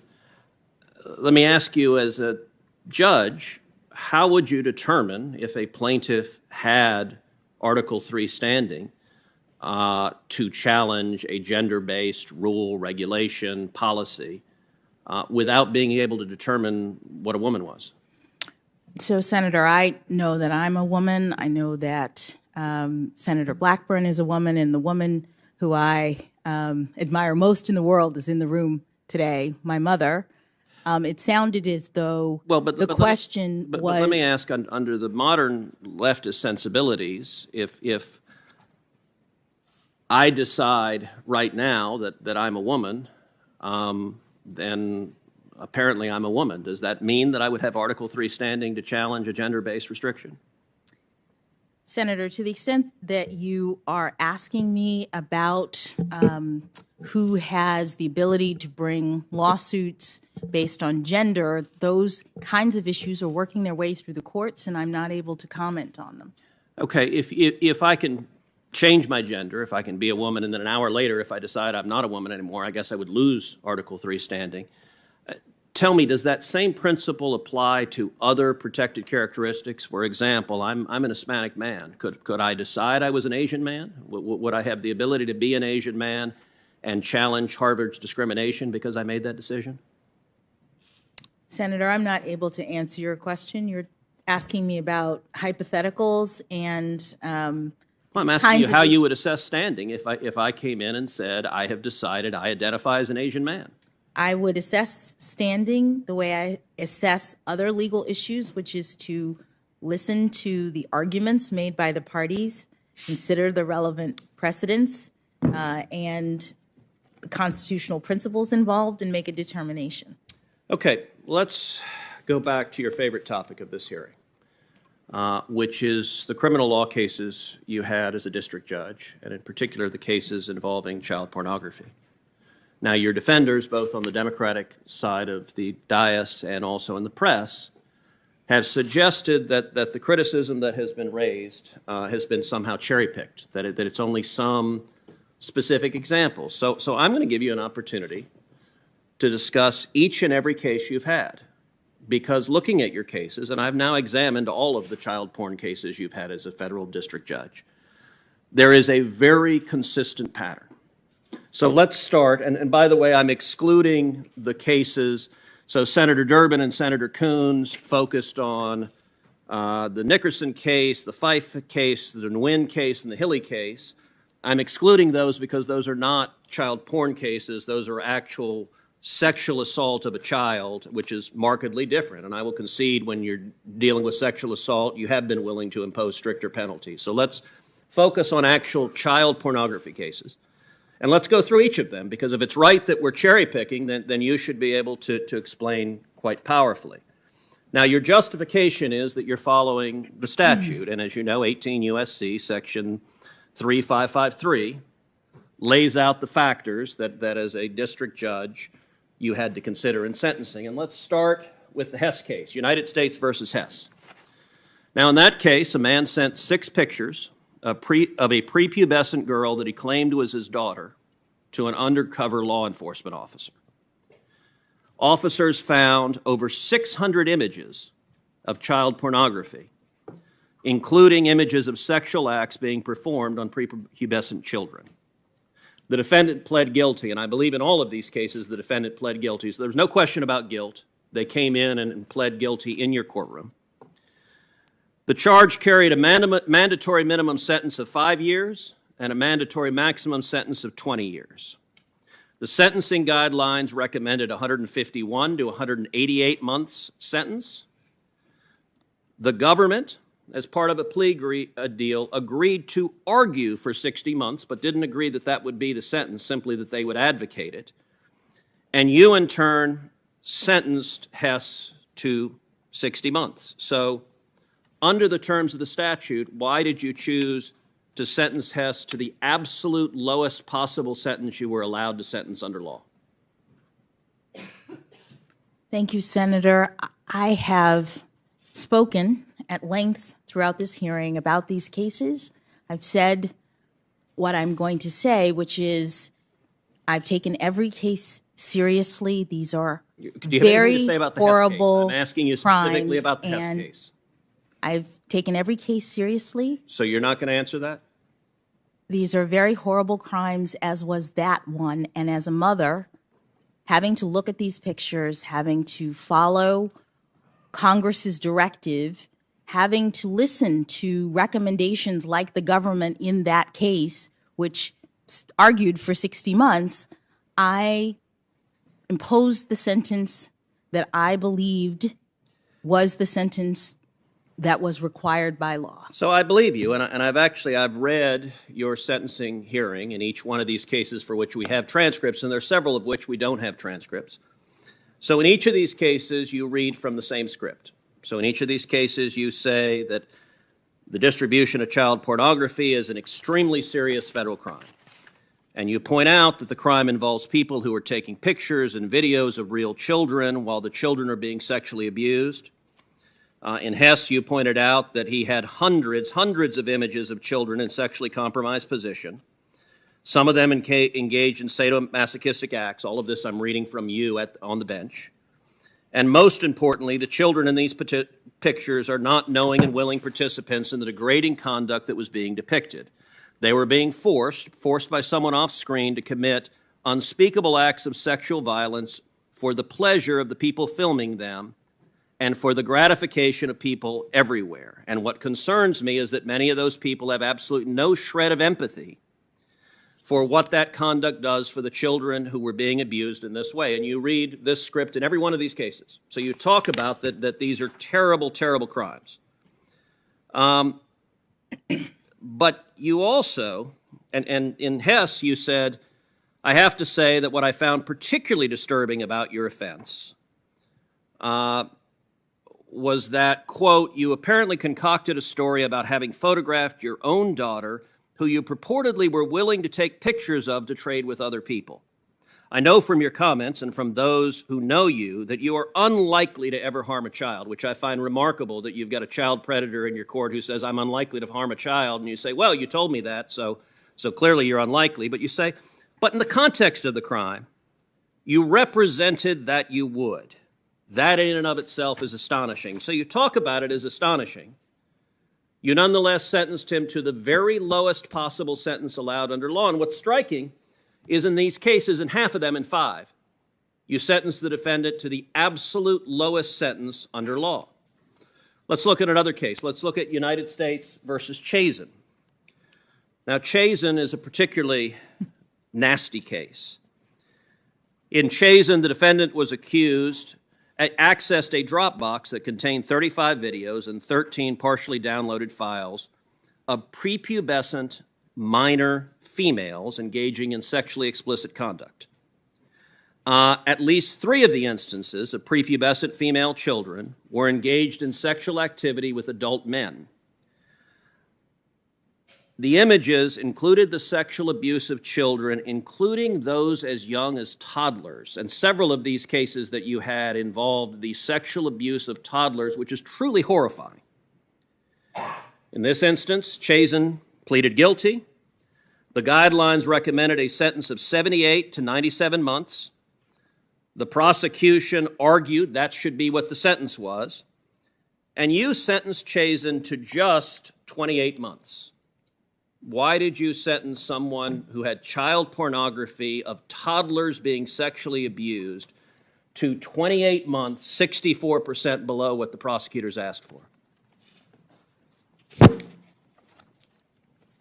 Thank you, Senator. You've picked out, 7, 8 cases. I've sentenced more than 100 people. But not to child pornography. And in every These are your case, child porn cases. in every case, Senator, I look at the evidence. I look at the recommendations of not just the government, because my duty as a judge is to consider all of the arguments that are made in a case. I look at the evidence. I talk to the defendants about the harms that they have engaged in. Many of these defendants are people who... Okay, Judge, with respect, you're not answering my question. You're right. You talked to them about the harms. Let me read you again from what you said at the bench. You said in this instance, with Mr. Chazen, you said, among the defendants nationwide who received a below-guideline sentence on the basis of a downward variance as opposed to a departure, the average sentences ranged from 84 to 92 months. So that's what you lay out as the average.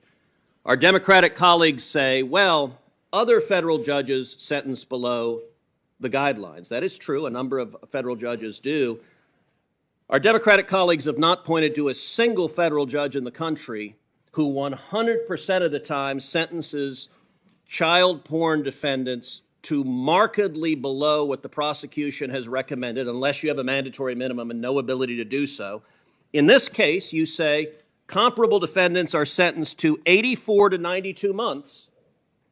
The sentencing guidelines by statute require you to have similarly situated defendants sentenced to similar sentences, but you don't sentence Chazen to 84 to 92 months. You sentenced him to 28 months. Why? Senator, I've said what I'm going to say about these cases. No one case can stand in for a judge's entire record. Okay, but I'm discussing every one of your cases. So if you're understand not going to that. explain it... Senator, would you please let her respond? No, not if she's not going to answer my Well, if question. you're just going to give a speech, then you shouldn't engage in questioning. You are not taking my time. If you want to filibuster, you're welcome to do so, but do it on your own time. I would at least give you an opportunity to speak, and you should give her an opportunity to respond. If she wants to answer the question, I asked her why she Please allow her to answer the question. I asked her why she sentenced Chazen to 28 months when comparable defendants, in her own words, were sentenced to substantially higher, and she said she's not going to answer. Did you? I mean, I would welcome your I didn't answer, hear that. please. Senator, I didn't say I'm not going to answer. Okay, well, I then said please my tell us answer. in this case, Chazen, why did you sentence him to just 28 months? Senator, you're looking at the record. I don't have the record here. What I will say is that in every case, I looked at the recommendations of not only the government, but also the probation office, the defendant, the record, the evidence. I took into account the seriousness of the offense. And By the way, you know, one of the ruled. striking things in Chazen, the prosecutor comes in front of you and says, this is the prosecutor's argument at this point, and the prosecutor says, I understand from my experience before Your Honor's objection, policy objections to the 2G2.2 sentencing guidelines. And he goes on to say, however, in this case in particular, the 4-point specific offense characteristic is justified because it contains sadomasochistic images of infants and toddlers. I'm trying to understand how you see someone that possesses images of infants and toddlers being sexually violated, and you sentence them to 64% below what the prosecutor is asking for. You don't provide a justification other than a generic concern that the guidelines are too high. You don't provide a justification as required by statute. So I'm asking you to take the opportunity to explain to this committee and the American people why in 100% of the cases you have people with vile crimes, and you have language saying they're vile crimes, but then you sentence them to very, very low sentences. And why do you consistently 100% of the time choose to do that? Senator, no one case can stand in for a judge's entire sentencing record. I've sentenced more than 100 people. You have 8 or 9 cases in that chart. Okay, Judge, you said that before. These are the 8 or 9 child porn cases. I will say, to correct the record, I just say to the judge, there's no point in responding. He's going to interrupt you. Thank you. Look, I appreciate the chairman trying to filibuster, and if you don't like your witness's answers, you're welcome to provide your own. She is declining to answer the question, and Chairman Durbin, if you want to join her on the bench, you can. But Chairman Durbin, my job is to make sure Chairman Durbin, I'm not questions are interrupting answered. your questioning. I'm asking you to give her a chance to answer. But You she's refuse to do it. consistently said she's not going to answer. I want to clarify for the record, by the way, the case I was discussing was Cooper and not Chazen. But Chazen is, the case that I was reading from your transcript was Cooper, but Chazen, all right, let's get to Chazen. I pulled the wrong tab. Chazen is equally horrifying, and you say in Chazen, this is something Senator Graham asked you. So the guidelines lay out different enhancements, and you say repeatedly, and this is true in all your cases, you say you disagree with the guidelines, you think they're wrong. And the 2 guidelines you disagree with is, one, there's an enhancement for use of a computer, and you say the world has changed and now all of these are on a computer. And I understand that. I don't agree with you, but I understand that. That is a understandable thing to say. But the second thing you say over and over again is there's an enhancement for the number of images. And you say repeatedly, for example, in Chazen, you say, whatever the state of the law and technology at the time of the guidelines were first adapted, neither the use of the computer nor the number of images are especially aggravating factors today. Now, I find that bizarre, and you say it in every case. You say the number of images, it's not an aggravating factor, it doesn't matter, and you won't apply the enhancement. Do you really believe that a predator that has hundreds or thousands of images of hundreds or thousands of children being sexually violated has not committed an offense that is more serious than someone that has a single picture of a single child? A single picture of a single child is horrifying, but hundreds of children that have been violated, do you really believe that is not a more serious offense? Senator, I did not have any cases involving hundreds of thousands of pictures. No, I said hundreds or thousands. You had cases involving hundreds and you had cases involving thousands. You're right, you didn't have hundreds of thousands. And I also applied an enhancement, just not to the degree of the guidelines. You're right. It's a 5-point enhancement under the guidelines. You provide 2. Yes, so not 0, Okay, not, you're right, not the but, suggestion but, that but I did. Are you suggesting the number of images doesn't matter? Because you say it in court over and over again that the number of images doesn't reflect that it's a more serious crime. Do you really believe that? Senator, as I said to Senator Graham, the court is taking into account a number of circumstances. The commission has done a report about the operation of the guidelines, which enhancements actually reflect different levels of culpability with respect So to let me ask you this, Judge. You've said the purpose of sentencing is to distinguish between crimes that are not as serious from truly egregious crimes. Is that right? No, Senator. So what is the purpose of sentencing if it's not to distinguish from less serious crimes from truly egregious crimes? It is to assign proportional punishment. It is to do justice in cases where you have defendants who are convicted of the same conduct but have differing levels of culpability. Well, I will point out that you have a pattern. It doesn't matter how egregious the case is. Senator Hawley talked about the Hawkins case where you had an 18-year-old with pictures of boys as young as 8 being sexually assaulted and raped, and you sentenced him to just 3 months in jail. And I will point out the Stewart case, the last one on this list because we're running out of time. The Stewart case, you describe that he had over 6,700 images and videos. So that's a lot, 6,700. That's a lot of kids being sexually assaulted. You have taken over a minute of my time, Mr. Chairman. You've been given extra time. You usually ask for it. You're given it. Okay, I know you want to interrupt. I know you don't like this line of I just want you to play by the rules. I know you like to interrupt, but you've consumed a substantial rules, time of my questioning, and I'm going to ask my questions, and you can, if you want to testify, you're welcome to. Senator, Judge, you play by the same rules as every other senator. In the Stewart case, you said from the bench, thus, although this is not necessarily an atypical case, your child pornography possession crime was egregious in the court's view. Okay, so this is a bad one. If you're actually sentencing defendants, you said this was egregious. What did you sentence Stewart for? The guidelines said 97, 121 months. Prosecutor said 97 months. You said it's egregious. 6,700 images. You come in with 57 months. Time has expired. Why Senators did you use 2 minutes sentence him to over the just allotted. 57 months in the Stewart case? Do you want to address that? Because you're claiming it's cherry picking. In fact, you're welcome to explain any of these cases, but let's take the Stewart case. Why Senator Coons, did you sentence him for half the amount? you're not recognized, Senator. Senator Coons. You don't want her to answer that question? You wouldn't allow her anyway. Mr. Chairman, she may answer the question. I've asked her why she sentenced Stewart. You've gone over the time, Senator, by 2 minutes. Why she? and a half. Because you've interrupted me for 2 minutes, Mr. Chairman. Will you allow her to answer the question, or do you not want the American people to hear why, with someone she described as an egregious? There comes a point, Senator, where you get a little bit. Chairman Durbin, will you allow her to answer the question? You won't allow her to answer. I will happily allow her to. The question is Senator why Coons, you may did you proceed. sentence Stewart, an egregious child pornography possessor, to half of the amount requested by the prosecutor? Please, Senator. Will you allow her to answer the question, Chairman Durbin? Senator Coons. Why are you not allowing her to answer the question? There's You're not over another the time senator by here 2.5 that you've not allowed her to answer the question. I'm not asking another question, but allow her to answer the question, Chairman Durbin.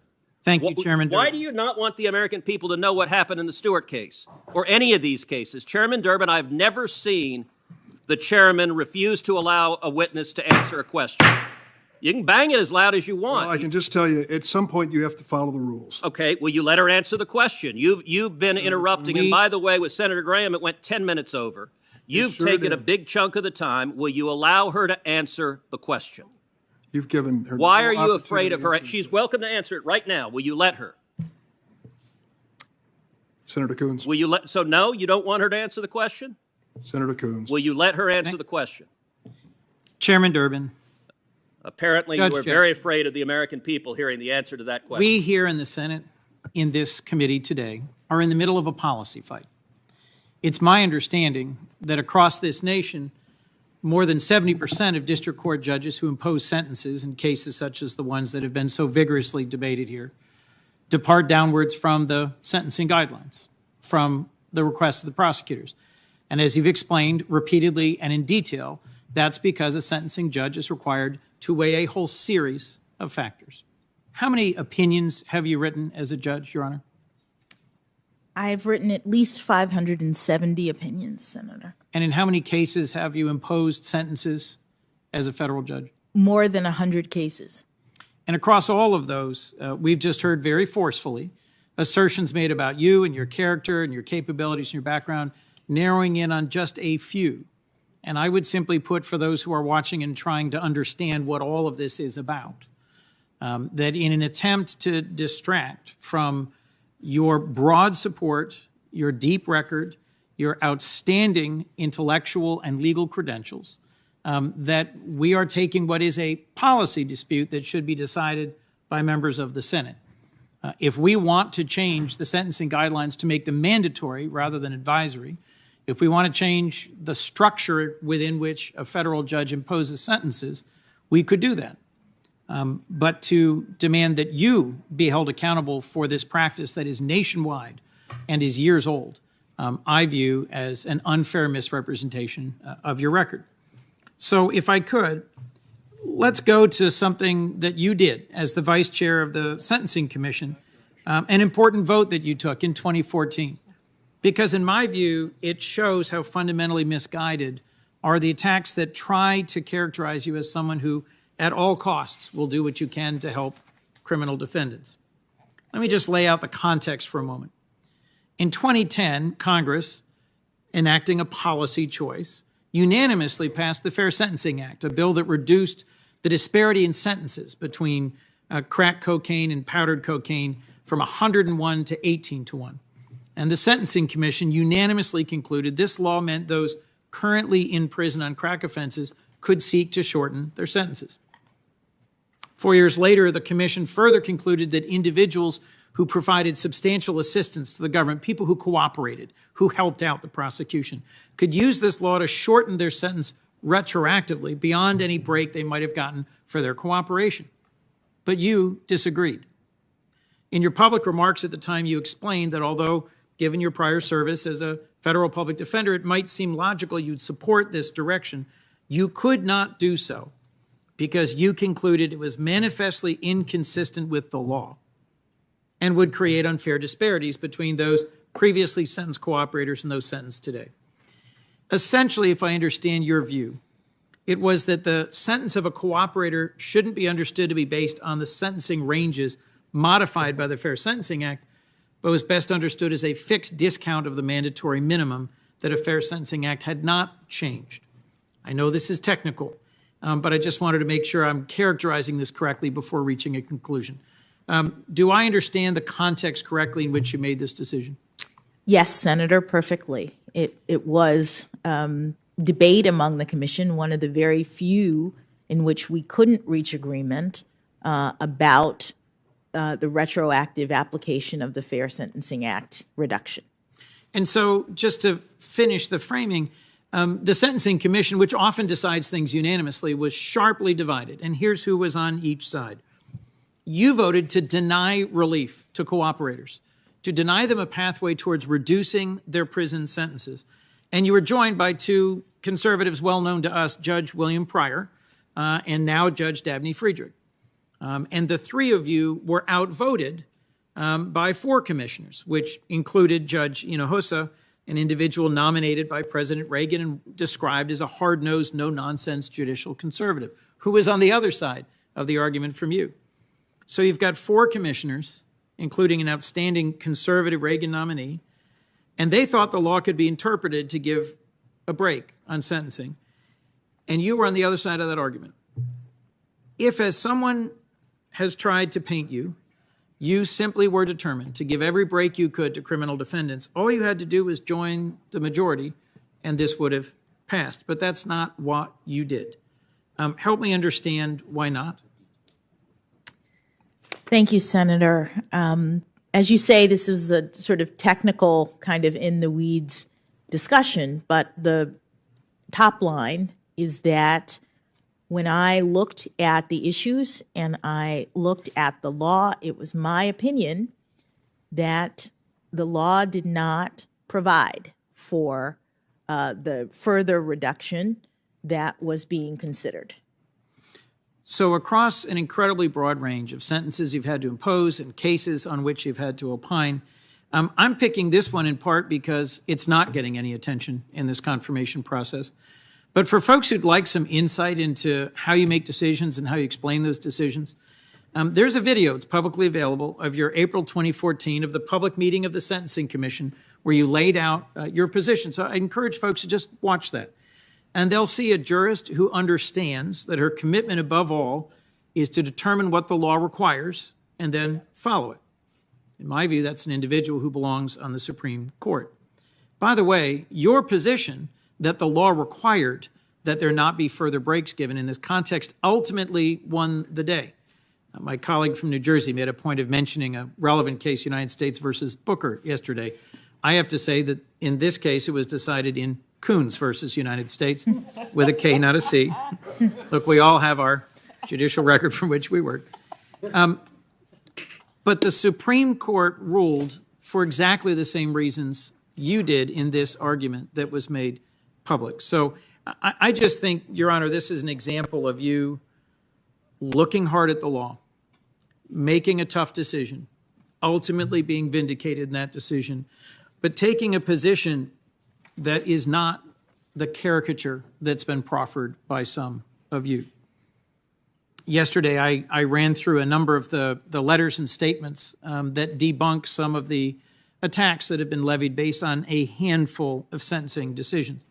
There was the National Review piece by a conservative former prosecutor who calls out the smear on your sentencing practices in cases involving child pornography. The statement by the Fraternal Order of Police and the International Association of Chiefs of Police endorsing your even-handed and judicious approach to the law. The glowing letter from 24 prominent conservative attorneys and the resounding recommendation we heard in person from Judge Griffith. There's also been received here a letter from a number of retired federal judges, including 2 Republican nominees, rejecting this mischaracterization of your sentencing record. As I've said, this is a policy dispute that we should be deciding, not an appropriate basis on which to mischaracterize your record or your character. We have letters from the National Coalition of Domestic Violence, in addition to these law enforcement leaders, from survivors, advocates, crime victims. The breadth of your support from the very communities my colleagues have suggested you're making less safe shows just how off base these attacks are, and in my view is a testament to your qualities and qualifications. So we all agree, all of us, that it's critical to protect our children and prevent the kinds of heinous crimes we've heard about in some detail earlier today. It's why I'm introducing a bipartisan reauthorization of the Victims of Child Abuse Act, something that we could act on as a committee to do our job, which is set policy and pass laws.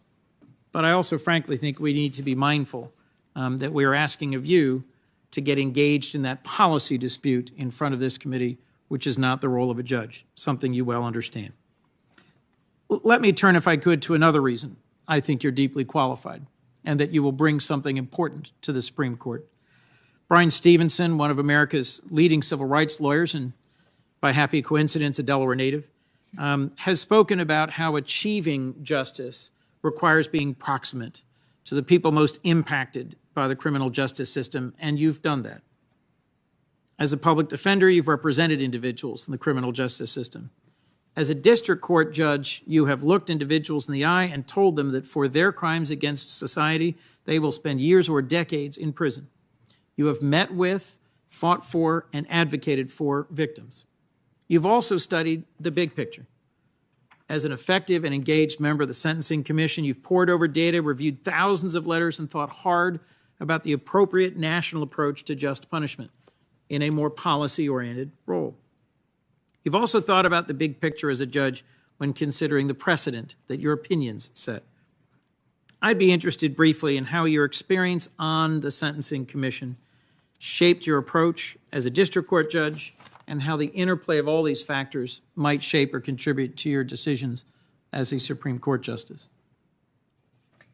Thank you, Senator. One of the things district judges, sentencing judges often say when asked about the task is that sentencing is the hardest thing that a judge has to do. And it's in part for the reasons that you have articulated, that it's one thing to understand the law, to read it in a book. It's one thing to look at data and numbers and and make policy based on that. It's quite another to have someone in the courtroom, whether as a victim of crime or a defendant who's perpetrated a crime, and have to decide how to proceed and pronounce sentence on that individual. The work that I did on the Sentencing Commission, which was prior to my becoming a district judge, I think enabled me to understand unwarranted sentencing disparities, to understand some of the policy reasons behind the guidelines, and to make the kinds of evaluations that the law now requires since the guidelines are no longer mandatory. And I felt better in a sense about the task of calculating the guidelines, which is what courts have to do at the beginning of a sentence. They can be a little complex, and having been on the Sentencing Commission, I think that helped. And some of these cases do make their way to the Supreme Court. So I think that I am prepared to handle the cases that involve sentencing that do go to the court.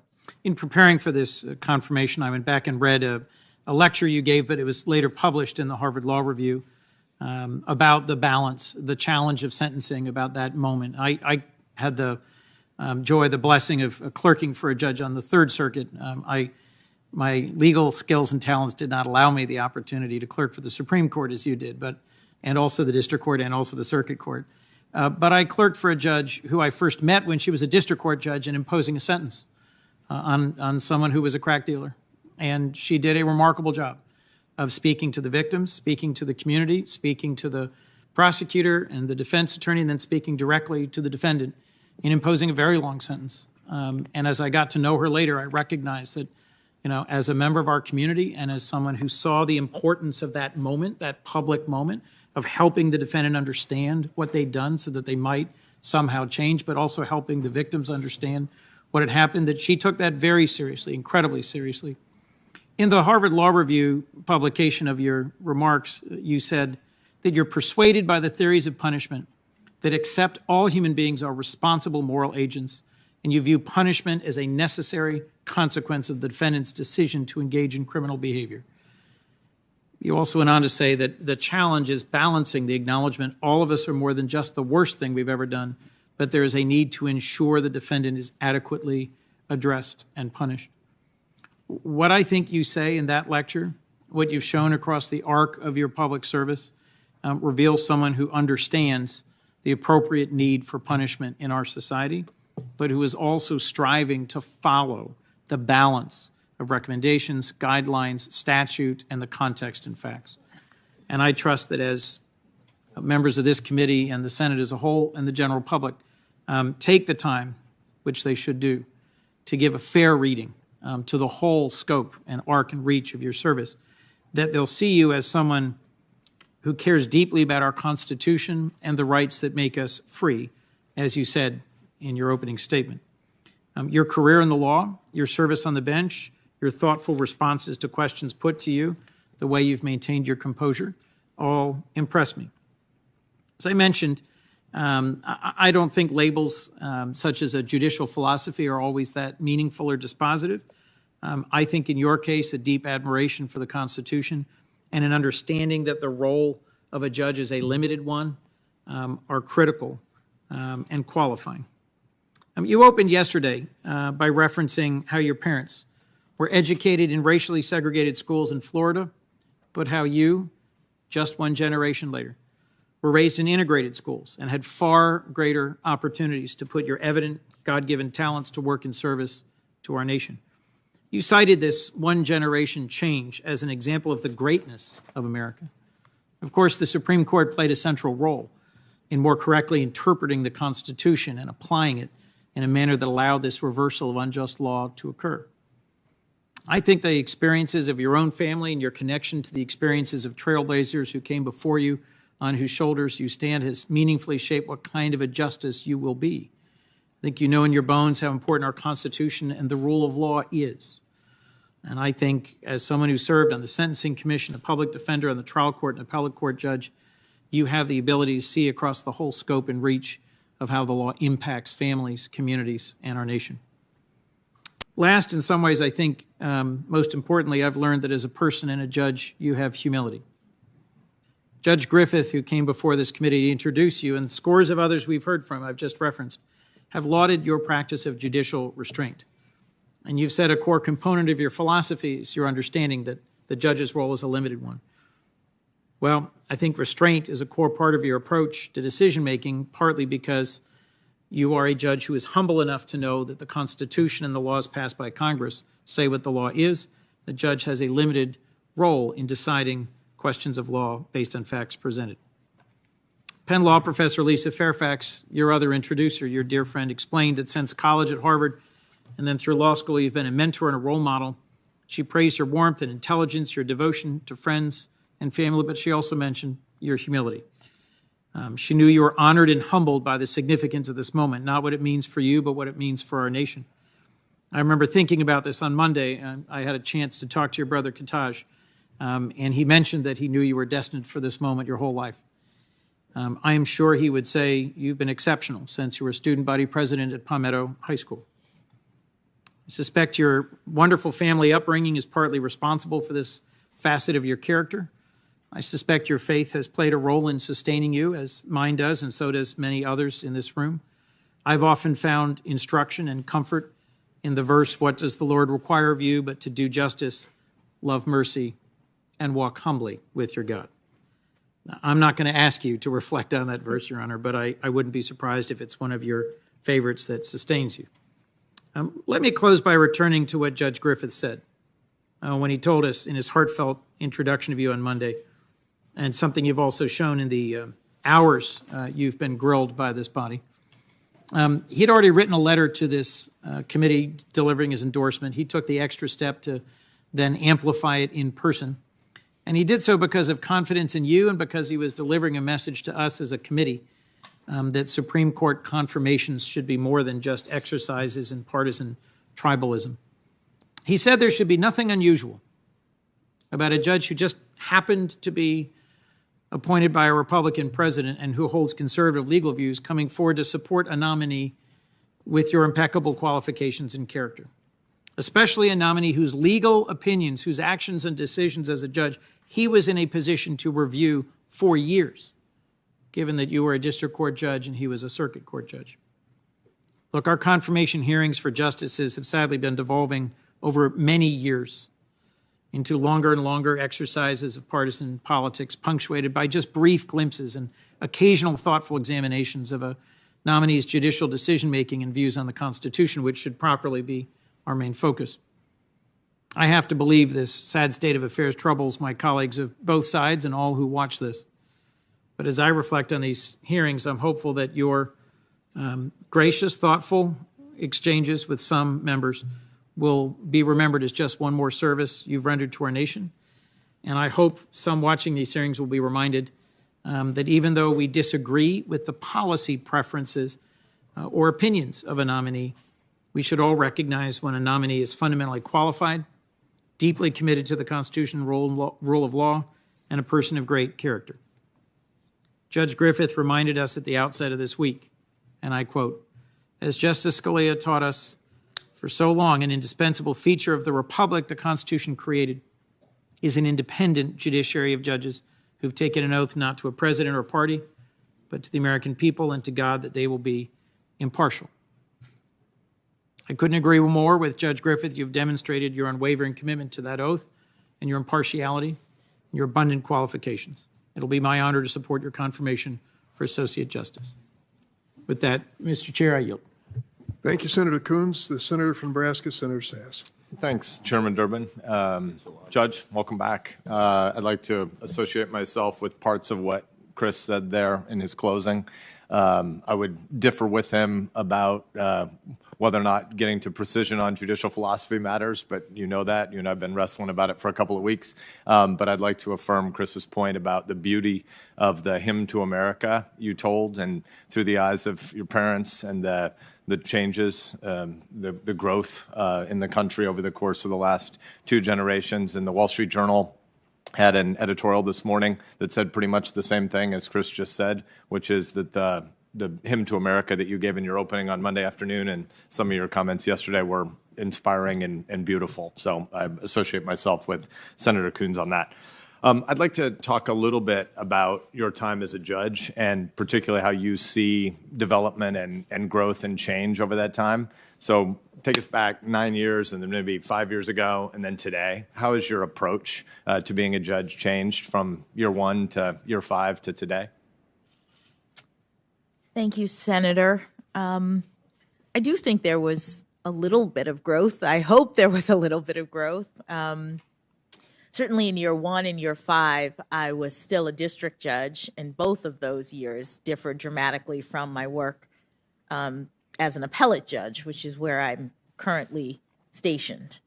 In every job, in year 1, you're new, you're trying to figure things out. I don't know that I had quite pinned down at the very beginning exactly how I would approach cases, but by the time I got to year 5, I think I had a really good sense of this judging thing, and was able to demonstrate in my opinions, the many, many opinions that I've written, the way in which I go about making my decisions.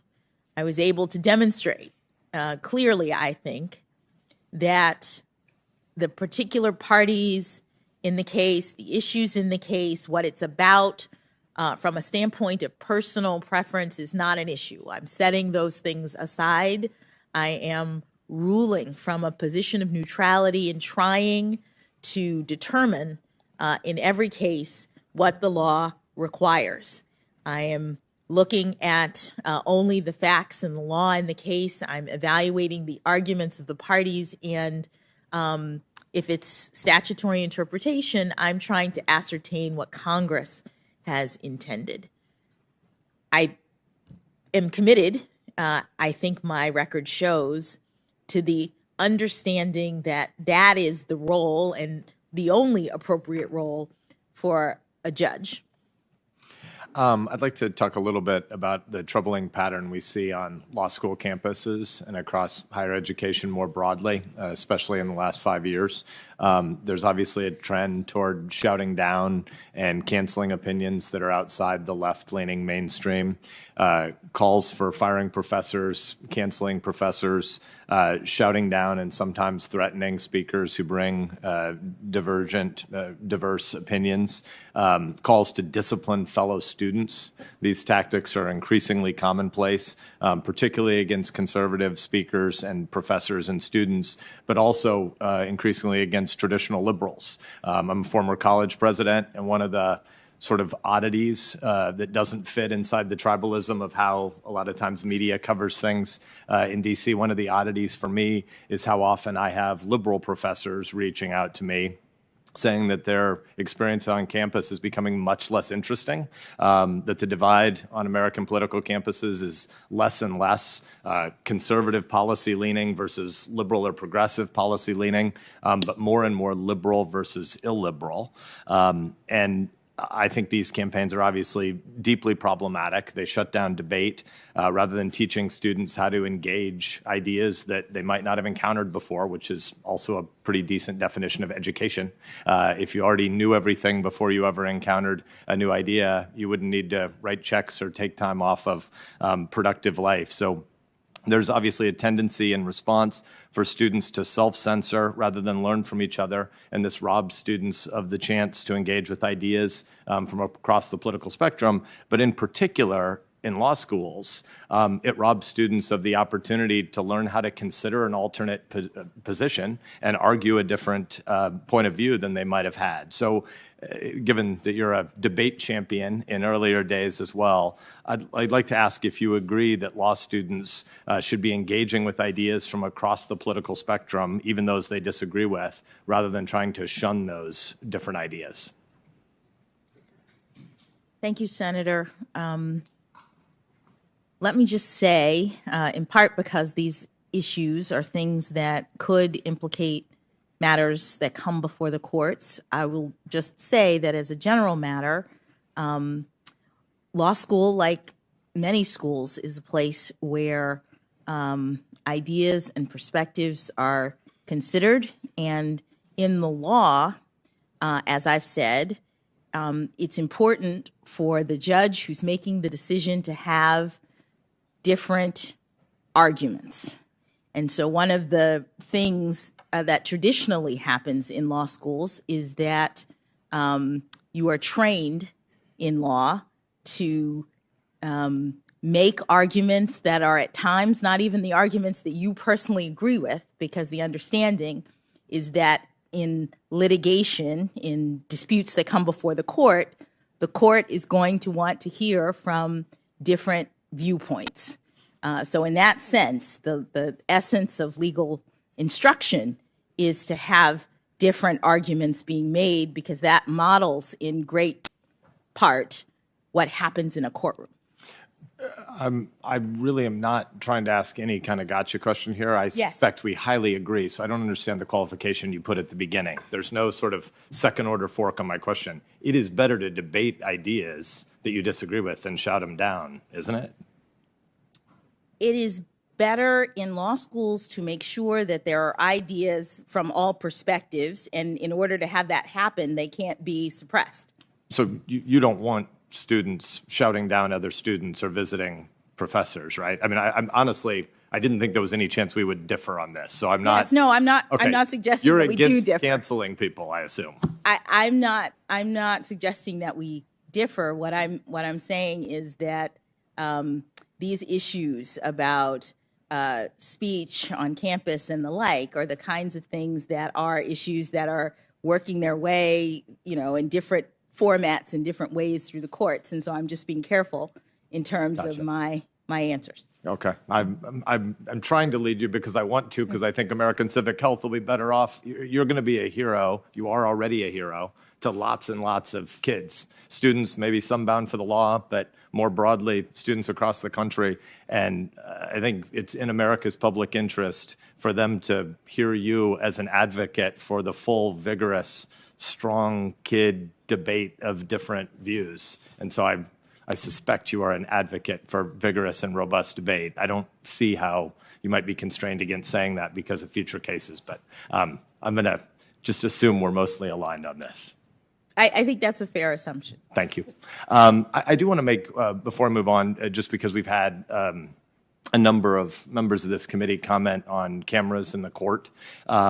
I've made my position on this clear a lot of times, but if I can give a tiny bit of friend of the court brief in advance, because I think when you're on the court and you all continue to debate this issue, I think it should be a decision for the Supreme Court to make about whether or not there are cameras in the courtroom, not a decision for the Article I branch to make for Article III. But I think it's incredibly important for us to recognize, because I think I differ from a lot of my colleagues on this who are advocates for cameras in the courtroom. I get their position that transparency is a virtue. Transparency is a good thing. I also believe that pen and pad can facilitate a whole heck of a lot of transparency just fine. And it's healthy for Americans to recognize the second and third and fourth order effects of cameras. A huge part of why this institution doesn't work well is because we have cameras everywhere. Cameras change human behavior. We know this. You don't have the same kinds of conversation over the dinner table with your family when you're wrestling through issues and apologizing for something and saying, I said this before, but maybe I should modify what I said. My tone was jerky. My substance didn't account for your position. there's a whole bunch of things that humans can do if they're not immediately mindful of some distant camera audience that they might be trying to create a soundbite for. And Instagram can be useful for some small things, but for intellectual discourse, it is not a friend. And I think we should recognize that the jackassery we often see around here is partly because of people mugging for short-term camera opportunities. And it is definitely a second and third and fourth order effect that the court should think through before it has advocates in there who are not only trying to persuade you 9 justices, but also trying to get on cable that night or create a viral video. So for what it's worth, I hope that the court doesn't respond to some well-meaning impulses from the Congress to push for cameras in the courtroom, but also some bullying. And there are ways that you can get to a lot of transparency. Audio recordings are increasingly released from the Supreme Court in timelier fashion over the past few decades. So for what it's worth, I'm glad that you on the court are making that decision, and I hope it isn't made for you by the Congress. I want to go back to the legitimacy of the Supreme Court. That term has been used a few times over the last 3 days. Do you think the Supreme Court is legitimate? I do, Senator. And so some of the ways that the court has been derided and called illegitimate by members of this Senate include, over the course of recent days and weeks, quote, leans into extreme partisanship, leans into extremism, twists the law, threatens basic liberties, has been hijacked by Republicans. These kinds of attacks undermine the public's trust in the court. We need the public to believe in the legitimacy of its government, including all 3 branches. So I would ask you, do you agree with these characterizations of the court that have been levied in this room over the last few days? Senator, I have nothing but respect for my former judicial colleagues, my current judicial colleagues, and hopefully my future judicial colleagues. I do believe that we need legitimacy. I've said that that's the currency of the court, and I look forward, if I'm confirmed, to joining the institution. So do you think there could be any opinion that would be handed down this term that could undermine the legitimacy of the court? Senator, I think the Supreme Court makes its determinations, and all of them are precedents, and they are entitled to respect. I'd like to come back to our conversation from yesterday. You pointed out a number of times that as both a district and now a circuit court judge, you were constrained and bound by the Supreme Court's holdings. You mentioned a couple of times that you haven't had a chance to do much constitutional interpretation for yourself. I largely agree with the way you framed most of that for the lower courts, but I think you would also agree with me that the job of a Supreme Court justice is different than a district court judge, and in certain ways from a circuit judge as well. When you serve on the Supreme Court, you'll have to interpret what the Constitution means, and based on what you told us about the constrained role on the lower courts, lower court decisions would then not be able to answer how you would approach the new job you would have on that highest court. And so that's why I thought our conversation on judicial philosophy yesterday was somewhat helpful. I'm not a lawyer, but I think you took a lot of us to law school yesterday in ways that were helpful. And in particular, you walked us through some different schools of constitutional and statutory interpretation in ways that I think were good for the committee, were good for the court, and were good for the public more broadly. So I guess I would ask you, if you could take us to law school one more time and walk us through some of the different approaches to substantive due process and unenumerated rights. What are the different ideas on the Supreme Court and in the broader legal community? Thank you, Senator. I am not mostly familiar with the Supreme Court's precedents in this area.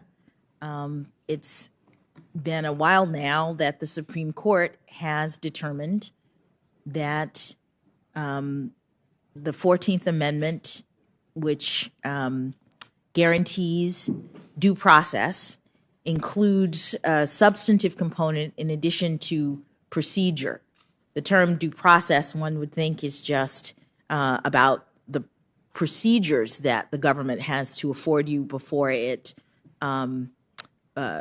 affects your life, liberty, or property. But the Supreme Court has also said that that protection extends to certain personal, individual rights that relate to dignity and autonomy, and that are deeply rooted in our nation's history and traditions, or implicit in the concept of ordered liberty.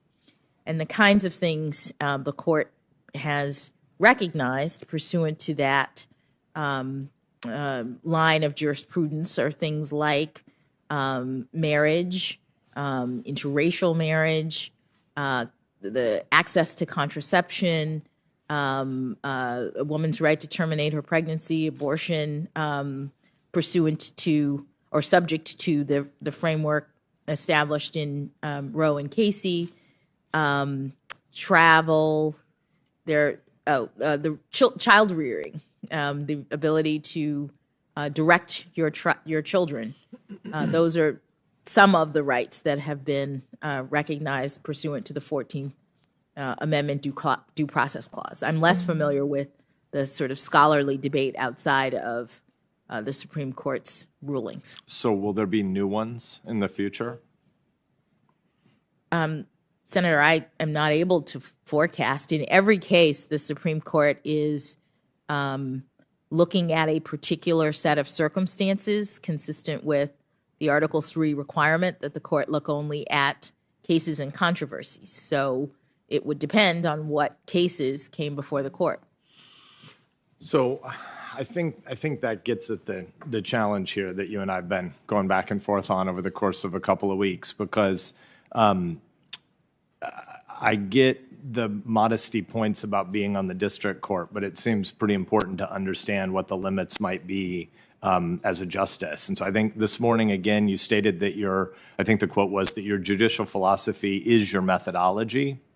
But I think that a judicial philosophy of some kind is necessarily an input into your judicial methodology and into every justice's actual jurisprudence on the court. And that's why I think it's important for us to unpack that, because the philosophies that you've outlined for the committee, again, I think yesterday's back and forth that you and I had on Breyer v. Scalia, is important, and you wouldn't claim any of those philosophies for yourself.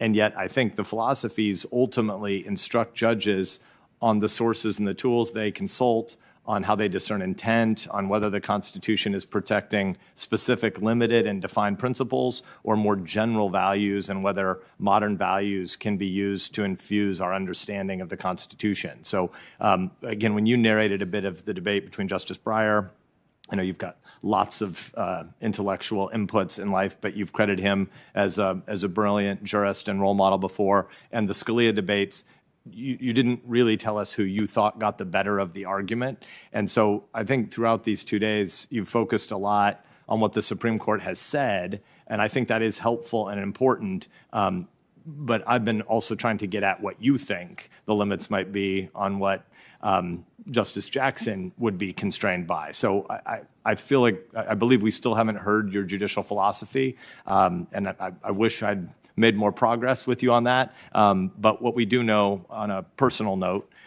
is that these committee 3 days have been very long, and I want to thank you, and got to have a nice conversation with your parents earlier, your whole family, for what you've endured and for spending time with us, and obviously wish best wishes to you and your family. Thank you, Judge. Thank you. One more minute. Thank you, Senator Sass, and Senator Blumenthal is next. Thanks, Mr. Chairman. Good afternoon. Good afternoon. Judge Jackson. I know your birthday, September 14th. Yes, sir. You have the happy coincidence of a birthday with Constance Baker Motley. Yes, sir. Who just happens to have been born in New Haven, Connecticut. Ah. And we're very proud that she is a daughter of New Haven and Connecticut. And she is one of my heroes as well. As you know about her, she was the first Black woman appointed to the federal bench she is the first black woman to have argued before the United States Supreme Court. In fact, her record before the court was 10 wins and 0 losses. She was very predominantly responsible for Brown versus Board of Education. Thurgood Marshall got most of the credit, but she did a lot of the work. Probably sounds familiar to you. So why don't you tell us, and maybe tell those folks, particularly women and girls who are watching or listening, why you said at the outset of the hearings here that she was one of those whose shoulders you stood upon as you came here today. Thank you, Senator. Well, in addition to the fact that we share a birthday, which I discovered when I was in law school and thought, what a happy coincidence in terms of someone who I so admired. And secretly at that point, I was thinking maybe I might want to be a judge. So it was a wonderful, wonderful coincidence. I so admired the fact that she was the first. It's not necessarily easy to be the first, but it is an opportunity to show other people what is possible. When you're the first, it means no one has ever done it before like you, and there may be hundreds, thousands of people who might have wanted that opportunity and thought, I can't do that because there's no one there like me. And so being a trailblazer, whether it's Judge Motley or Justice Marshall or Justice O'Connor, being a trailblazer is really inspiring, I think. And I was always moved by Judge Motley's experience and think it may even be part of why I moved in this direction. Well, it is inspiring. And I hope that your very inspiring story will make it possible for a lot of others to think it not secretly, but say it out loud and aspire to it, because it's what this country needs. And fortunately, President Biden has recognized it in the nominees that he's put before us. And we've tried to work with the great leadership of Senator Durbin to confirm people of real merit, the kind of qualifications in intellect and character and depth and warmth that you bring to us today.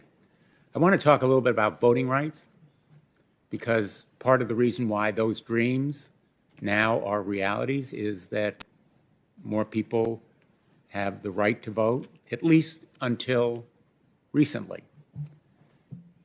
In fact, there has been a lot of backsliding about turning back the clock on voting rights. The gentleman sitting behind you, Doug Jones, our former colleague, whom we very much respect and admire, wrote a tribute to Vivian Malone Jones, who has a rich story as a civil rights warrior and who succeeded John Lewis as head of the Voter Rights Project. And he said in a speech that Doug Jones wrote in tribute to her as she was inducted posthumously into the Alabama Women's Hall of Fame, I'm quoting, "We can best honor her by acknowledging that while most doors are unlocked today,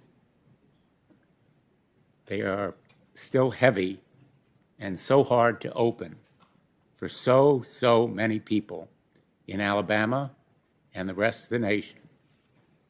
Let us commit ourselves to do our part to open these doors as wide as possible so that everyone can take the walk that Vivian took."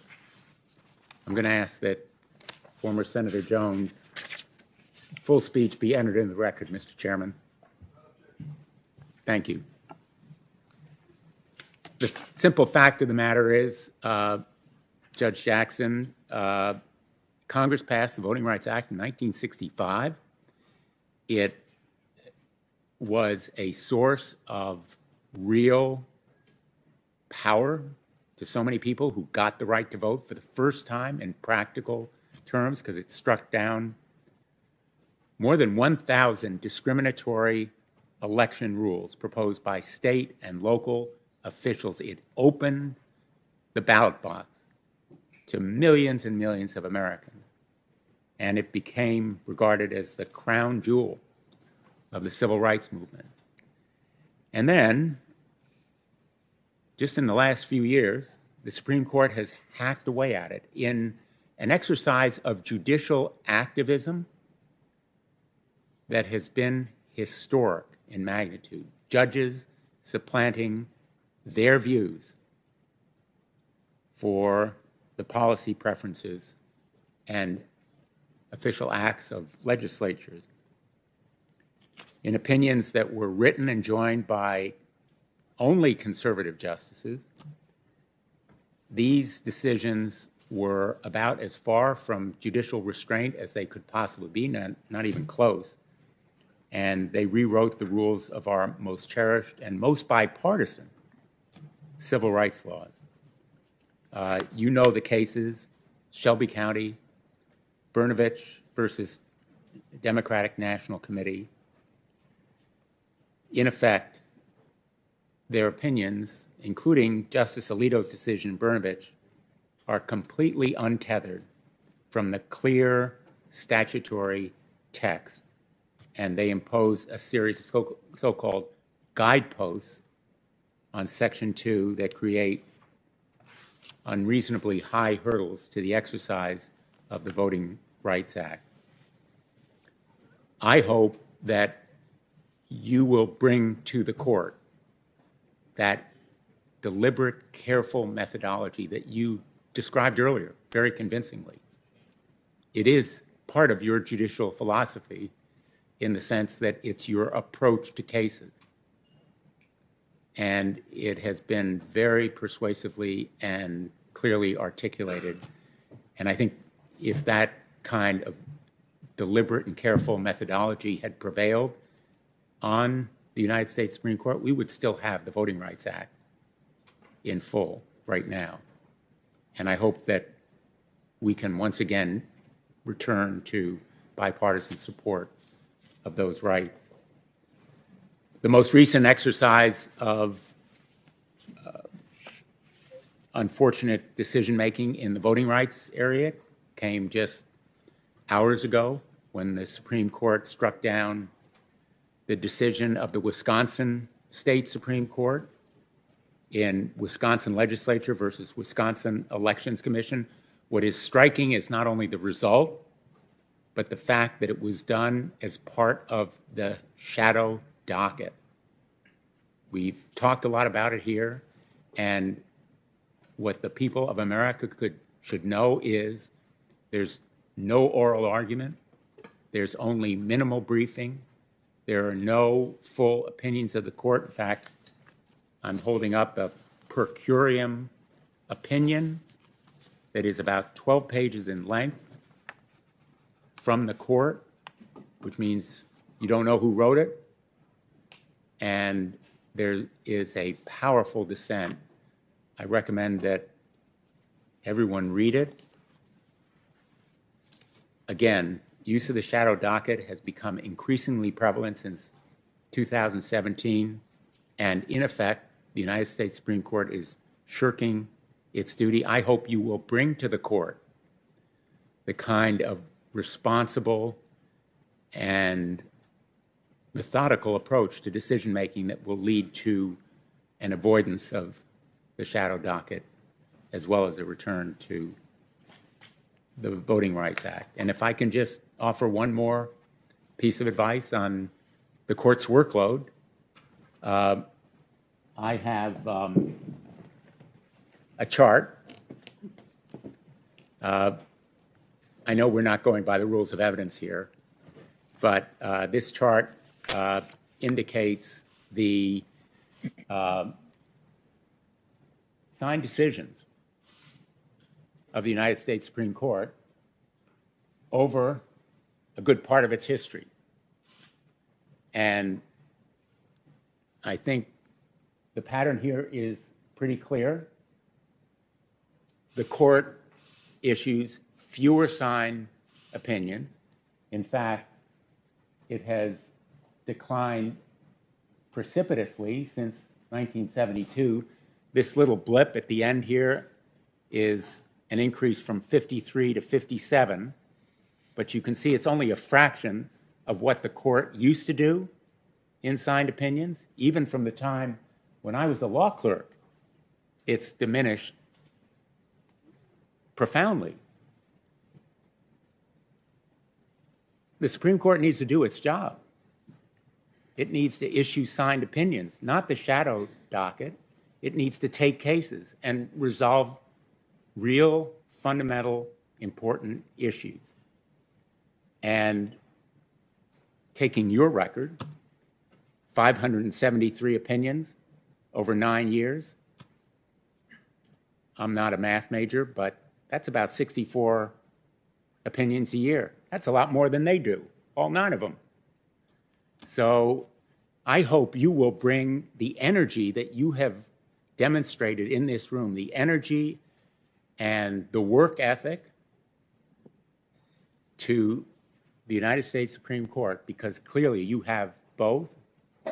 And I think the court is very much in need of it, as it is some of the other great qualities, intellect, character, that you have demonstrated here. Just a couple more points, if I may. You were asked earlier about dissents. I want to ask you about one in particular. The dissent of your mentor and your predecessor on the court, Justice Breyer. I am told, I think I've read, that there is one opinion that he is proudest of. Could you tell us what you recall it being, if you know? Senator, I'm not able to answer that question. Well, I think he said that the dissent that he is proudest of was in parents involved in community schools versus Seattle School District. I think he said it was the opinion that he was proudest of, and he cited it in a Harvard Law School symposium about his notable opinions, and he said this dissent was most notable. I will give you the citation when we're done, and ask that it be entered into the record, Mr. Chairman. Without objection. It's 77 pages long, and it's a dissent. It's a dissent in the parents involved case, which was a 5-justice plurality invalidating public school integration plans in Seattle and Louisville. The plans had been in place for decades, put in place by 2 local school boards, voluntarily trying to address school segregation in public schools in both of those cities. And the justices, conservative justices, striking down the school integration plans, said in effect they couldn't move forward with those integration plans. You may recall it is the opinion where Chief Justice Roberts said, very famously, the way to stop discrimination on the basis of race is to stop discriminating on the basis of race. Justice Breyer, in dissent, which reminded me of a lot of what you've said here this week, wrote, quote, "I do not claim to know how best to stop harmful discrimination, how best to create a society that includes all Americans, how best to overcome our serious problems of increasing de facto segregation. But as a judge, I do know that the Constitution does not authorize judges to dictate solutions to these problems. Rather, the Constitution creates a democratic political system through which the people themselves, through their legislators, must together find answers. The court should leave them to their work." I think that's the philosophy that you've articulated here today, the judicial philosophy of separate branches of government, as you so eloquently described our constitutional scheme, our federalism that really should have led the court to respect the Wisconsin Supreme Court's decision and the Wisconsin governor's decision, and to stay in its lane, as you have put it so well. The fact is, there has been a lot of progress, and we see it in this hearing room. But there is a lot of work still to be done, and there's a lot of reason for folks to feel even some anger at what we've seen on voting rights and on resegregation in some areas. So I am really excited, as I've indicated, and joyful at the great landmark and the historic accomplishment that your nomination represents and reflects. And I hope, as I've said, that not only will you make the court look more like America, but hopefully think more like America. And I want to thank you for your very hard work, all of what you personally have done, because you as a person have done it. And history has given you this opportunity. Your parents have helped to make it possible. Your family story is so powerful, but you've really earned it. And we're grateful to you for providing all of us that role model. Thank you, Mr. Chairman. Thank you, Senator Blumenthal. Senator Hawley. Thank you, Mr. Chairman. Judge, good to see you again. Good to see you, Senator. We don't have a lot of time, so let me just get straight into it. Senator Cruz was asking you at the end of his time in questionings about United States versus Stewart. This is the case where Neil Stewart tried to cross state lines to rape another person's 9-year-old daughter. He had 6,700 images and videos of egregious and brutal child pornography. The government recommended 97 months. The guidelines said 97 to 121 months. You came in at 57 months. Senator Cruz asked you why. The chairman wouldn't let you answer. I thought maybe you'd like to answer now. Thank you, Senator. No one case can stand in for a judge's entire record. I have sentenced more than 100 people in a variety of egregious circumstances. In every case, and especially cases that involve the kinds of acts that you're talking about, the kinds of evidence that I had to deal with as a judge, in every case, I am balancing the factors that Congress has determined are appropriate and required for a judge to make a determination.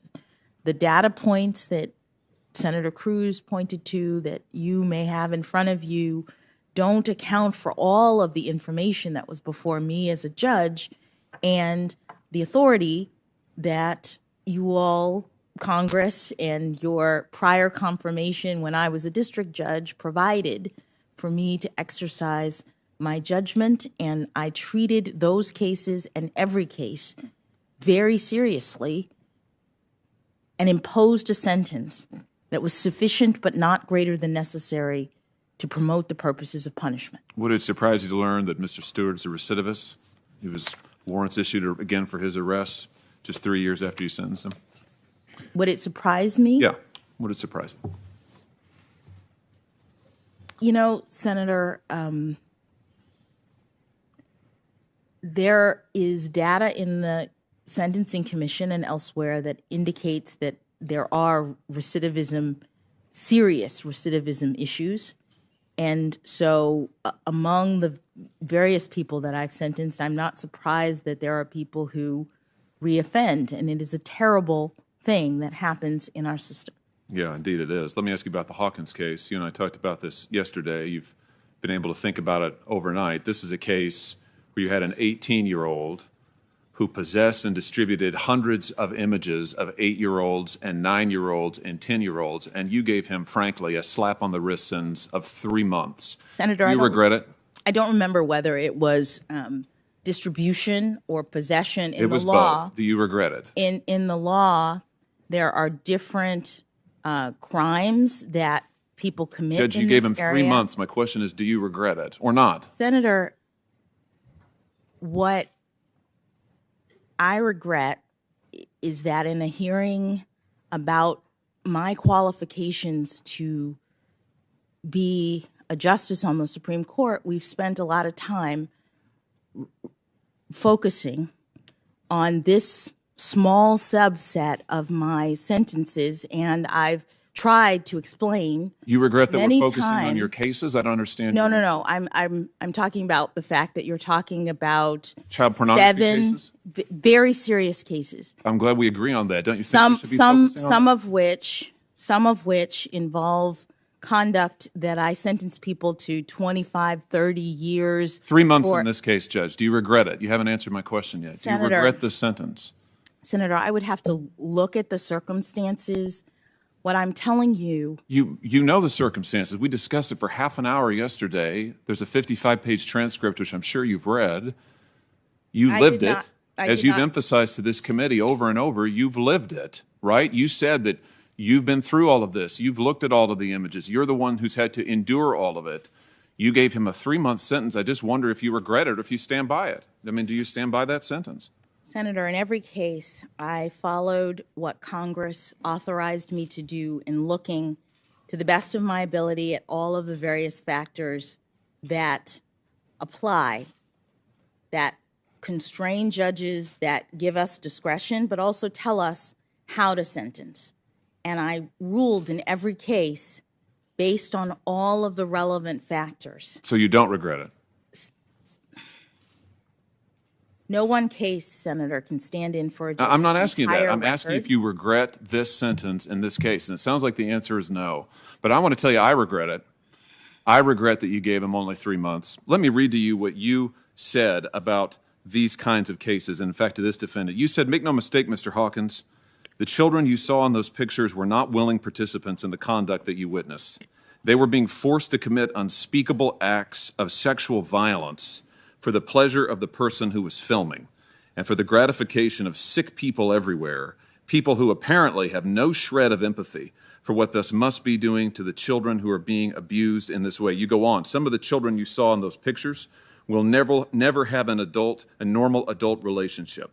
Some of them will turn to drugs and prostitution and other vices to try to deal emotionally with the pain that results from the torture that they have experienced. And even those who manage to lead a somewhat normal adult life say they live in constant fear of being recognized. Some people are even unable to leave their houses because once those pictures are on the internet, they are there forever. And the victims can't do anything without worrying that every person that they meet has seen them in their most vulnerable state at the most horrible time in their lives. That's your words, pages 34 and 35 of the transcript. Powerful words, Judge. I just don't understand why after saying this and believing this, you could give this guy 3 months in prison when the probation office that we've heard so much about recommended 18 months. Even the probation office recommended 18 months. Do you have anything to add? No, Senator. Let me ask you about your policy of not giving enhancements when there are prepubescent children, like there were in the Hawkins case, who are 8, 9, 10 years old, when there are prepubescent children involved. I'm just struggling to understand this. You said it in Hawkins. You said that you weren't going to give him an enhancement. You weren't going to make his sentence any tougher, despite the fact that we had all of these terrible videos that you and I talked about at length yesterday. This is page 38 of the transcript, just so that we're all following along. You said, in your case, I don't feel that it is appropriate necessarily to increase the penalty on the basis of your use of a computer, and we've talked about that, or the number of images or prepubescent victims as the guidelines require, because these circumstances exist in many cases, if not most, and they don't signal an especially heinous or egregious child pornography offense. You said the same thing in the Cooper case just last year. This was an individual, Cooper, who was 30 years old at the time of his sentencing. He pleaded guilty to distributing child pornography. He posted between 3 and 4 dozen images of child exploitation to Tumblr, where it could be accessed publicly. The government said, and I'll quote from the transcript in that case, page 37, when his devices were found, including the computer, within the computer and on an untitled folder were many, many, many videos. The nature of these videos went well beyond mere child pornography. The government says, I don't mean to make light of the content of any child pornography, but rather to say that the content of those videos is on the more egregious or extreme spectrum of the child pornography videos that are encountered in these cases. And yet, when you sentenced him, you said, I'm quoting now from the transcript in Cooper, I'm really reluctant to get into the nature of the porn. And then later, it's very difficult to assess how different Mr. Cooper's images are than those of other similarly situated child pornography defendants, such that I, without going into looking at them, and I'm not an expert, you say. So you say, while I understand the government's arguments, Mr. Miranda, the government's arguments in that regard, I don't find them persuasive from the standpoint of characterizing this as an especially egregious child pornography offense. Help me understand this, Judge. Why is it that what's your policy disagreement with the guidelines treating images, videos, pornographic images that have small children, infants, 7, 8, 9-year-olds? Why won't you give an enhancement for those? Help me understand that. Thank you, Senator. I'll make 2 responses. First, that's not my policy disagreement. I don't know why you've characterized that in that way. Well, wait a minute. You say right here in the cases. I mean, this is what I want to make sure that we're talking about the same thing here.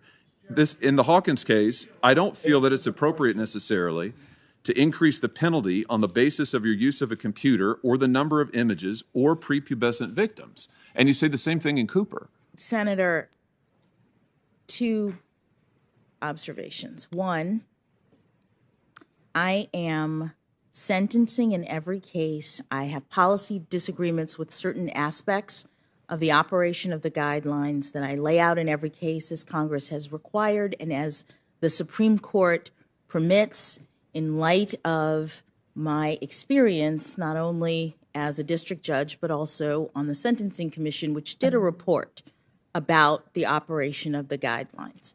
Second, you've read extensively from the government's argument in this case. You've not provided information from the probation office or the defense. And when I don't have the probation office report. No, excuse me, Senator. The probation office provides a recommendation. There has been information gathered about what a recommendation was given in each one of these cases. I don't have that information here, but what I'm saying is that in every case, the judge is not just hearing from the government. The judge is not just evaluating what the government says in these cases. In every criminal case, a judge has to take into account all sorts of factors, including arguments being made by the defendant, by the government, by the probation office. So I understand that in certain cases, the government may have made an argument, but there are other people in our criminal justice system who make arguments, and the court evaluates everything as Congress has directed, and no one case can stand in for my entire record of how I deal with criminal cases, or did when I was a district judge. I have law enforcement in my family. I am a mother who has daughters who took these cases home with me at night because They are so graphic in terms of the kinds of images that you are describing. They give you not only the actual videos, which you can ask to see, but they describe in the briefs in detail what these videos show. So I am fully aware of the seriousness of this offense and also my obligation to take into account all of the various aspects of the crime as Congress has required me to do, and I made a determination seriously in each case. What I'm trying to understand is, why is it that you say multiple times that just because there are prepubescent victims in Cooper, in Hawkins, that does not signal that this is a heinous or egregious child pornography offense, and you're not going to apply any sentencing enhancements that the government's asking you for? The sentence gets to be less because you say, I'm not going to apply. The government asked for enhancements related to prepubescent children, related to the nature of these images, and you say, I'm not going to apply it. But I get, what you're telling me is, I guess, that you don't have a policy objection? I mean, why didn't you apply the enhancements as they were asked for? Senator, I've answered this question many times from many senators who've asked me, so I'll stand on what I've already said. So you have nothing to add about why these crimes, why these images, in your view, do not signal an especially heinous or egregious child pornography offense? That's Hawkins. You say in Cooper, I understand the government's argument, but I don't find them persuasive, the fact that there were prepubescent children, from the standpoint of characterizing this as an especially egregious child pornography offense. That's page 58.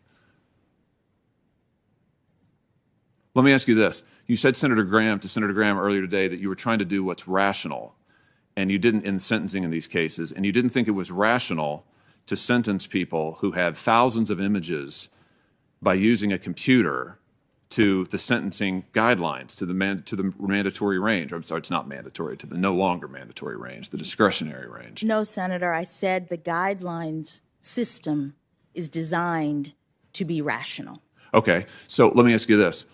Why isn't it rational to sentence people who have thousands of images on a computer to more time as opposed to somebody who has one or two pictures in the mail?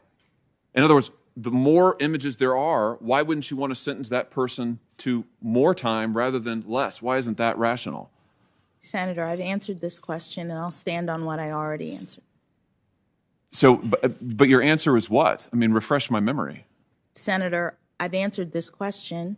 I've explained how the guidelines work, and I'll stand on my answer. But the guidelines are not mandatory. I wish they were, but they're not. The Supreme Court made that determination. I'm trying to understand why you think it's rational not to sentence criminals based on the number of images they have. You say that this is a policy disagreement that you have with the guidelines. This gets to the core of your judicial philosophy. You served on the Sentencing Commission, where you recommended changes to the guidelines based in part on this policy disagreement. So I think it's relevant and indeed vital we understand what the policy disagreement is. That's what I'm trying to get at here. Senator, I previously explained what the policy disagreement is, and I will stand on my answer. So you're not going to answer my question? No, I've answered your question, and my answer is You haven't I've answered my question. I'm explained- sitting here asking you, and you're declining to answer. I've explained how the guidelines work. I've explained that the guidelines were developed at a time in which the commission of this crime was different than it is today. I've explained that Congress has not intervened to revise or direct the commission around how to deal with the changes in the commission of this crime. And so judges all over the country are grappling with how to apply this guideline under these circumstances. And there's an extreme amount of disparity. And in each case, a judge has to look at all of the factors, not just the guidelines, not just what the government asks for, but the recommendations of the probation office, the arguments of the government and the defense, the nature and circumstances of the offense, the history and characteristics of the defendant, the need for the sentence imposed to promote the purposes of punishment, which include things like rehabilitation. Also, in every case, Congress has authorized judges to impose not only terms of imprisonment, which are a very important part of the consequences for these crimes, but a range of other preventative kinds of measures which courts impose in cases to prevent these defendants from repeating these egregious, this type of egregious conduct. And I talked to each defendant, as you have quoted, explaining to them the harms that their crimes caused, and I imposed not only a term of imprisonment, but also all of the other consequences of the offense, to include decades of supervision, restrictions on use of a computer, and the like. That's my answer. I've answered it many times. Do you have other questions for me? Yeah, I do. I do, because I want to try to understand when you talk about the guidelines being outdated and outmoded. I understand that they were written, the initial guidelines were written at a time when computers were not common. Everybody didn't have one. Certainly didn't have phones in every pocket like we do now, smartphones. So I understand that. I also understand that the number of images, sexually exploitative images of children on these devices has exploded. And so I'm trying to get at what Senator Coons earlier characterized as a pretty fundamental policy question, which I think is the correct characterization here. I'm trying to understand your view on why it is that while the number of images available on these things has exploded, that sentencing shouldn't track that. You see what I'm saying? I mean, you've made the argument, if I understand you right, and I want you to correct me if I'm wrong, you've made the argument that, well, look, the guidelines were written at a time when this stuff was like, it was an individual picture, it was, magazines, whatever. Now, almost every offender, I think this is the argument, so you correct me, almost every offender, because of the nature of this, they've got tens, hundreds, sometimes thousands. I mean, partly because of the nature of this.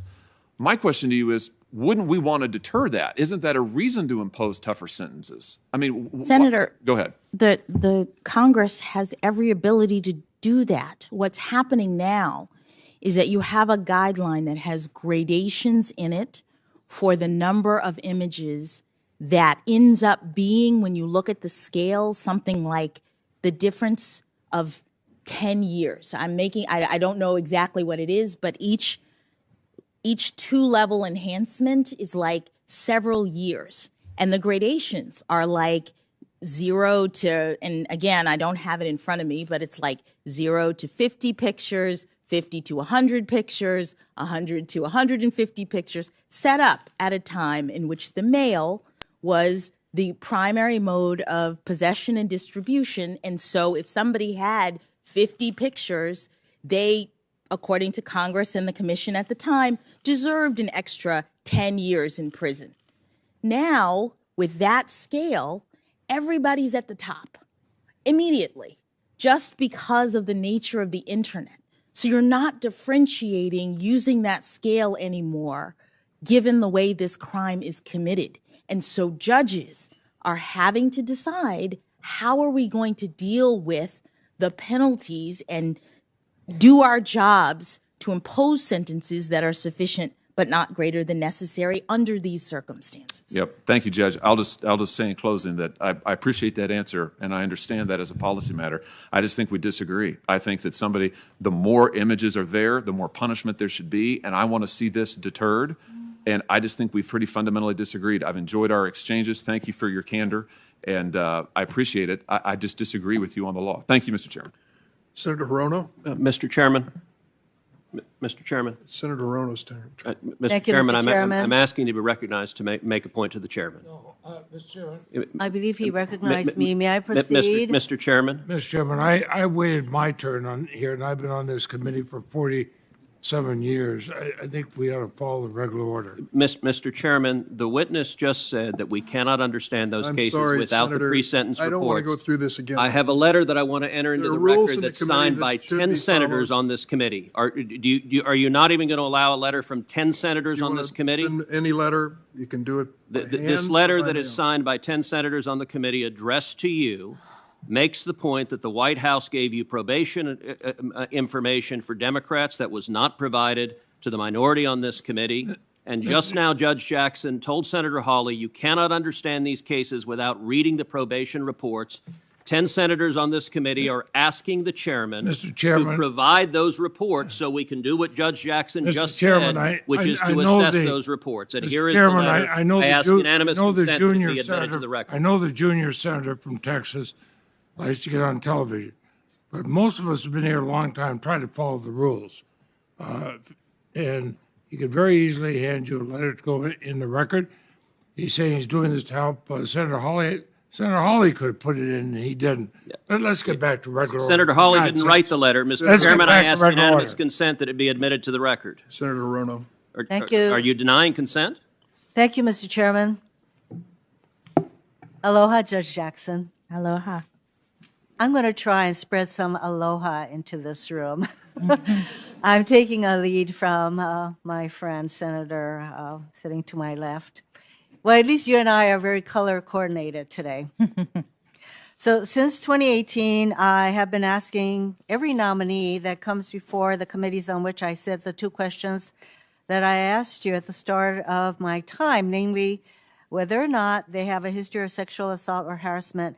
This is something I started in 2018 to make sure that harassment and abuse that women mainly have put up with since, as far as I'm concerned, time immemorial, didn't continue to get swept under the rug. I found these questions to be important for nominees to the judiciary. As Chief Justice Roberts stated in his 2017 year-end report on the federal judiciary, events in recent months have illuminated the depth of the problem of sexual harassment in the workplace, and events in the past few weeks have made clear that the judicial branch is not immune. Here are just a few examples of abusive practices by federal judges. In December 2017, 6 former law clerks and staffers accused Ninth Circuit Judge Alex Kozinski of subjecting them to a range of inappropriate sexual conduct and comments. In September 2019, the 10th Circuit Judicial Council issued an order finding that District Court Judge Carlos Mejia, apologize if I mispronounce his last name, had harassed multiple employees over a period of years, including by subjecting them to sexually suggestive comments, inappropriate text messages, and excessive non-work-related conduct. In February 2020, former law clerk to the late Ninth Circuit Judge Stephen Reinhardt accused the judge of a months-long harassment campaign.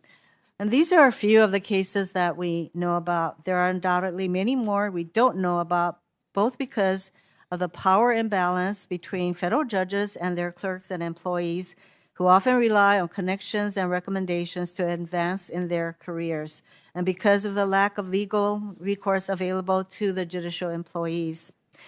Many may not realize this, but federal judicial branch employees are not protected by the foundational federal statutes, such as Title VII of the Civil Rights Act of 1964, that prohibit discrimination and retaliation. And that's why I introduced, along with Chair Durbin and Senators Whitehouse and Murray, the Judicial Accountability Act, which would ensure the more than 30,000 employees of the federal judiciary have strong statutory rights and protections against discrimination, sexual harassment, retaliation, and other forms of workplace conduct. I know you can't comment on legislation, so I won't ask you whether you support the Judicial Accountability Act. Instead, I'd like to hear what you do to make sure your chambers is a safe, inclusive place to work. Thank you, Senator.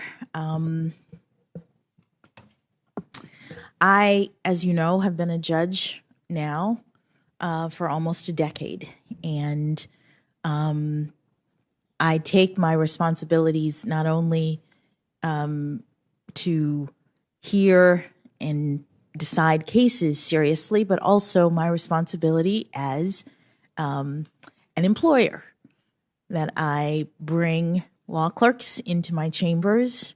I was a law clerk to 3 wonderful federal judges who were role models for me, and I try to act as a role model to my law clerks. I try to bring in people who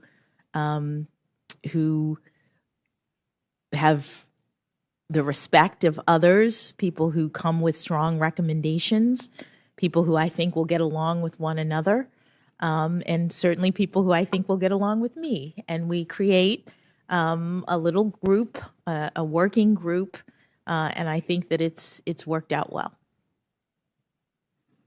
And I would think that you would make sure that there are no instances of inappropriate behavior, sexual harassment from any of your clerks or employees. That's absolutely correct.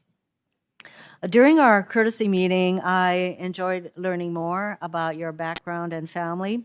And of the 9 sitting justices of the Supreme Court, only 3, Justices Alito, Breyer, and Kagan, were educated in our public school system. And you would, as far as I'm concerned, make a welcome addition to the court from that standpoint as a public school graduate myself. So public high schools educate people from all backgrounds, and most people go to public schools. Most people don't get to go to private schools. So your classmates probably came from different racial and ethnic backgrounds, incomes, social statuses, academic abilities, athletic abilities, among others. How, if at all, has your public school experience shaped the person you are and your approach to the law? Thank you, Senator. I was very fortunate to go to public school in Miami, Florida. I had a wide range of classmates, and it was a wonderful opportunity to get to know people who were different than me, and to learn at the end of the day that they were not so different than I am, even if they came from different backgrounds. And I've talked a lot about my debate team. That was one of the activities that I engaged in and spent a lot of time with my colleagues on the debate team and with my wonderful coach. And you learn how to support each other, how to speak across difference, how to communicate with different kinds of people. And it was a wonderful experience, and as I've mentioned, in many ways different than the generation before, who in Florida were segregated by law.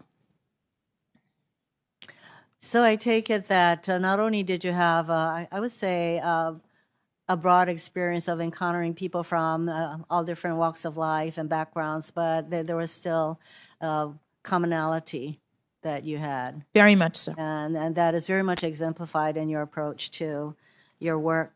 I also talk with you about the importance of the creative part of our lives, because I think lawyers tend to be very left brain, and I know that you are a very well-rounded person. And so I asked you, what do you do to pay attention to the creative side of your life?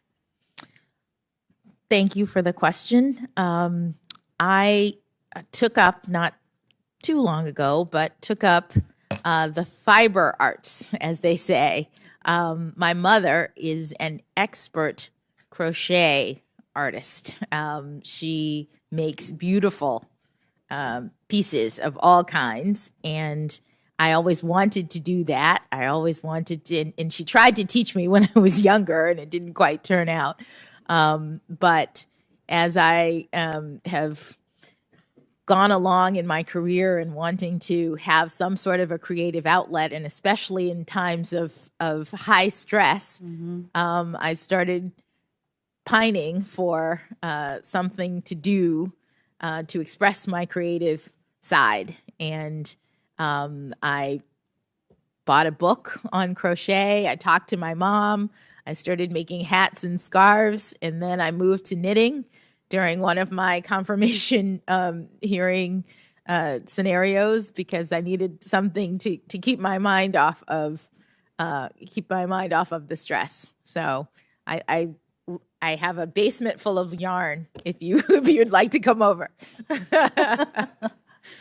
I think that's another way that you're connecting to the people who really mean a lot to you. The creative outlet is really important to me because in a changing world, I think it is our ability to be creative in our approaches and how we think about things that will enable us to deal with the rapid changes that happen every day in these days. I view you as a consensus builder. And so I know that in your work with the Sentencing Commission, you really worked hard to come up with some 95% of the time. In this very diverse group, there was consensus in your recommendations. How important do you think consensus is on what I characterized yesterday as a very ideologically split Supreme Court? I think consensus is very important. It was one of the things that I most admired about having the opportunity to work for Justice Breyer as a law clerk, to observe his process for reaching out to colleagues and trying to collaborate in his thought process about the outcomes of cases. And it's something that I tried to emulate when I was on the Sentencing Commission, which, as you said, is a very diverse body. I saw in that context the importance of trying to reach common ground with respect to your determinations. Mr. Chairman, thank you very much.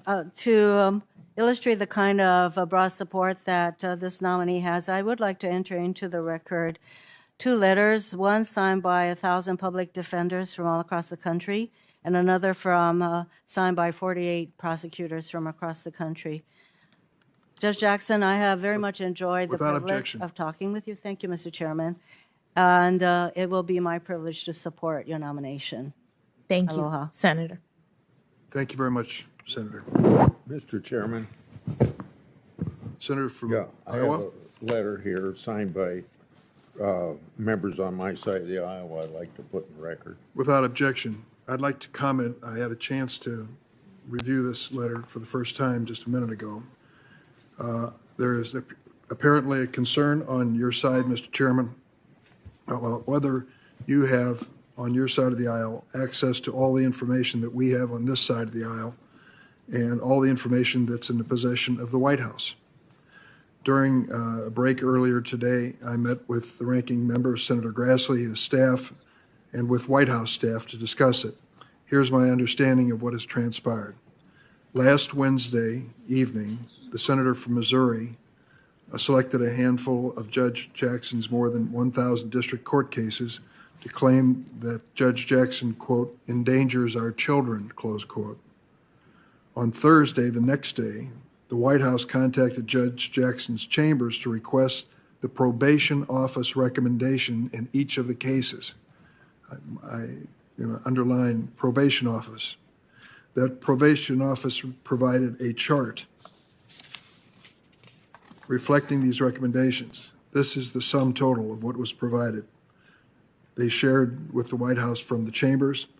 When the senator from Missouri continued to raise questions and request the probation office's recommendation in these cases, the probation office provided this chart reflecting those recommendations, which was shared with the White House. When the senator from Missouri continued to raise questions about Judge Jackson's sentencing record, my staff asked the White House for information about the probation office recommendations. These are just numbers for each one of the cases. That's all that is. The White House and my office didn't have this information earlier because we didn't know the senator from Missouri was going to make this claim in the first place. Once the Republican side requested the same information, my staff shared it within minutes. So now your side, Senator, has exactly what the White House and the Democratic side has. The same chart provided by the probation office. And I might add that some of this had been published in the press, in Washington Post and other places, but it consists in each case of the case number, name, the probation office recommendation for custody, the sentence imposed custody, the probation office recommended supervision and release, and the supervision and release imposed. All of that information has now been shared equally. Some information on the other side, on the Republican side, includes frequent reference to transcripts, which we don't have on this side. And the reason being, we didn't anticipate this objection from the senator from Missouri and request that information. Now, the letter also goes a step beyond, which I think is a very important decision for this committee to make. This request for pre-sentence reports from each of these cases. Now, these pre-sentence reports are typically filed under seal. They can contain highly sensitive personal information, not just about the defendant, but about innocent third parties and victims. We've spent a lot of time here reflecting on these terrible crimes. Everyone has acknowledged how terrible they are and how damaging they can be to the victims.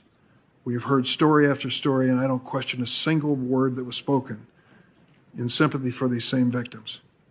I would not want it weighing on my conscience that we are turning over these pre-sentence reports to this committee for the first time in history, and that information out of this, or because it was released, would somehow compromise or endanger any victim as a result of it. This information was not requested before. It's never been requested by this committee. And I think we ought to think long and hard about whether or not we even consider going into pre-sentence reports. So I'm going to take this matter up with our side, and I'm sure you will with your side. I have your letter requesting it. As far as this information, you have exactly what we have, no more, no less. In terms of pre-sentence reports, this is a critical policy question, which ought to be carefully weighed. It goes way beyond, I'm sorry, Judge Jackson, it goes way beyond your nomination. And I want to make certain that we don't take a step here that endangers the lives or well-being of innocent people. Mr. Chairman, since you just responded to the letter that I wrote and was submitted on behalf of 10 senators, I will point out that in Judge Jackson's answer to Senator Hawley, she said that he and this committee did not have sufficient information to assess her sentencing decisions because we heard the arguments of the prosecutors in the transcript, but we did not have the recommendation from the probation office. And what she testified under oath is you can't understand why she issued her sentences without having those probation reports. You are right that there can be sensitive victim information in those reports, and everyone on this side, I'm confident, would agree to redacting out any information that would violate the privacy of a victim. But Judge Jackson has told us it is relevant to understanding those cases, and that's why 10 of us have requested we have those reports, and there's explicit statutory authority for us to do so that is cited in the letter we just submitted. Senator, I don't know where other members of your caucus stand on the basic question of this nomination. They can decide on their own, and they will, and they should. That is their responsibility. I think I know where you're headed. And I would just suggest that we ought to think long and hard, my friends, about members of the Judiciary Committee endangering the lives of innocent people to pursue this line of questioning. We spent 2 days, 15, 16, 17, 18 hours, and a large part of it on this issue. I don't believe these pre-sentencing reports are going to change anyone's disposition if they're going to vote on this issue. And I do not want it weighing on my conscience that I gave the green light to release this information so that it might endanger the lives of innocent victims. I'm sorry. That's a bridge too far for me. I think the issue before us on sentencing, you each had a chance to hear plenty of testimony on it. And I believe this should be taken up with the individual caucuses on both sides, if you wish. But that to me it's gone way too far, way too far. I don't want it on my conscience. Mr. Chairman, if I might, Senator, when I agree with you, I've prosecuted literally thousands of people. I would have to go back. It's over 8 years. I can't remember the hundreds of sentencings I was at where we had pre-sentence reports over and over again. There were things in there that were sensitive, sometimes reflecting somebody who were putting their lives on the line to even give a report. Neither the defense counsel nor I as a prosecutor ever thought those would be made public. and we assumed the judges, we had judges across the political stripes who read them, kept the confidence of that. As a result, we knew that the reports were thorough. And a judge has the final say, but as a prosecutor, I might have a recommendation, but I never question a judge who might give a different sentence, because my responsibility was to prosecute, theirs was the sentence. Senator Lee. Yeah, might I just weigh in here? I totally understand the concern that you're describing relative to the confidential nature of pre-sentence reports. As a prosecutor and as a law clerk, I reviewed those with some regularity, and I understand the sensitivity of them. Let me suggest a couple of things. First of all, it's not unusual for us as a committee and as members of the United States Senate to review materials that would be inappropriate for public release. I don't think one of us is suggesting that. There are means by which we can review things in a classified environment and treat them as classified. We've done that with significant success in this hearing. Secondly, to the extent that wouldn't provide the level of comfort necessary, we'd also be happy to review them on a redacted basis. These are things that have become relevant in our conversations. We want to make sure that we have the facts, but not one of us wants to endanger anyone or to render public information that is sensitive in nature. There are abundant ways around that. I would suggest that the information contained in these reports is dangerous to the victims and to the innocent people who are mentioned in these reports, and unnecessary at this point. It's never been requested by this committee, and it's merely a fishing expedition in dangerous territory. Classified settings, redacted versions of the reports. This has never happened in the history of this committee. And I would say, Senator, I will just tell you, I am not going to be party to turning over this information and endangering the life of an innocent person for a political quest to find more information. We have exhausted this topic, and we've gone to it over and over again. And I think that this is a bridge too far for this committee. That's my personal feeling. I take it that Senator Leahy may agree with me in that regard. This nominee has been before this committee for 18 hours. I don't believe that this information is going to change anyone's vote. You can decide in your caucus what you want to do to go forward. I've told you my position. I want to proceed if I can. I thank the nominee for waiting for this colloquy, and I turn it over to Senator Cotton. Judge, I want to return to the question of crime and specifically sentencing. In any of the cases where you've sentenced an offender below the guidelines, has that offender gone on to commit another crime after getting released from prison? Thank you, Senator. When judges sentence, they often impose terms of supervised release. And there are times in which, when a person is on supervised release, they reoffend. There are also times when they don't. But even after the period of supervised release, the court doesn't continue to have any way of tracking or knowing what happens, because if they were to reoffend, it wouldn't necessarily come back to the same court or the same judge. So you don't have a factual basis to know whether or not anyone you've sentenced below the guidelines has reoffended in the future?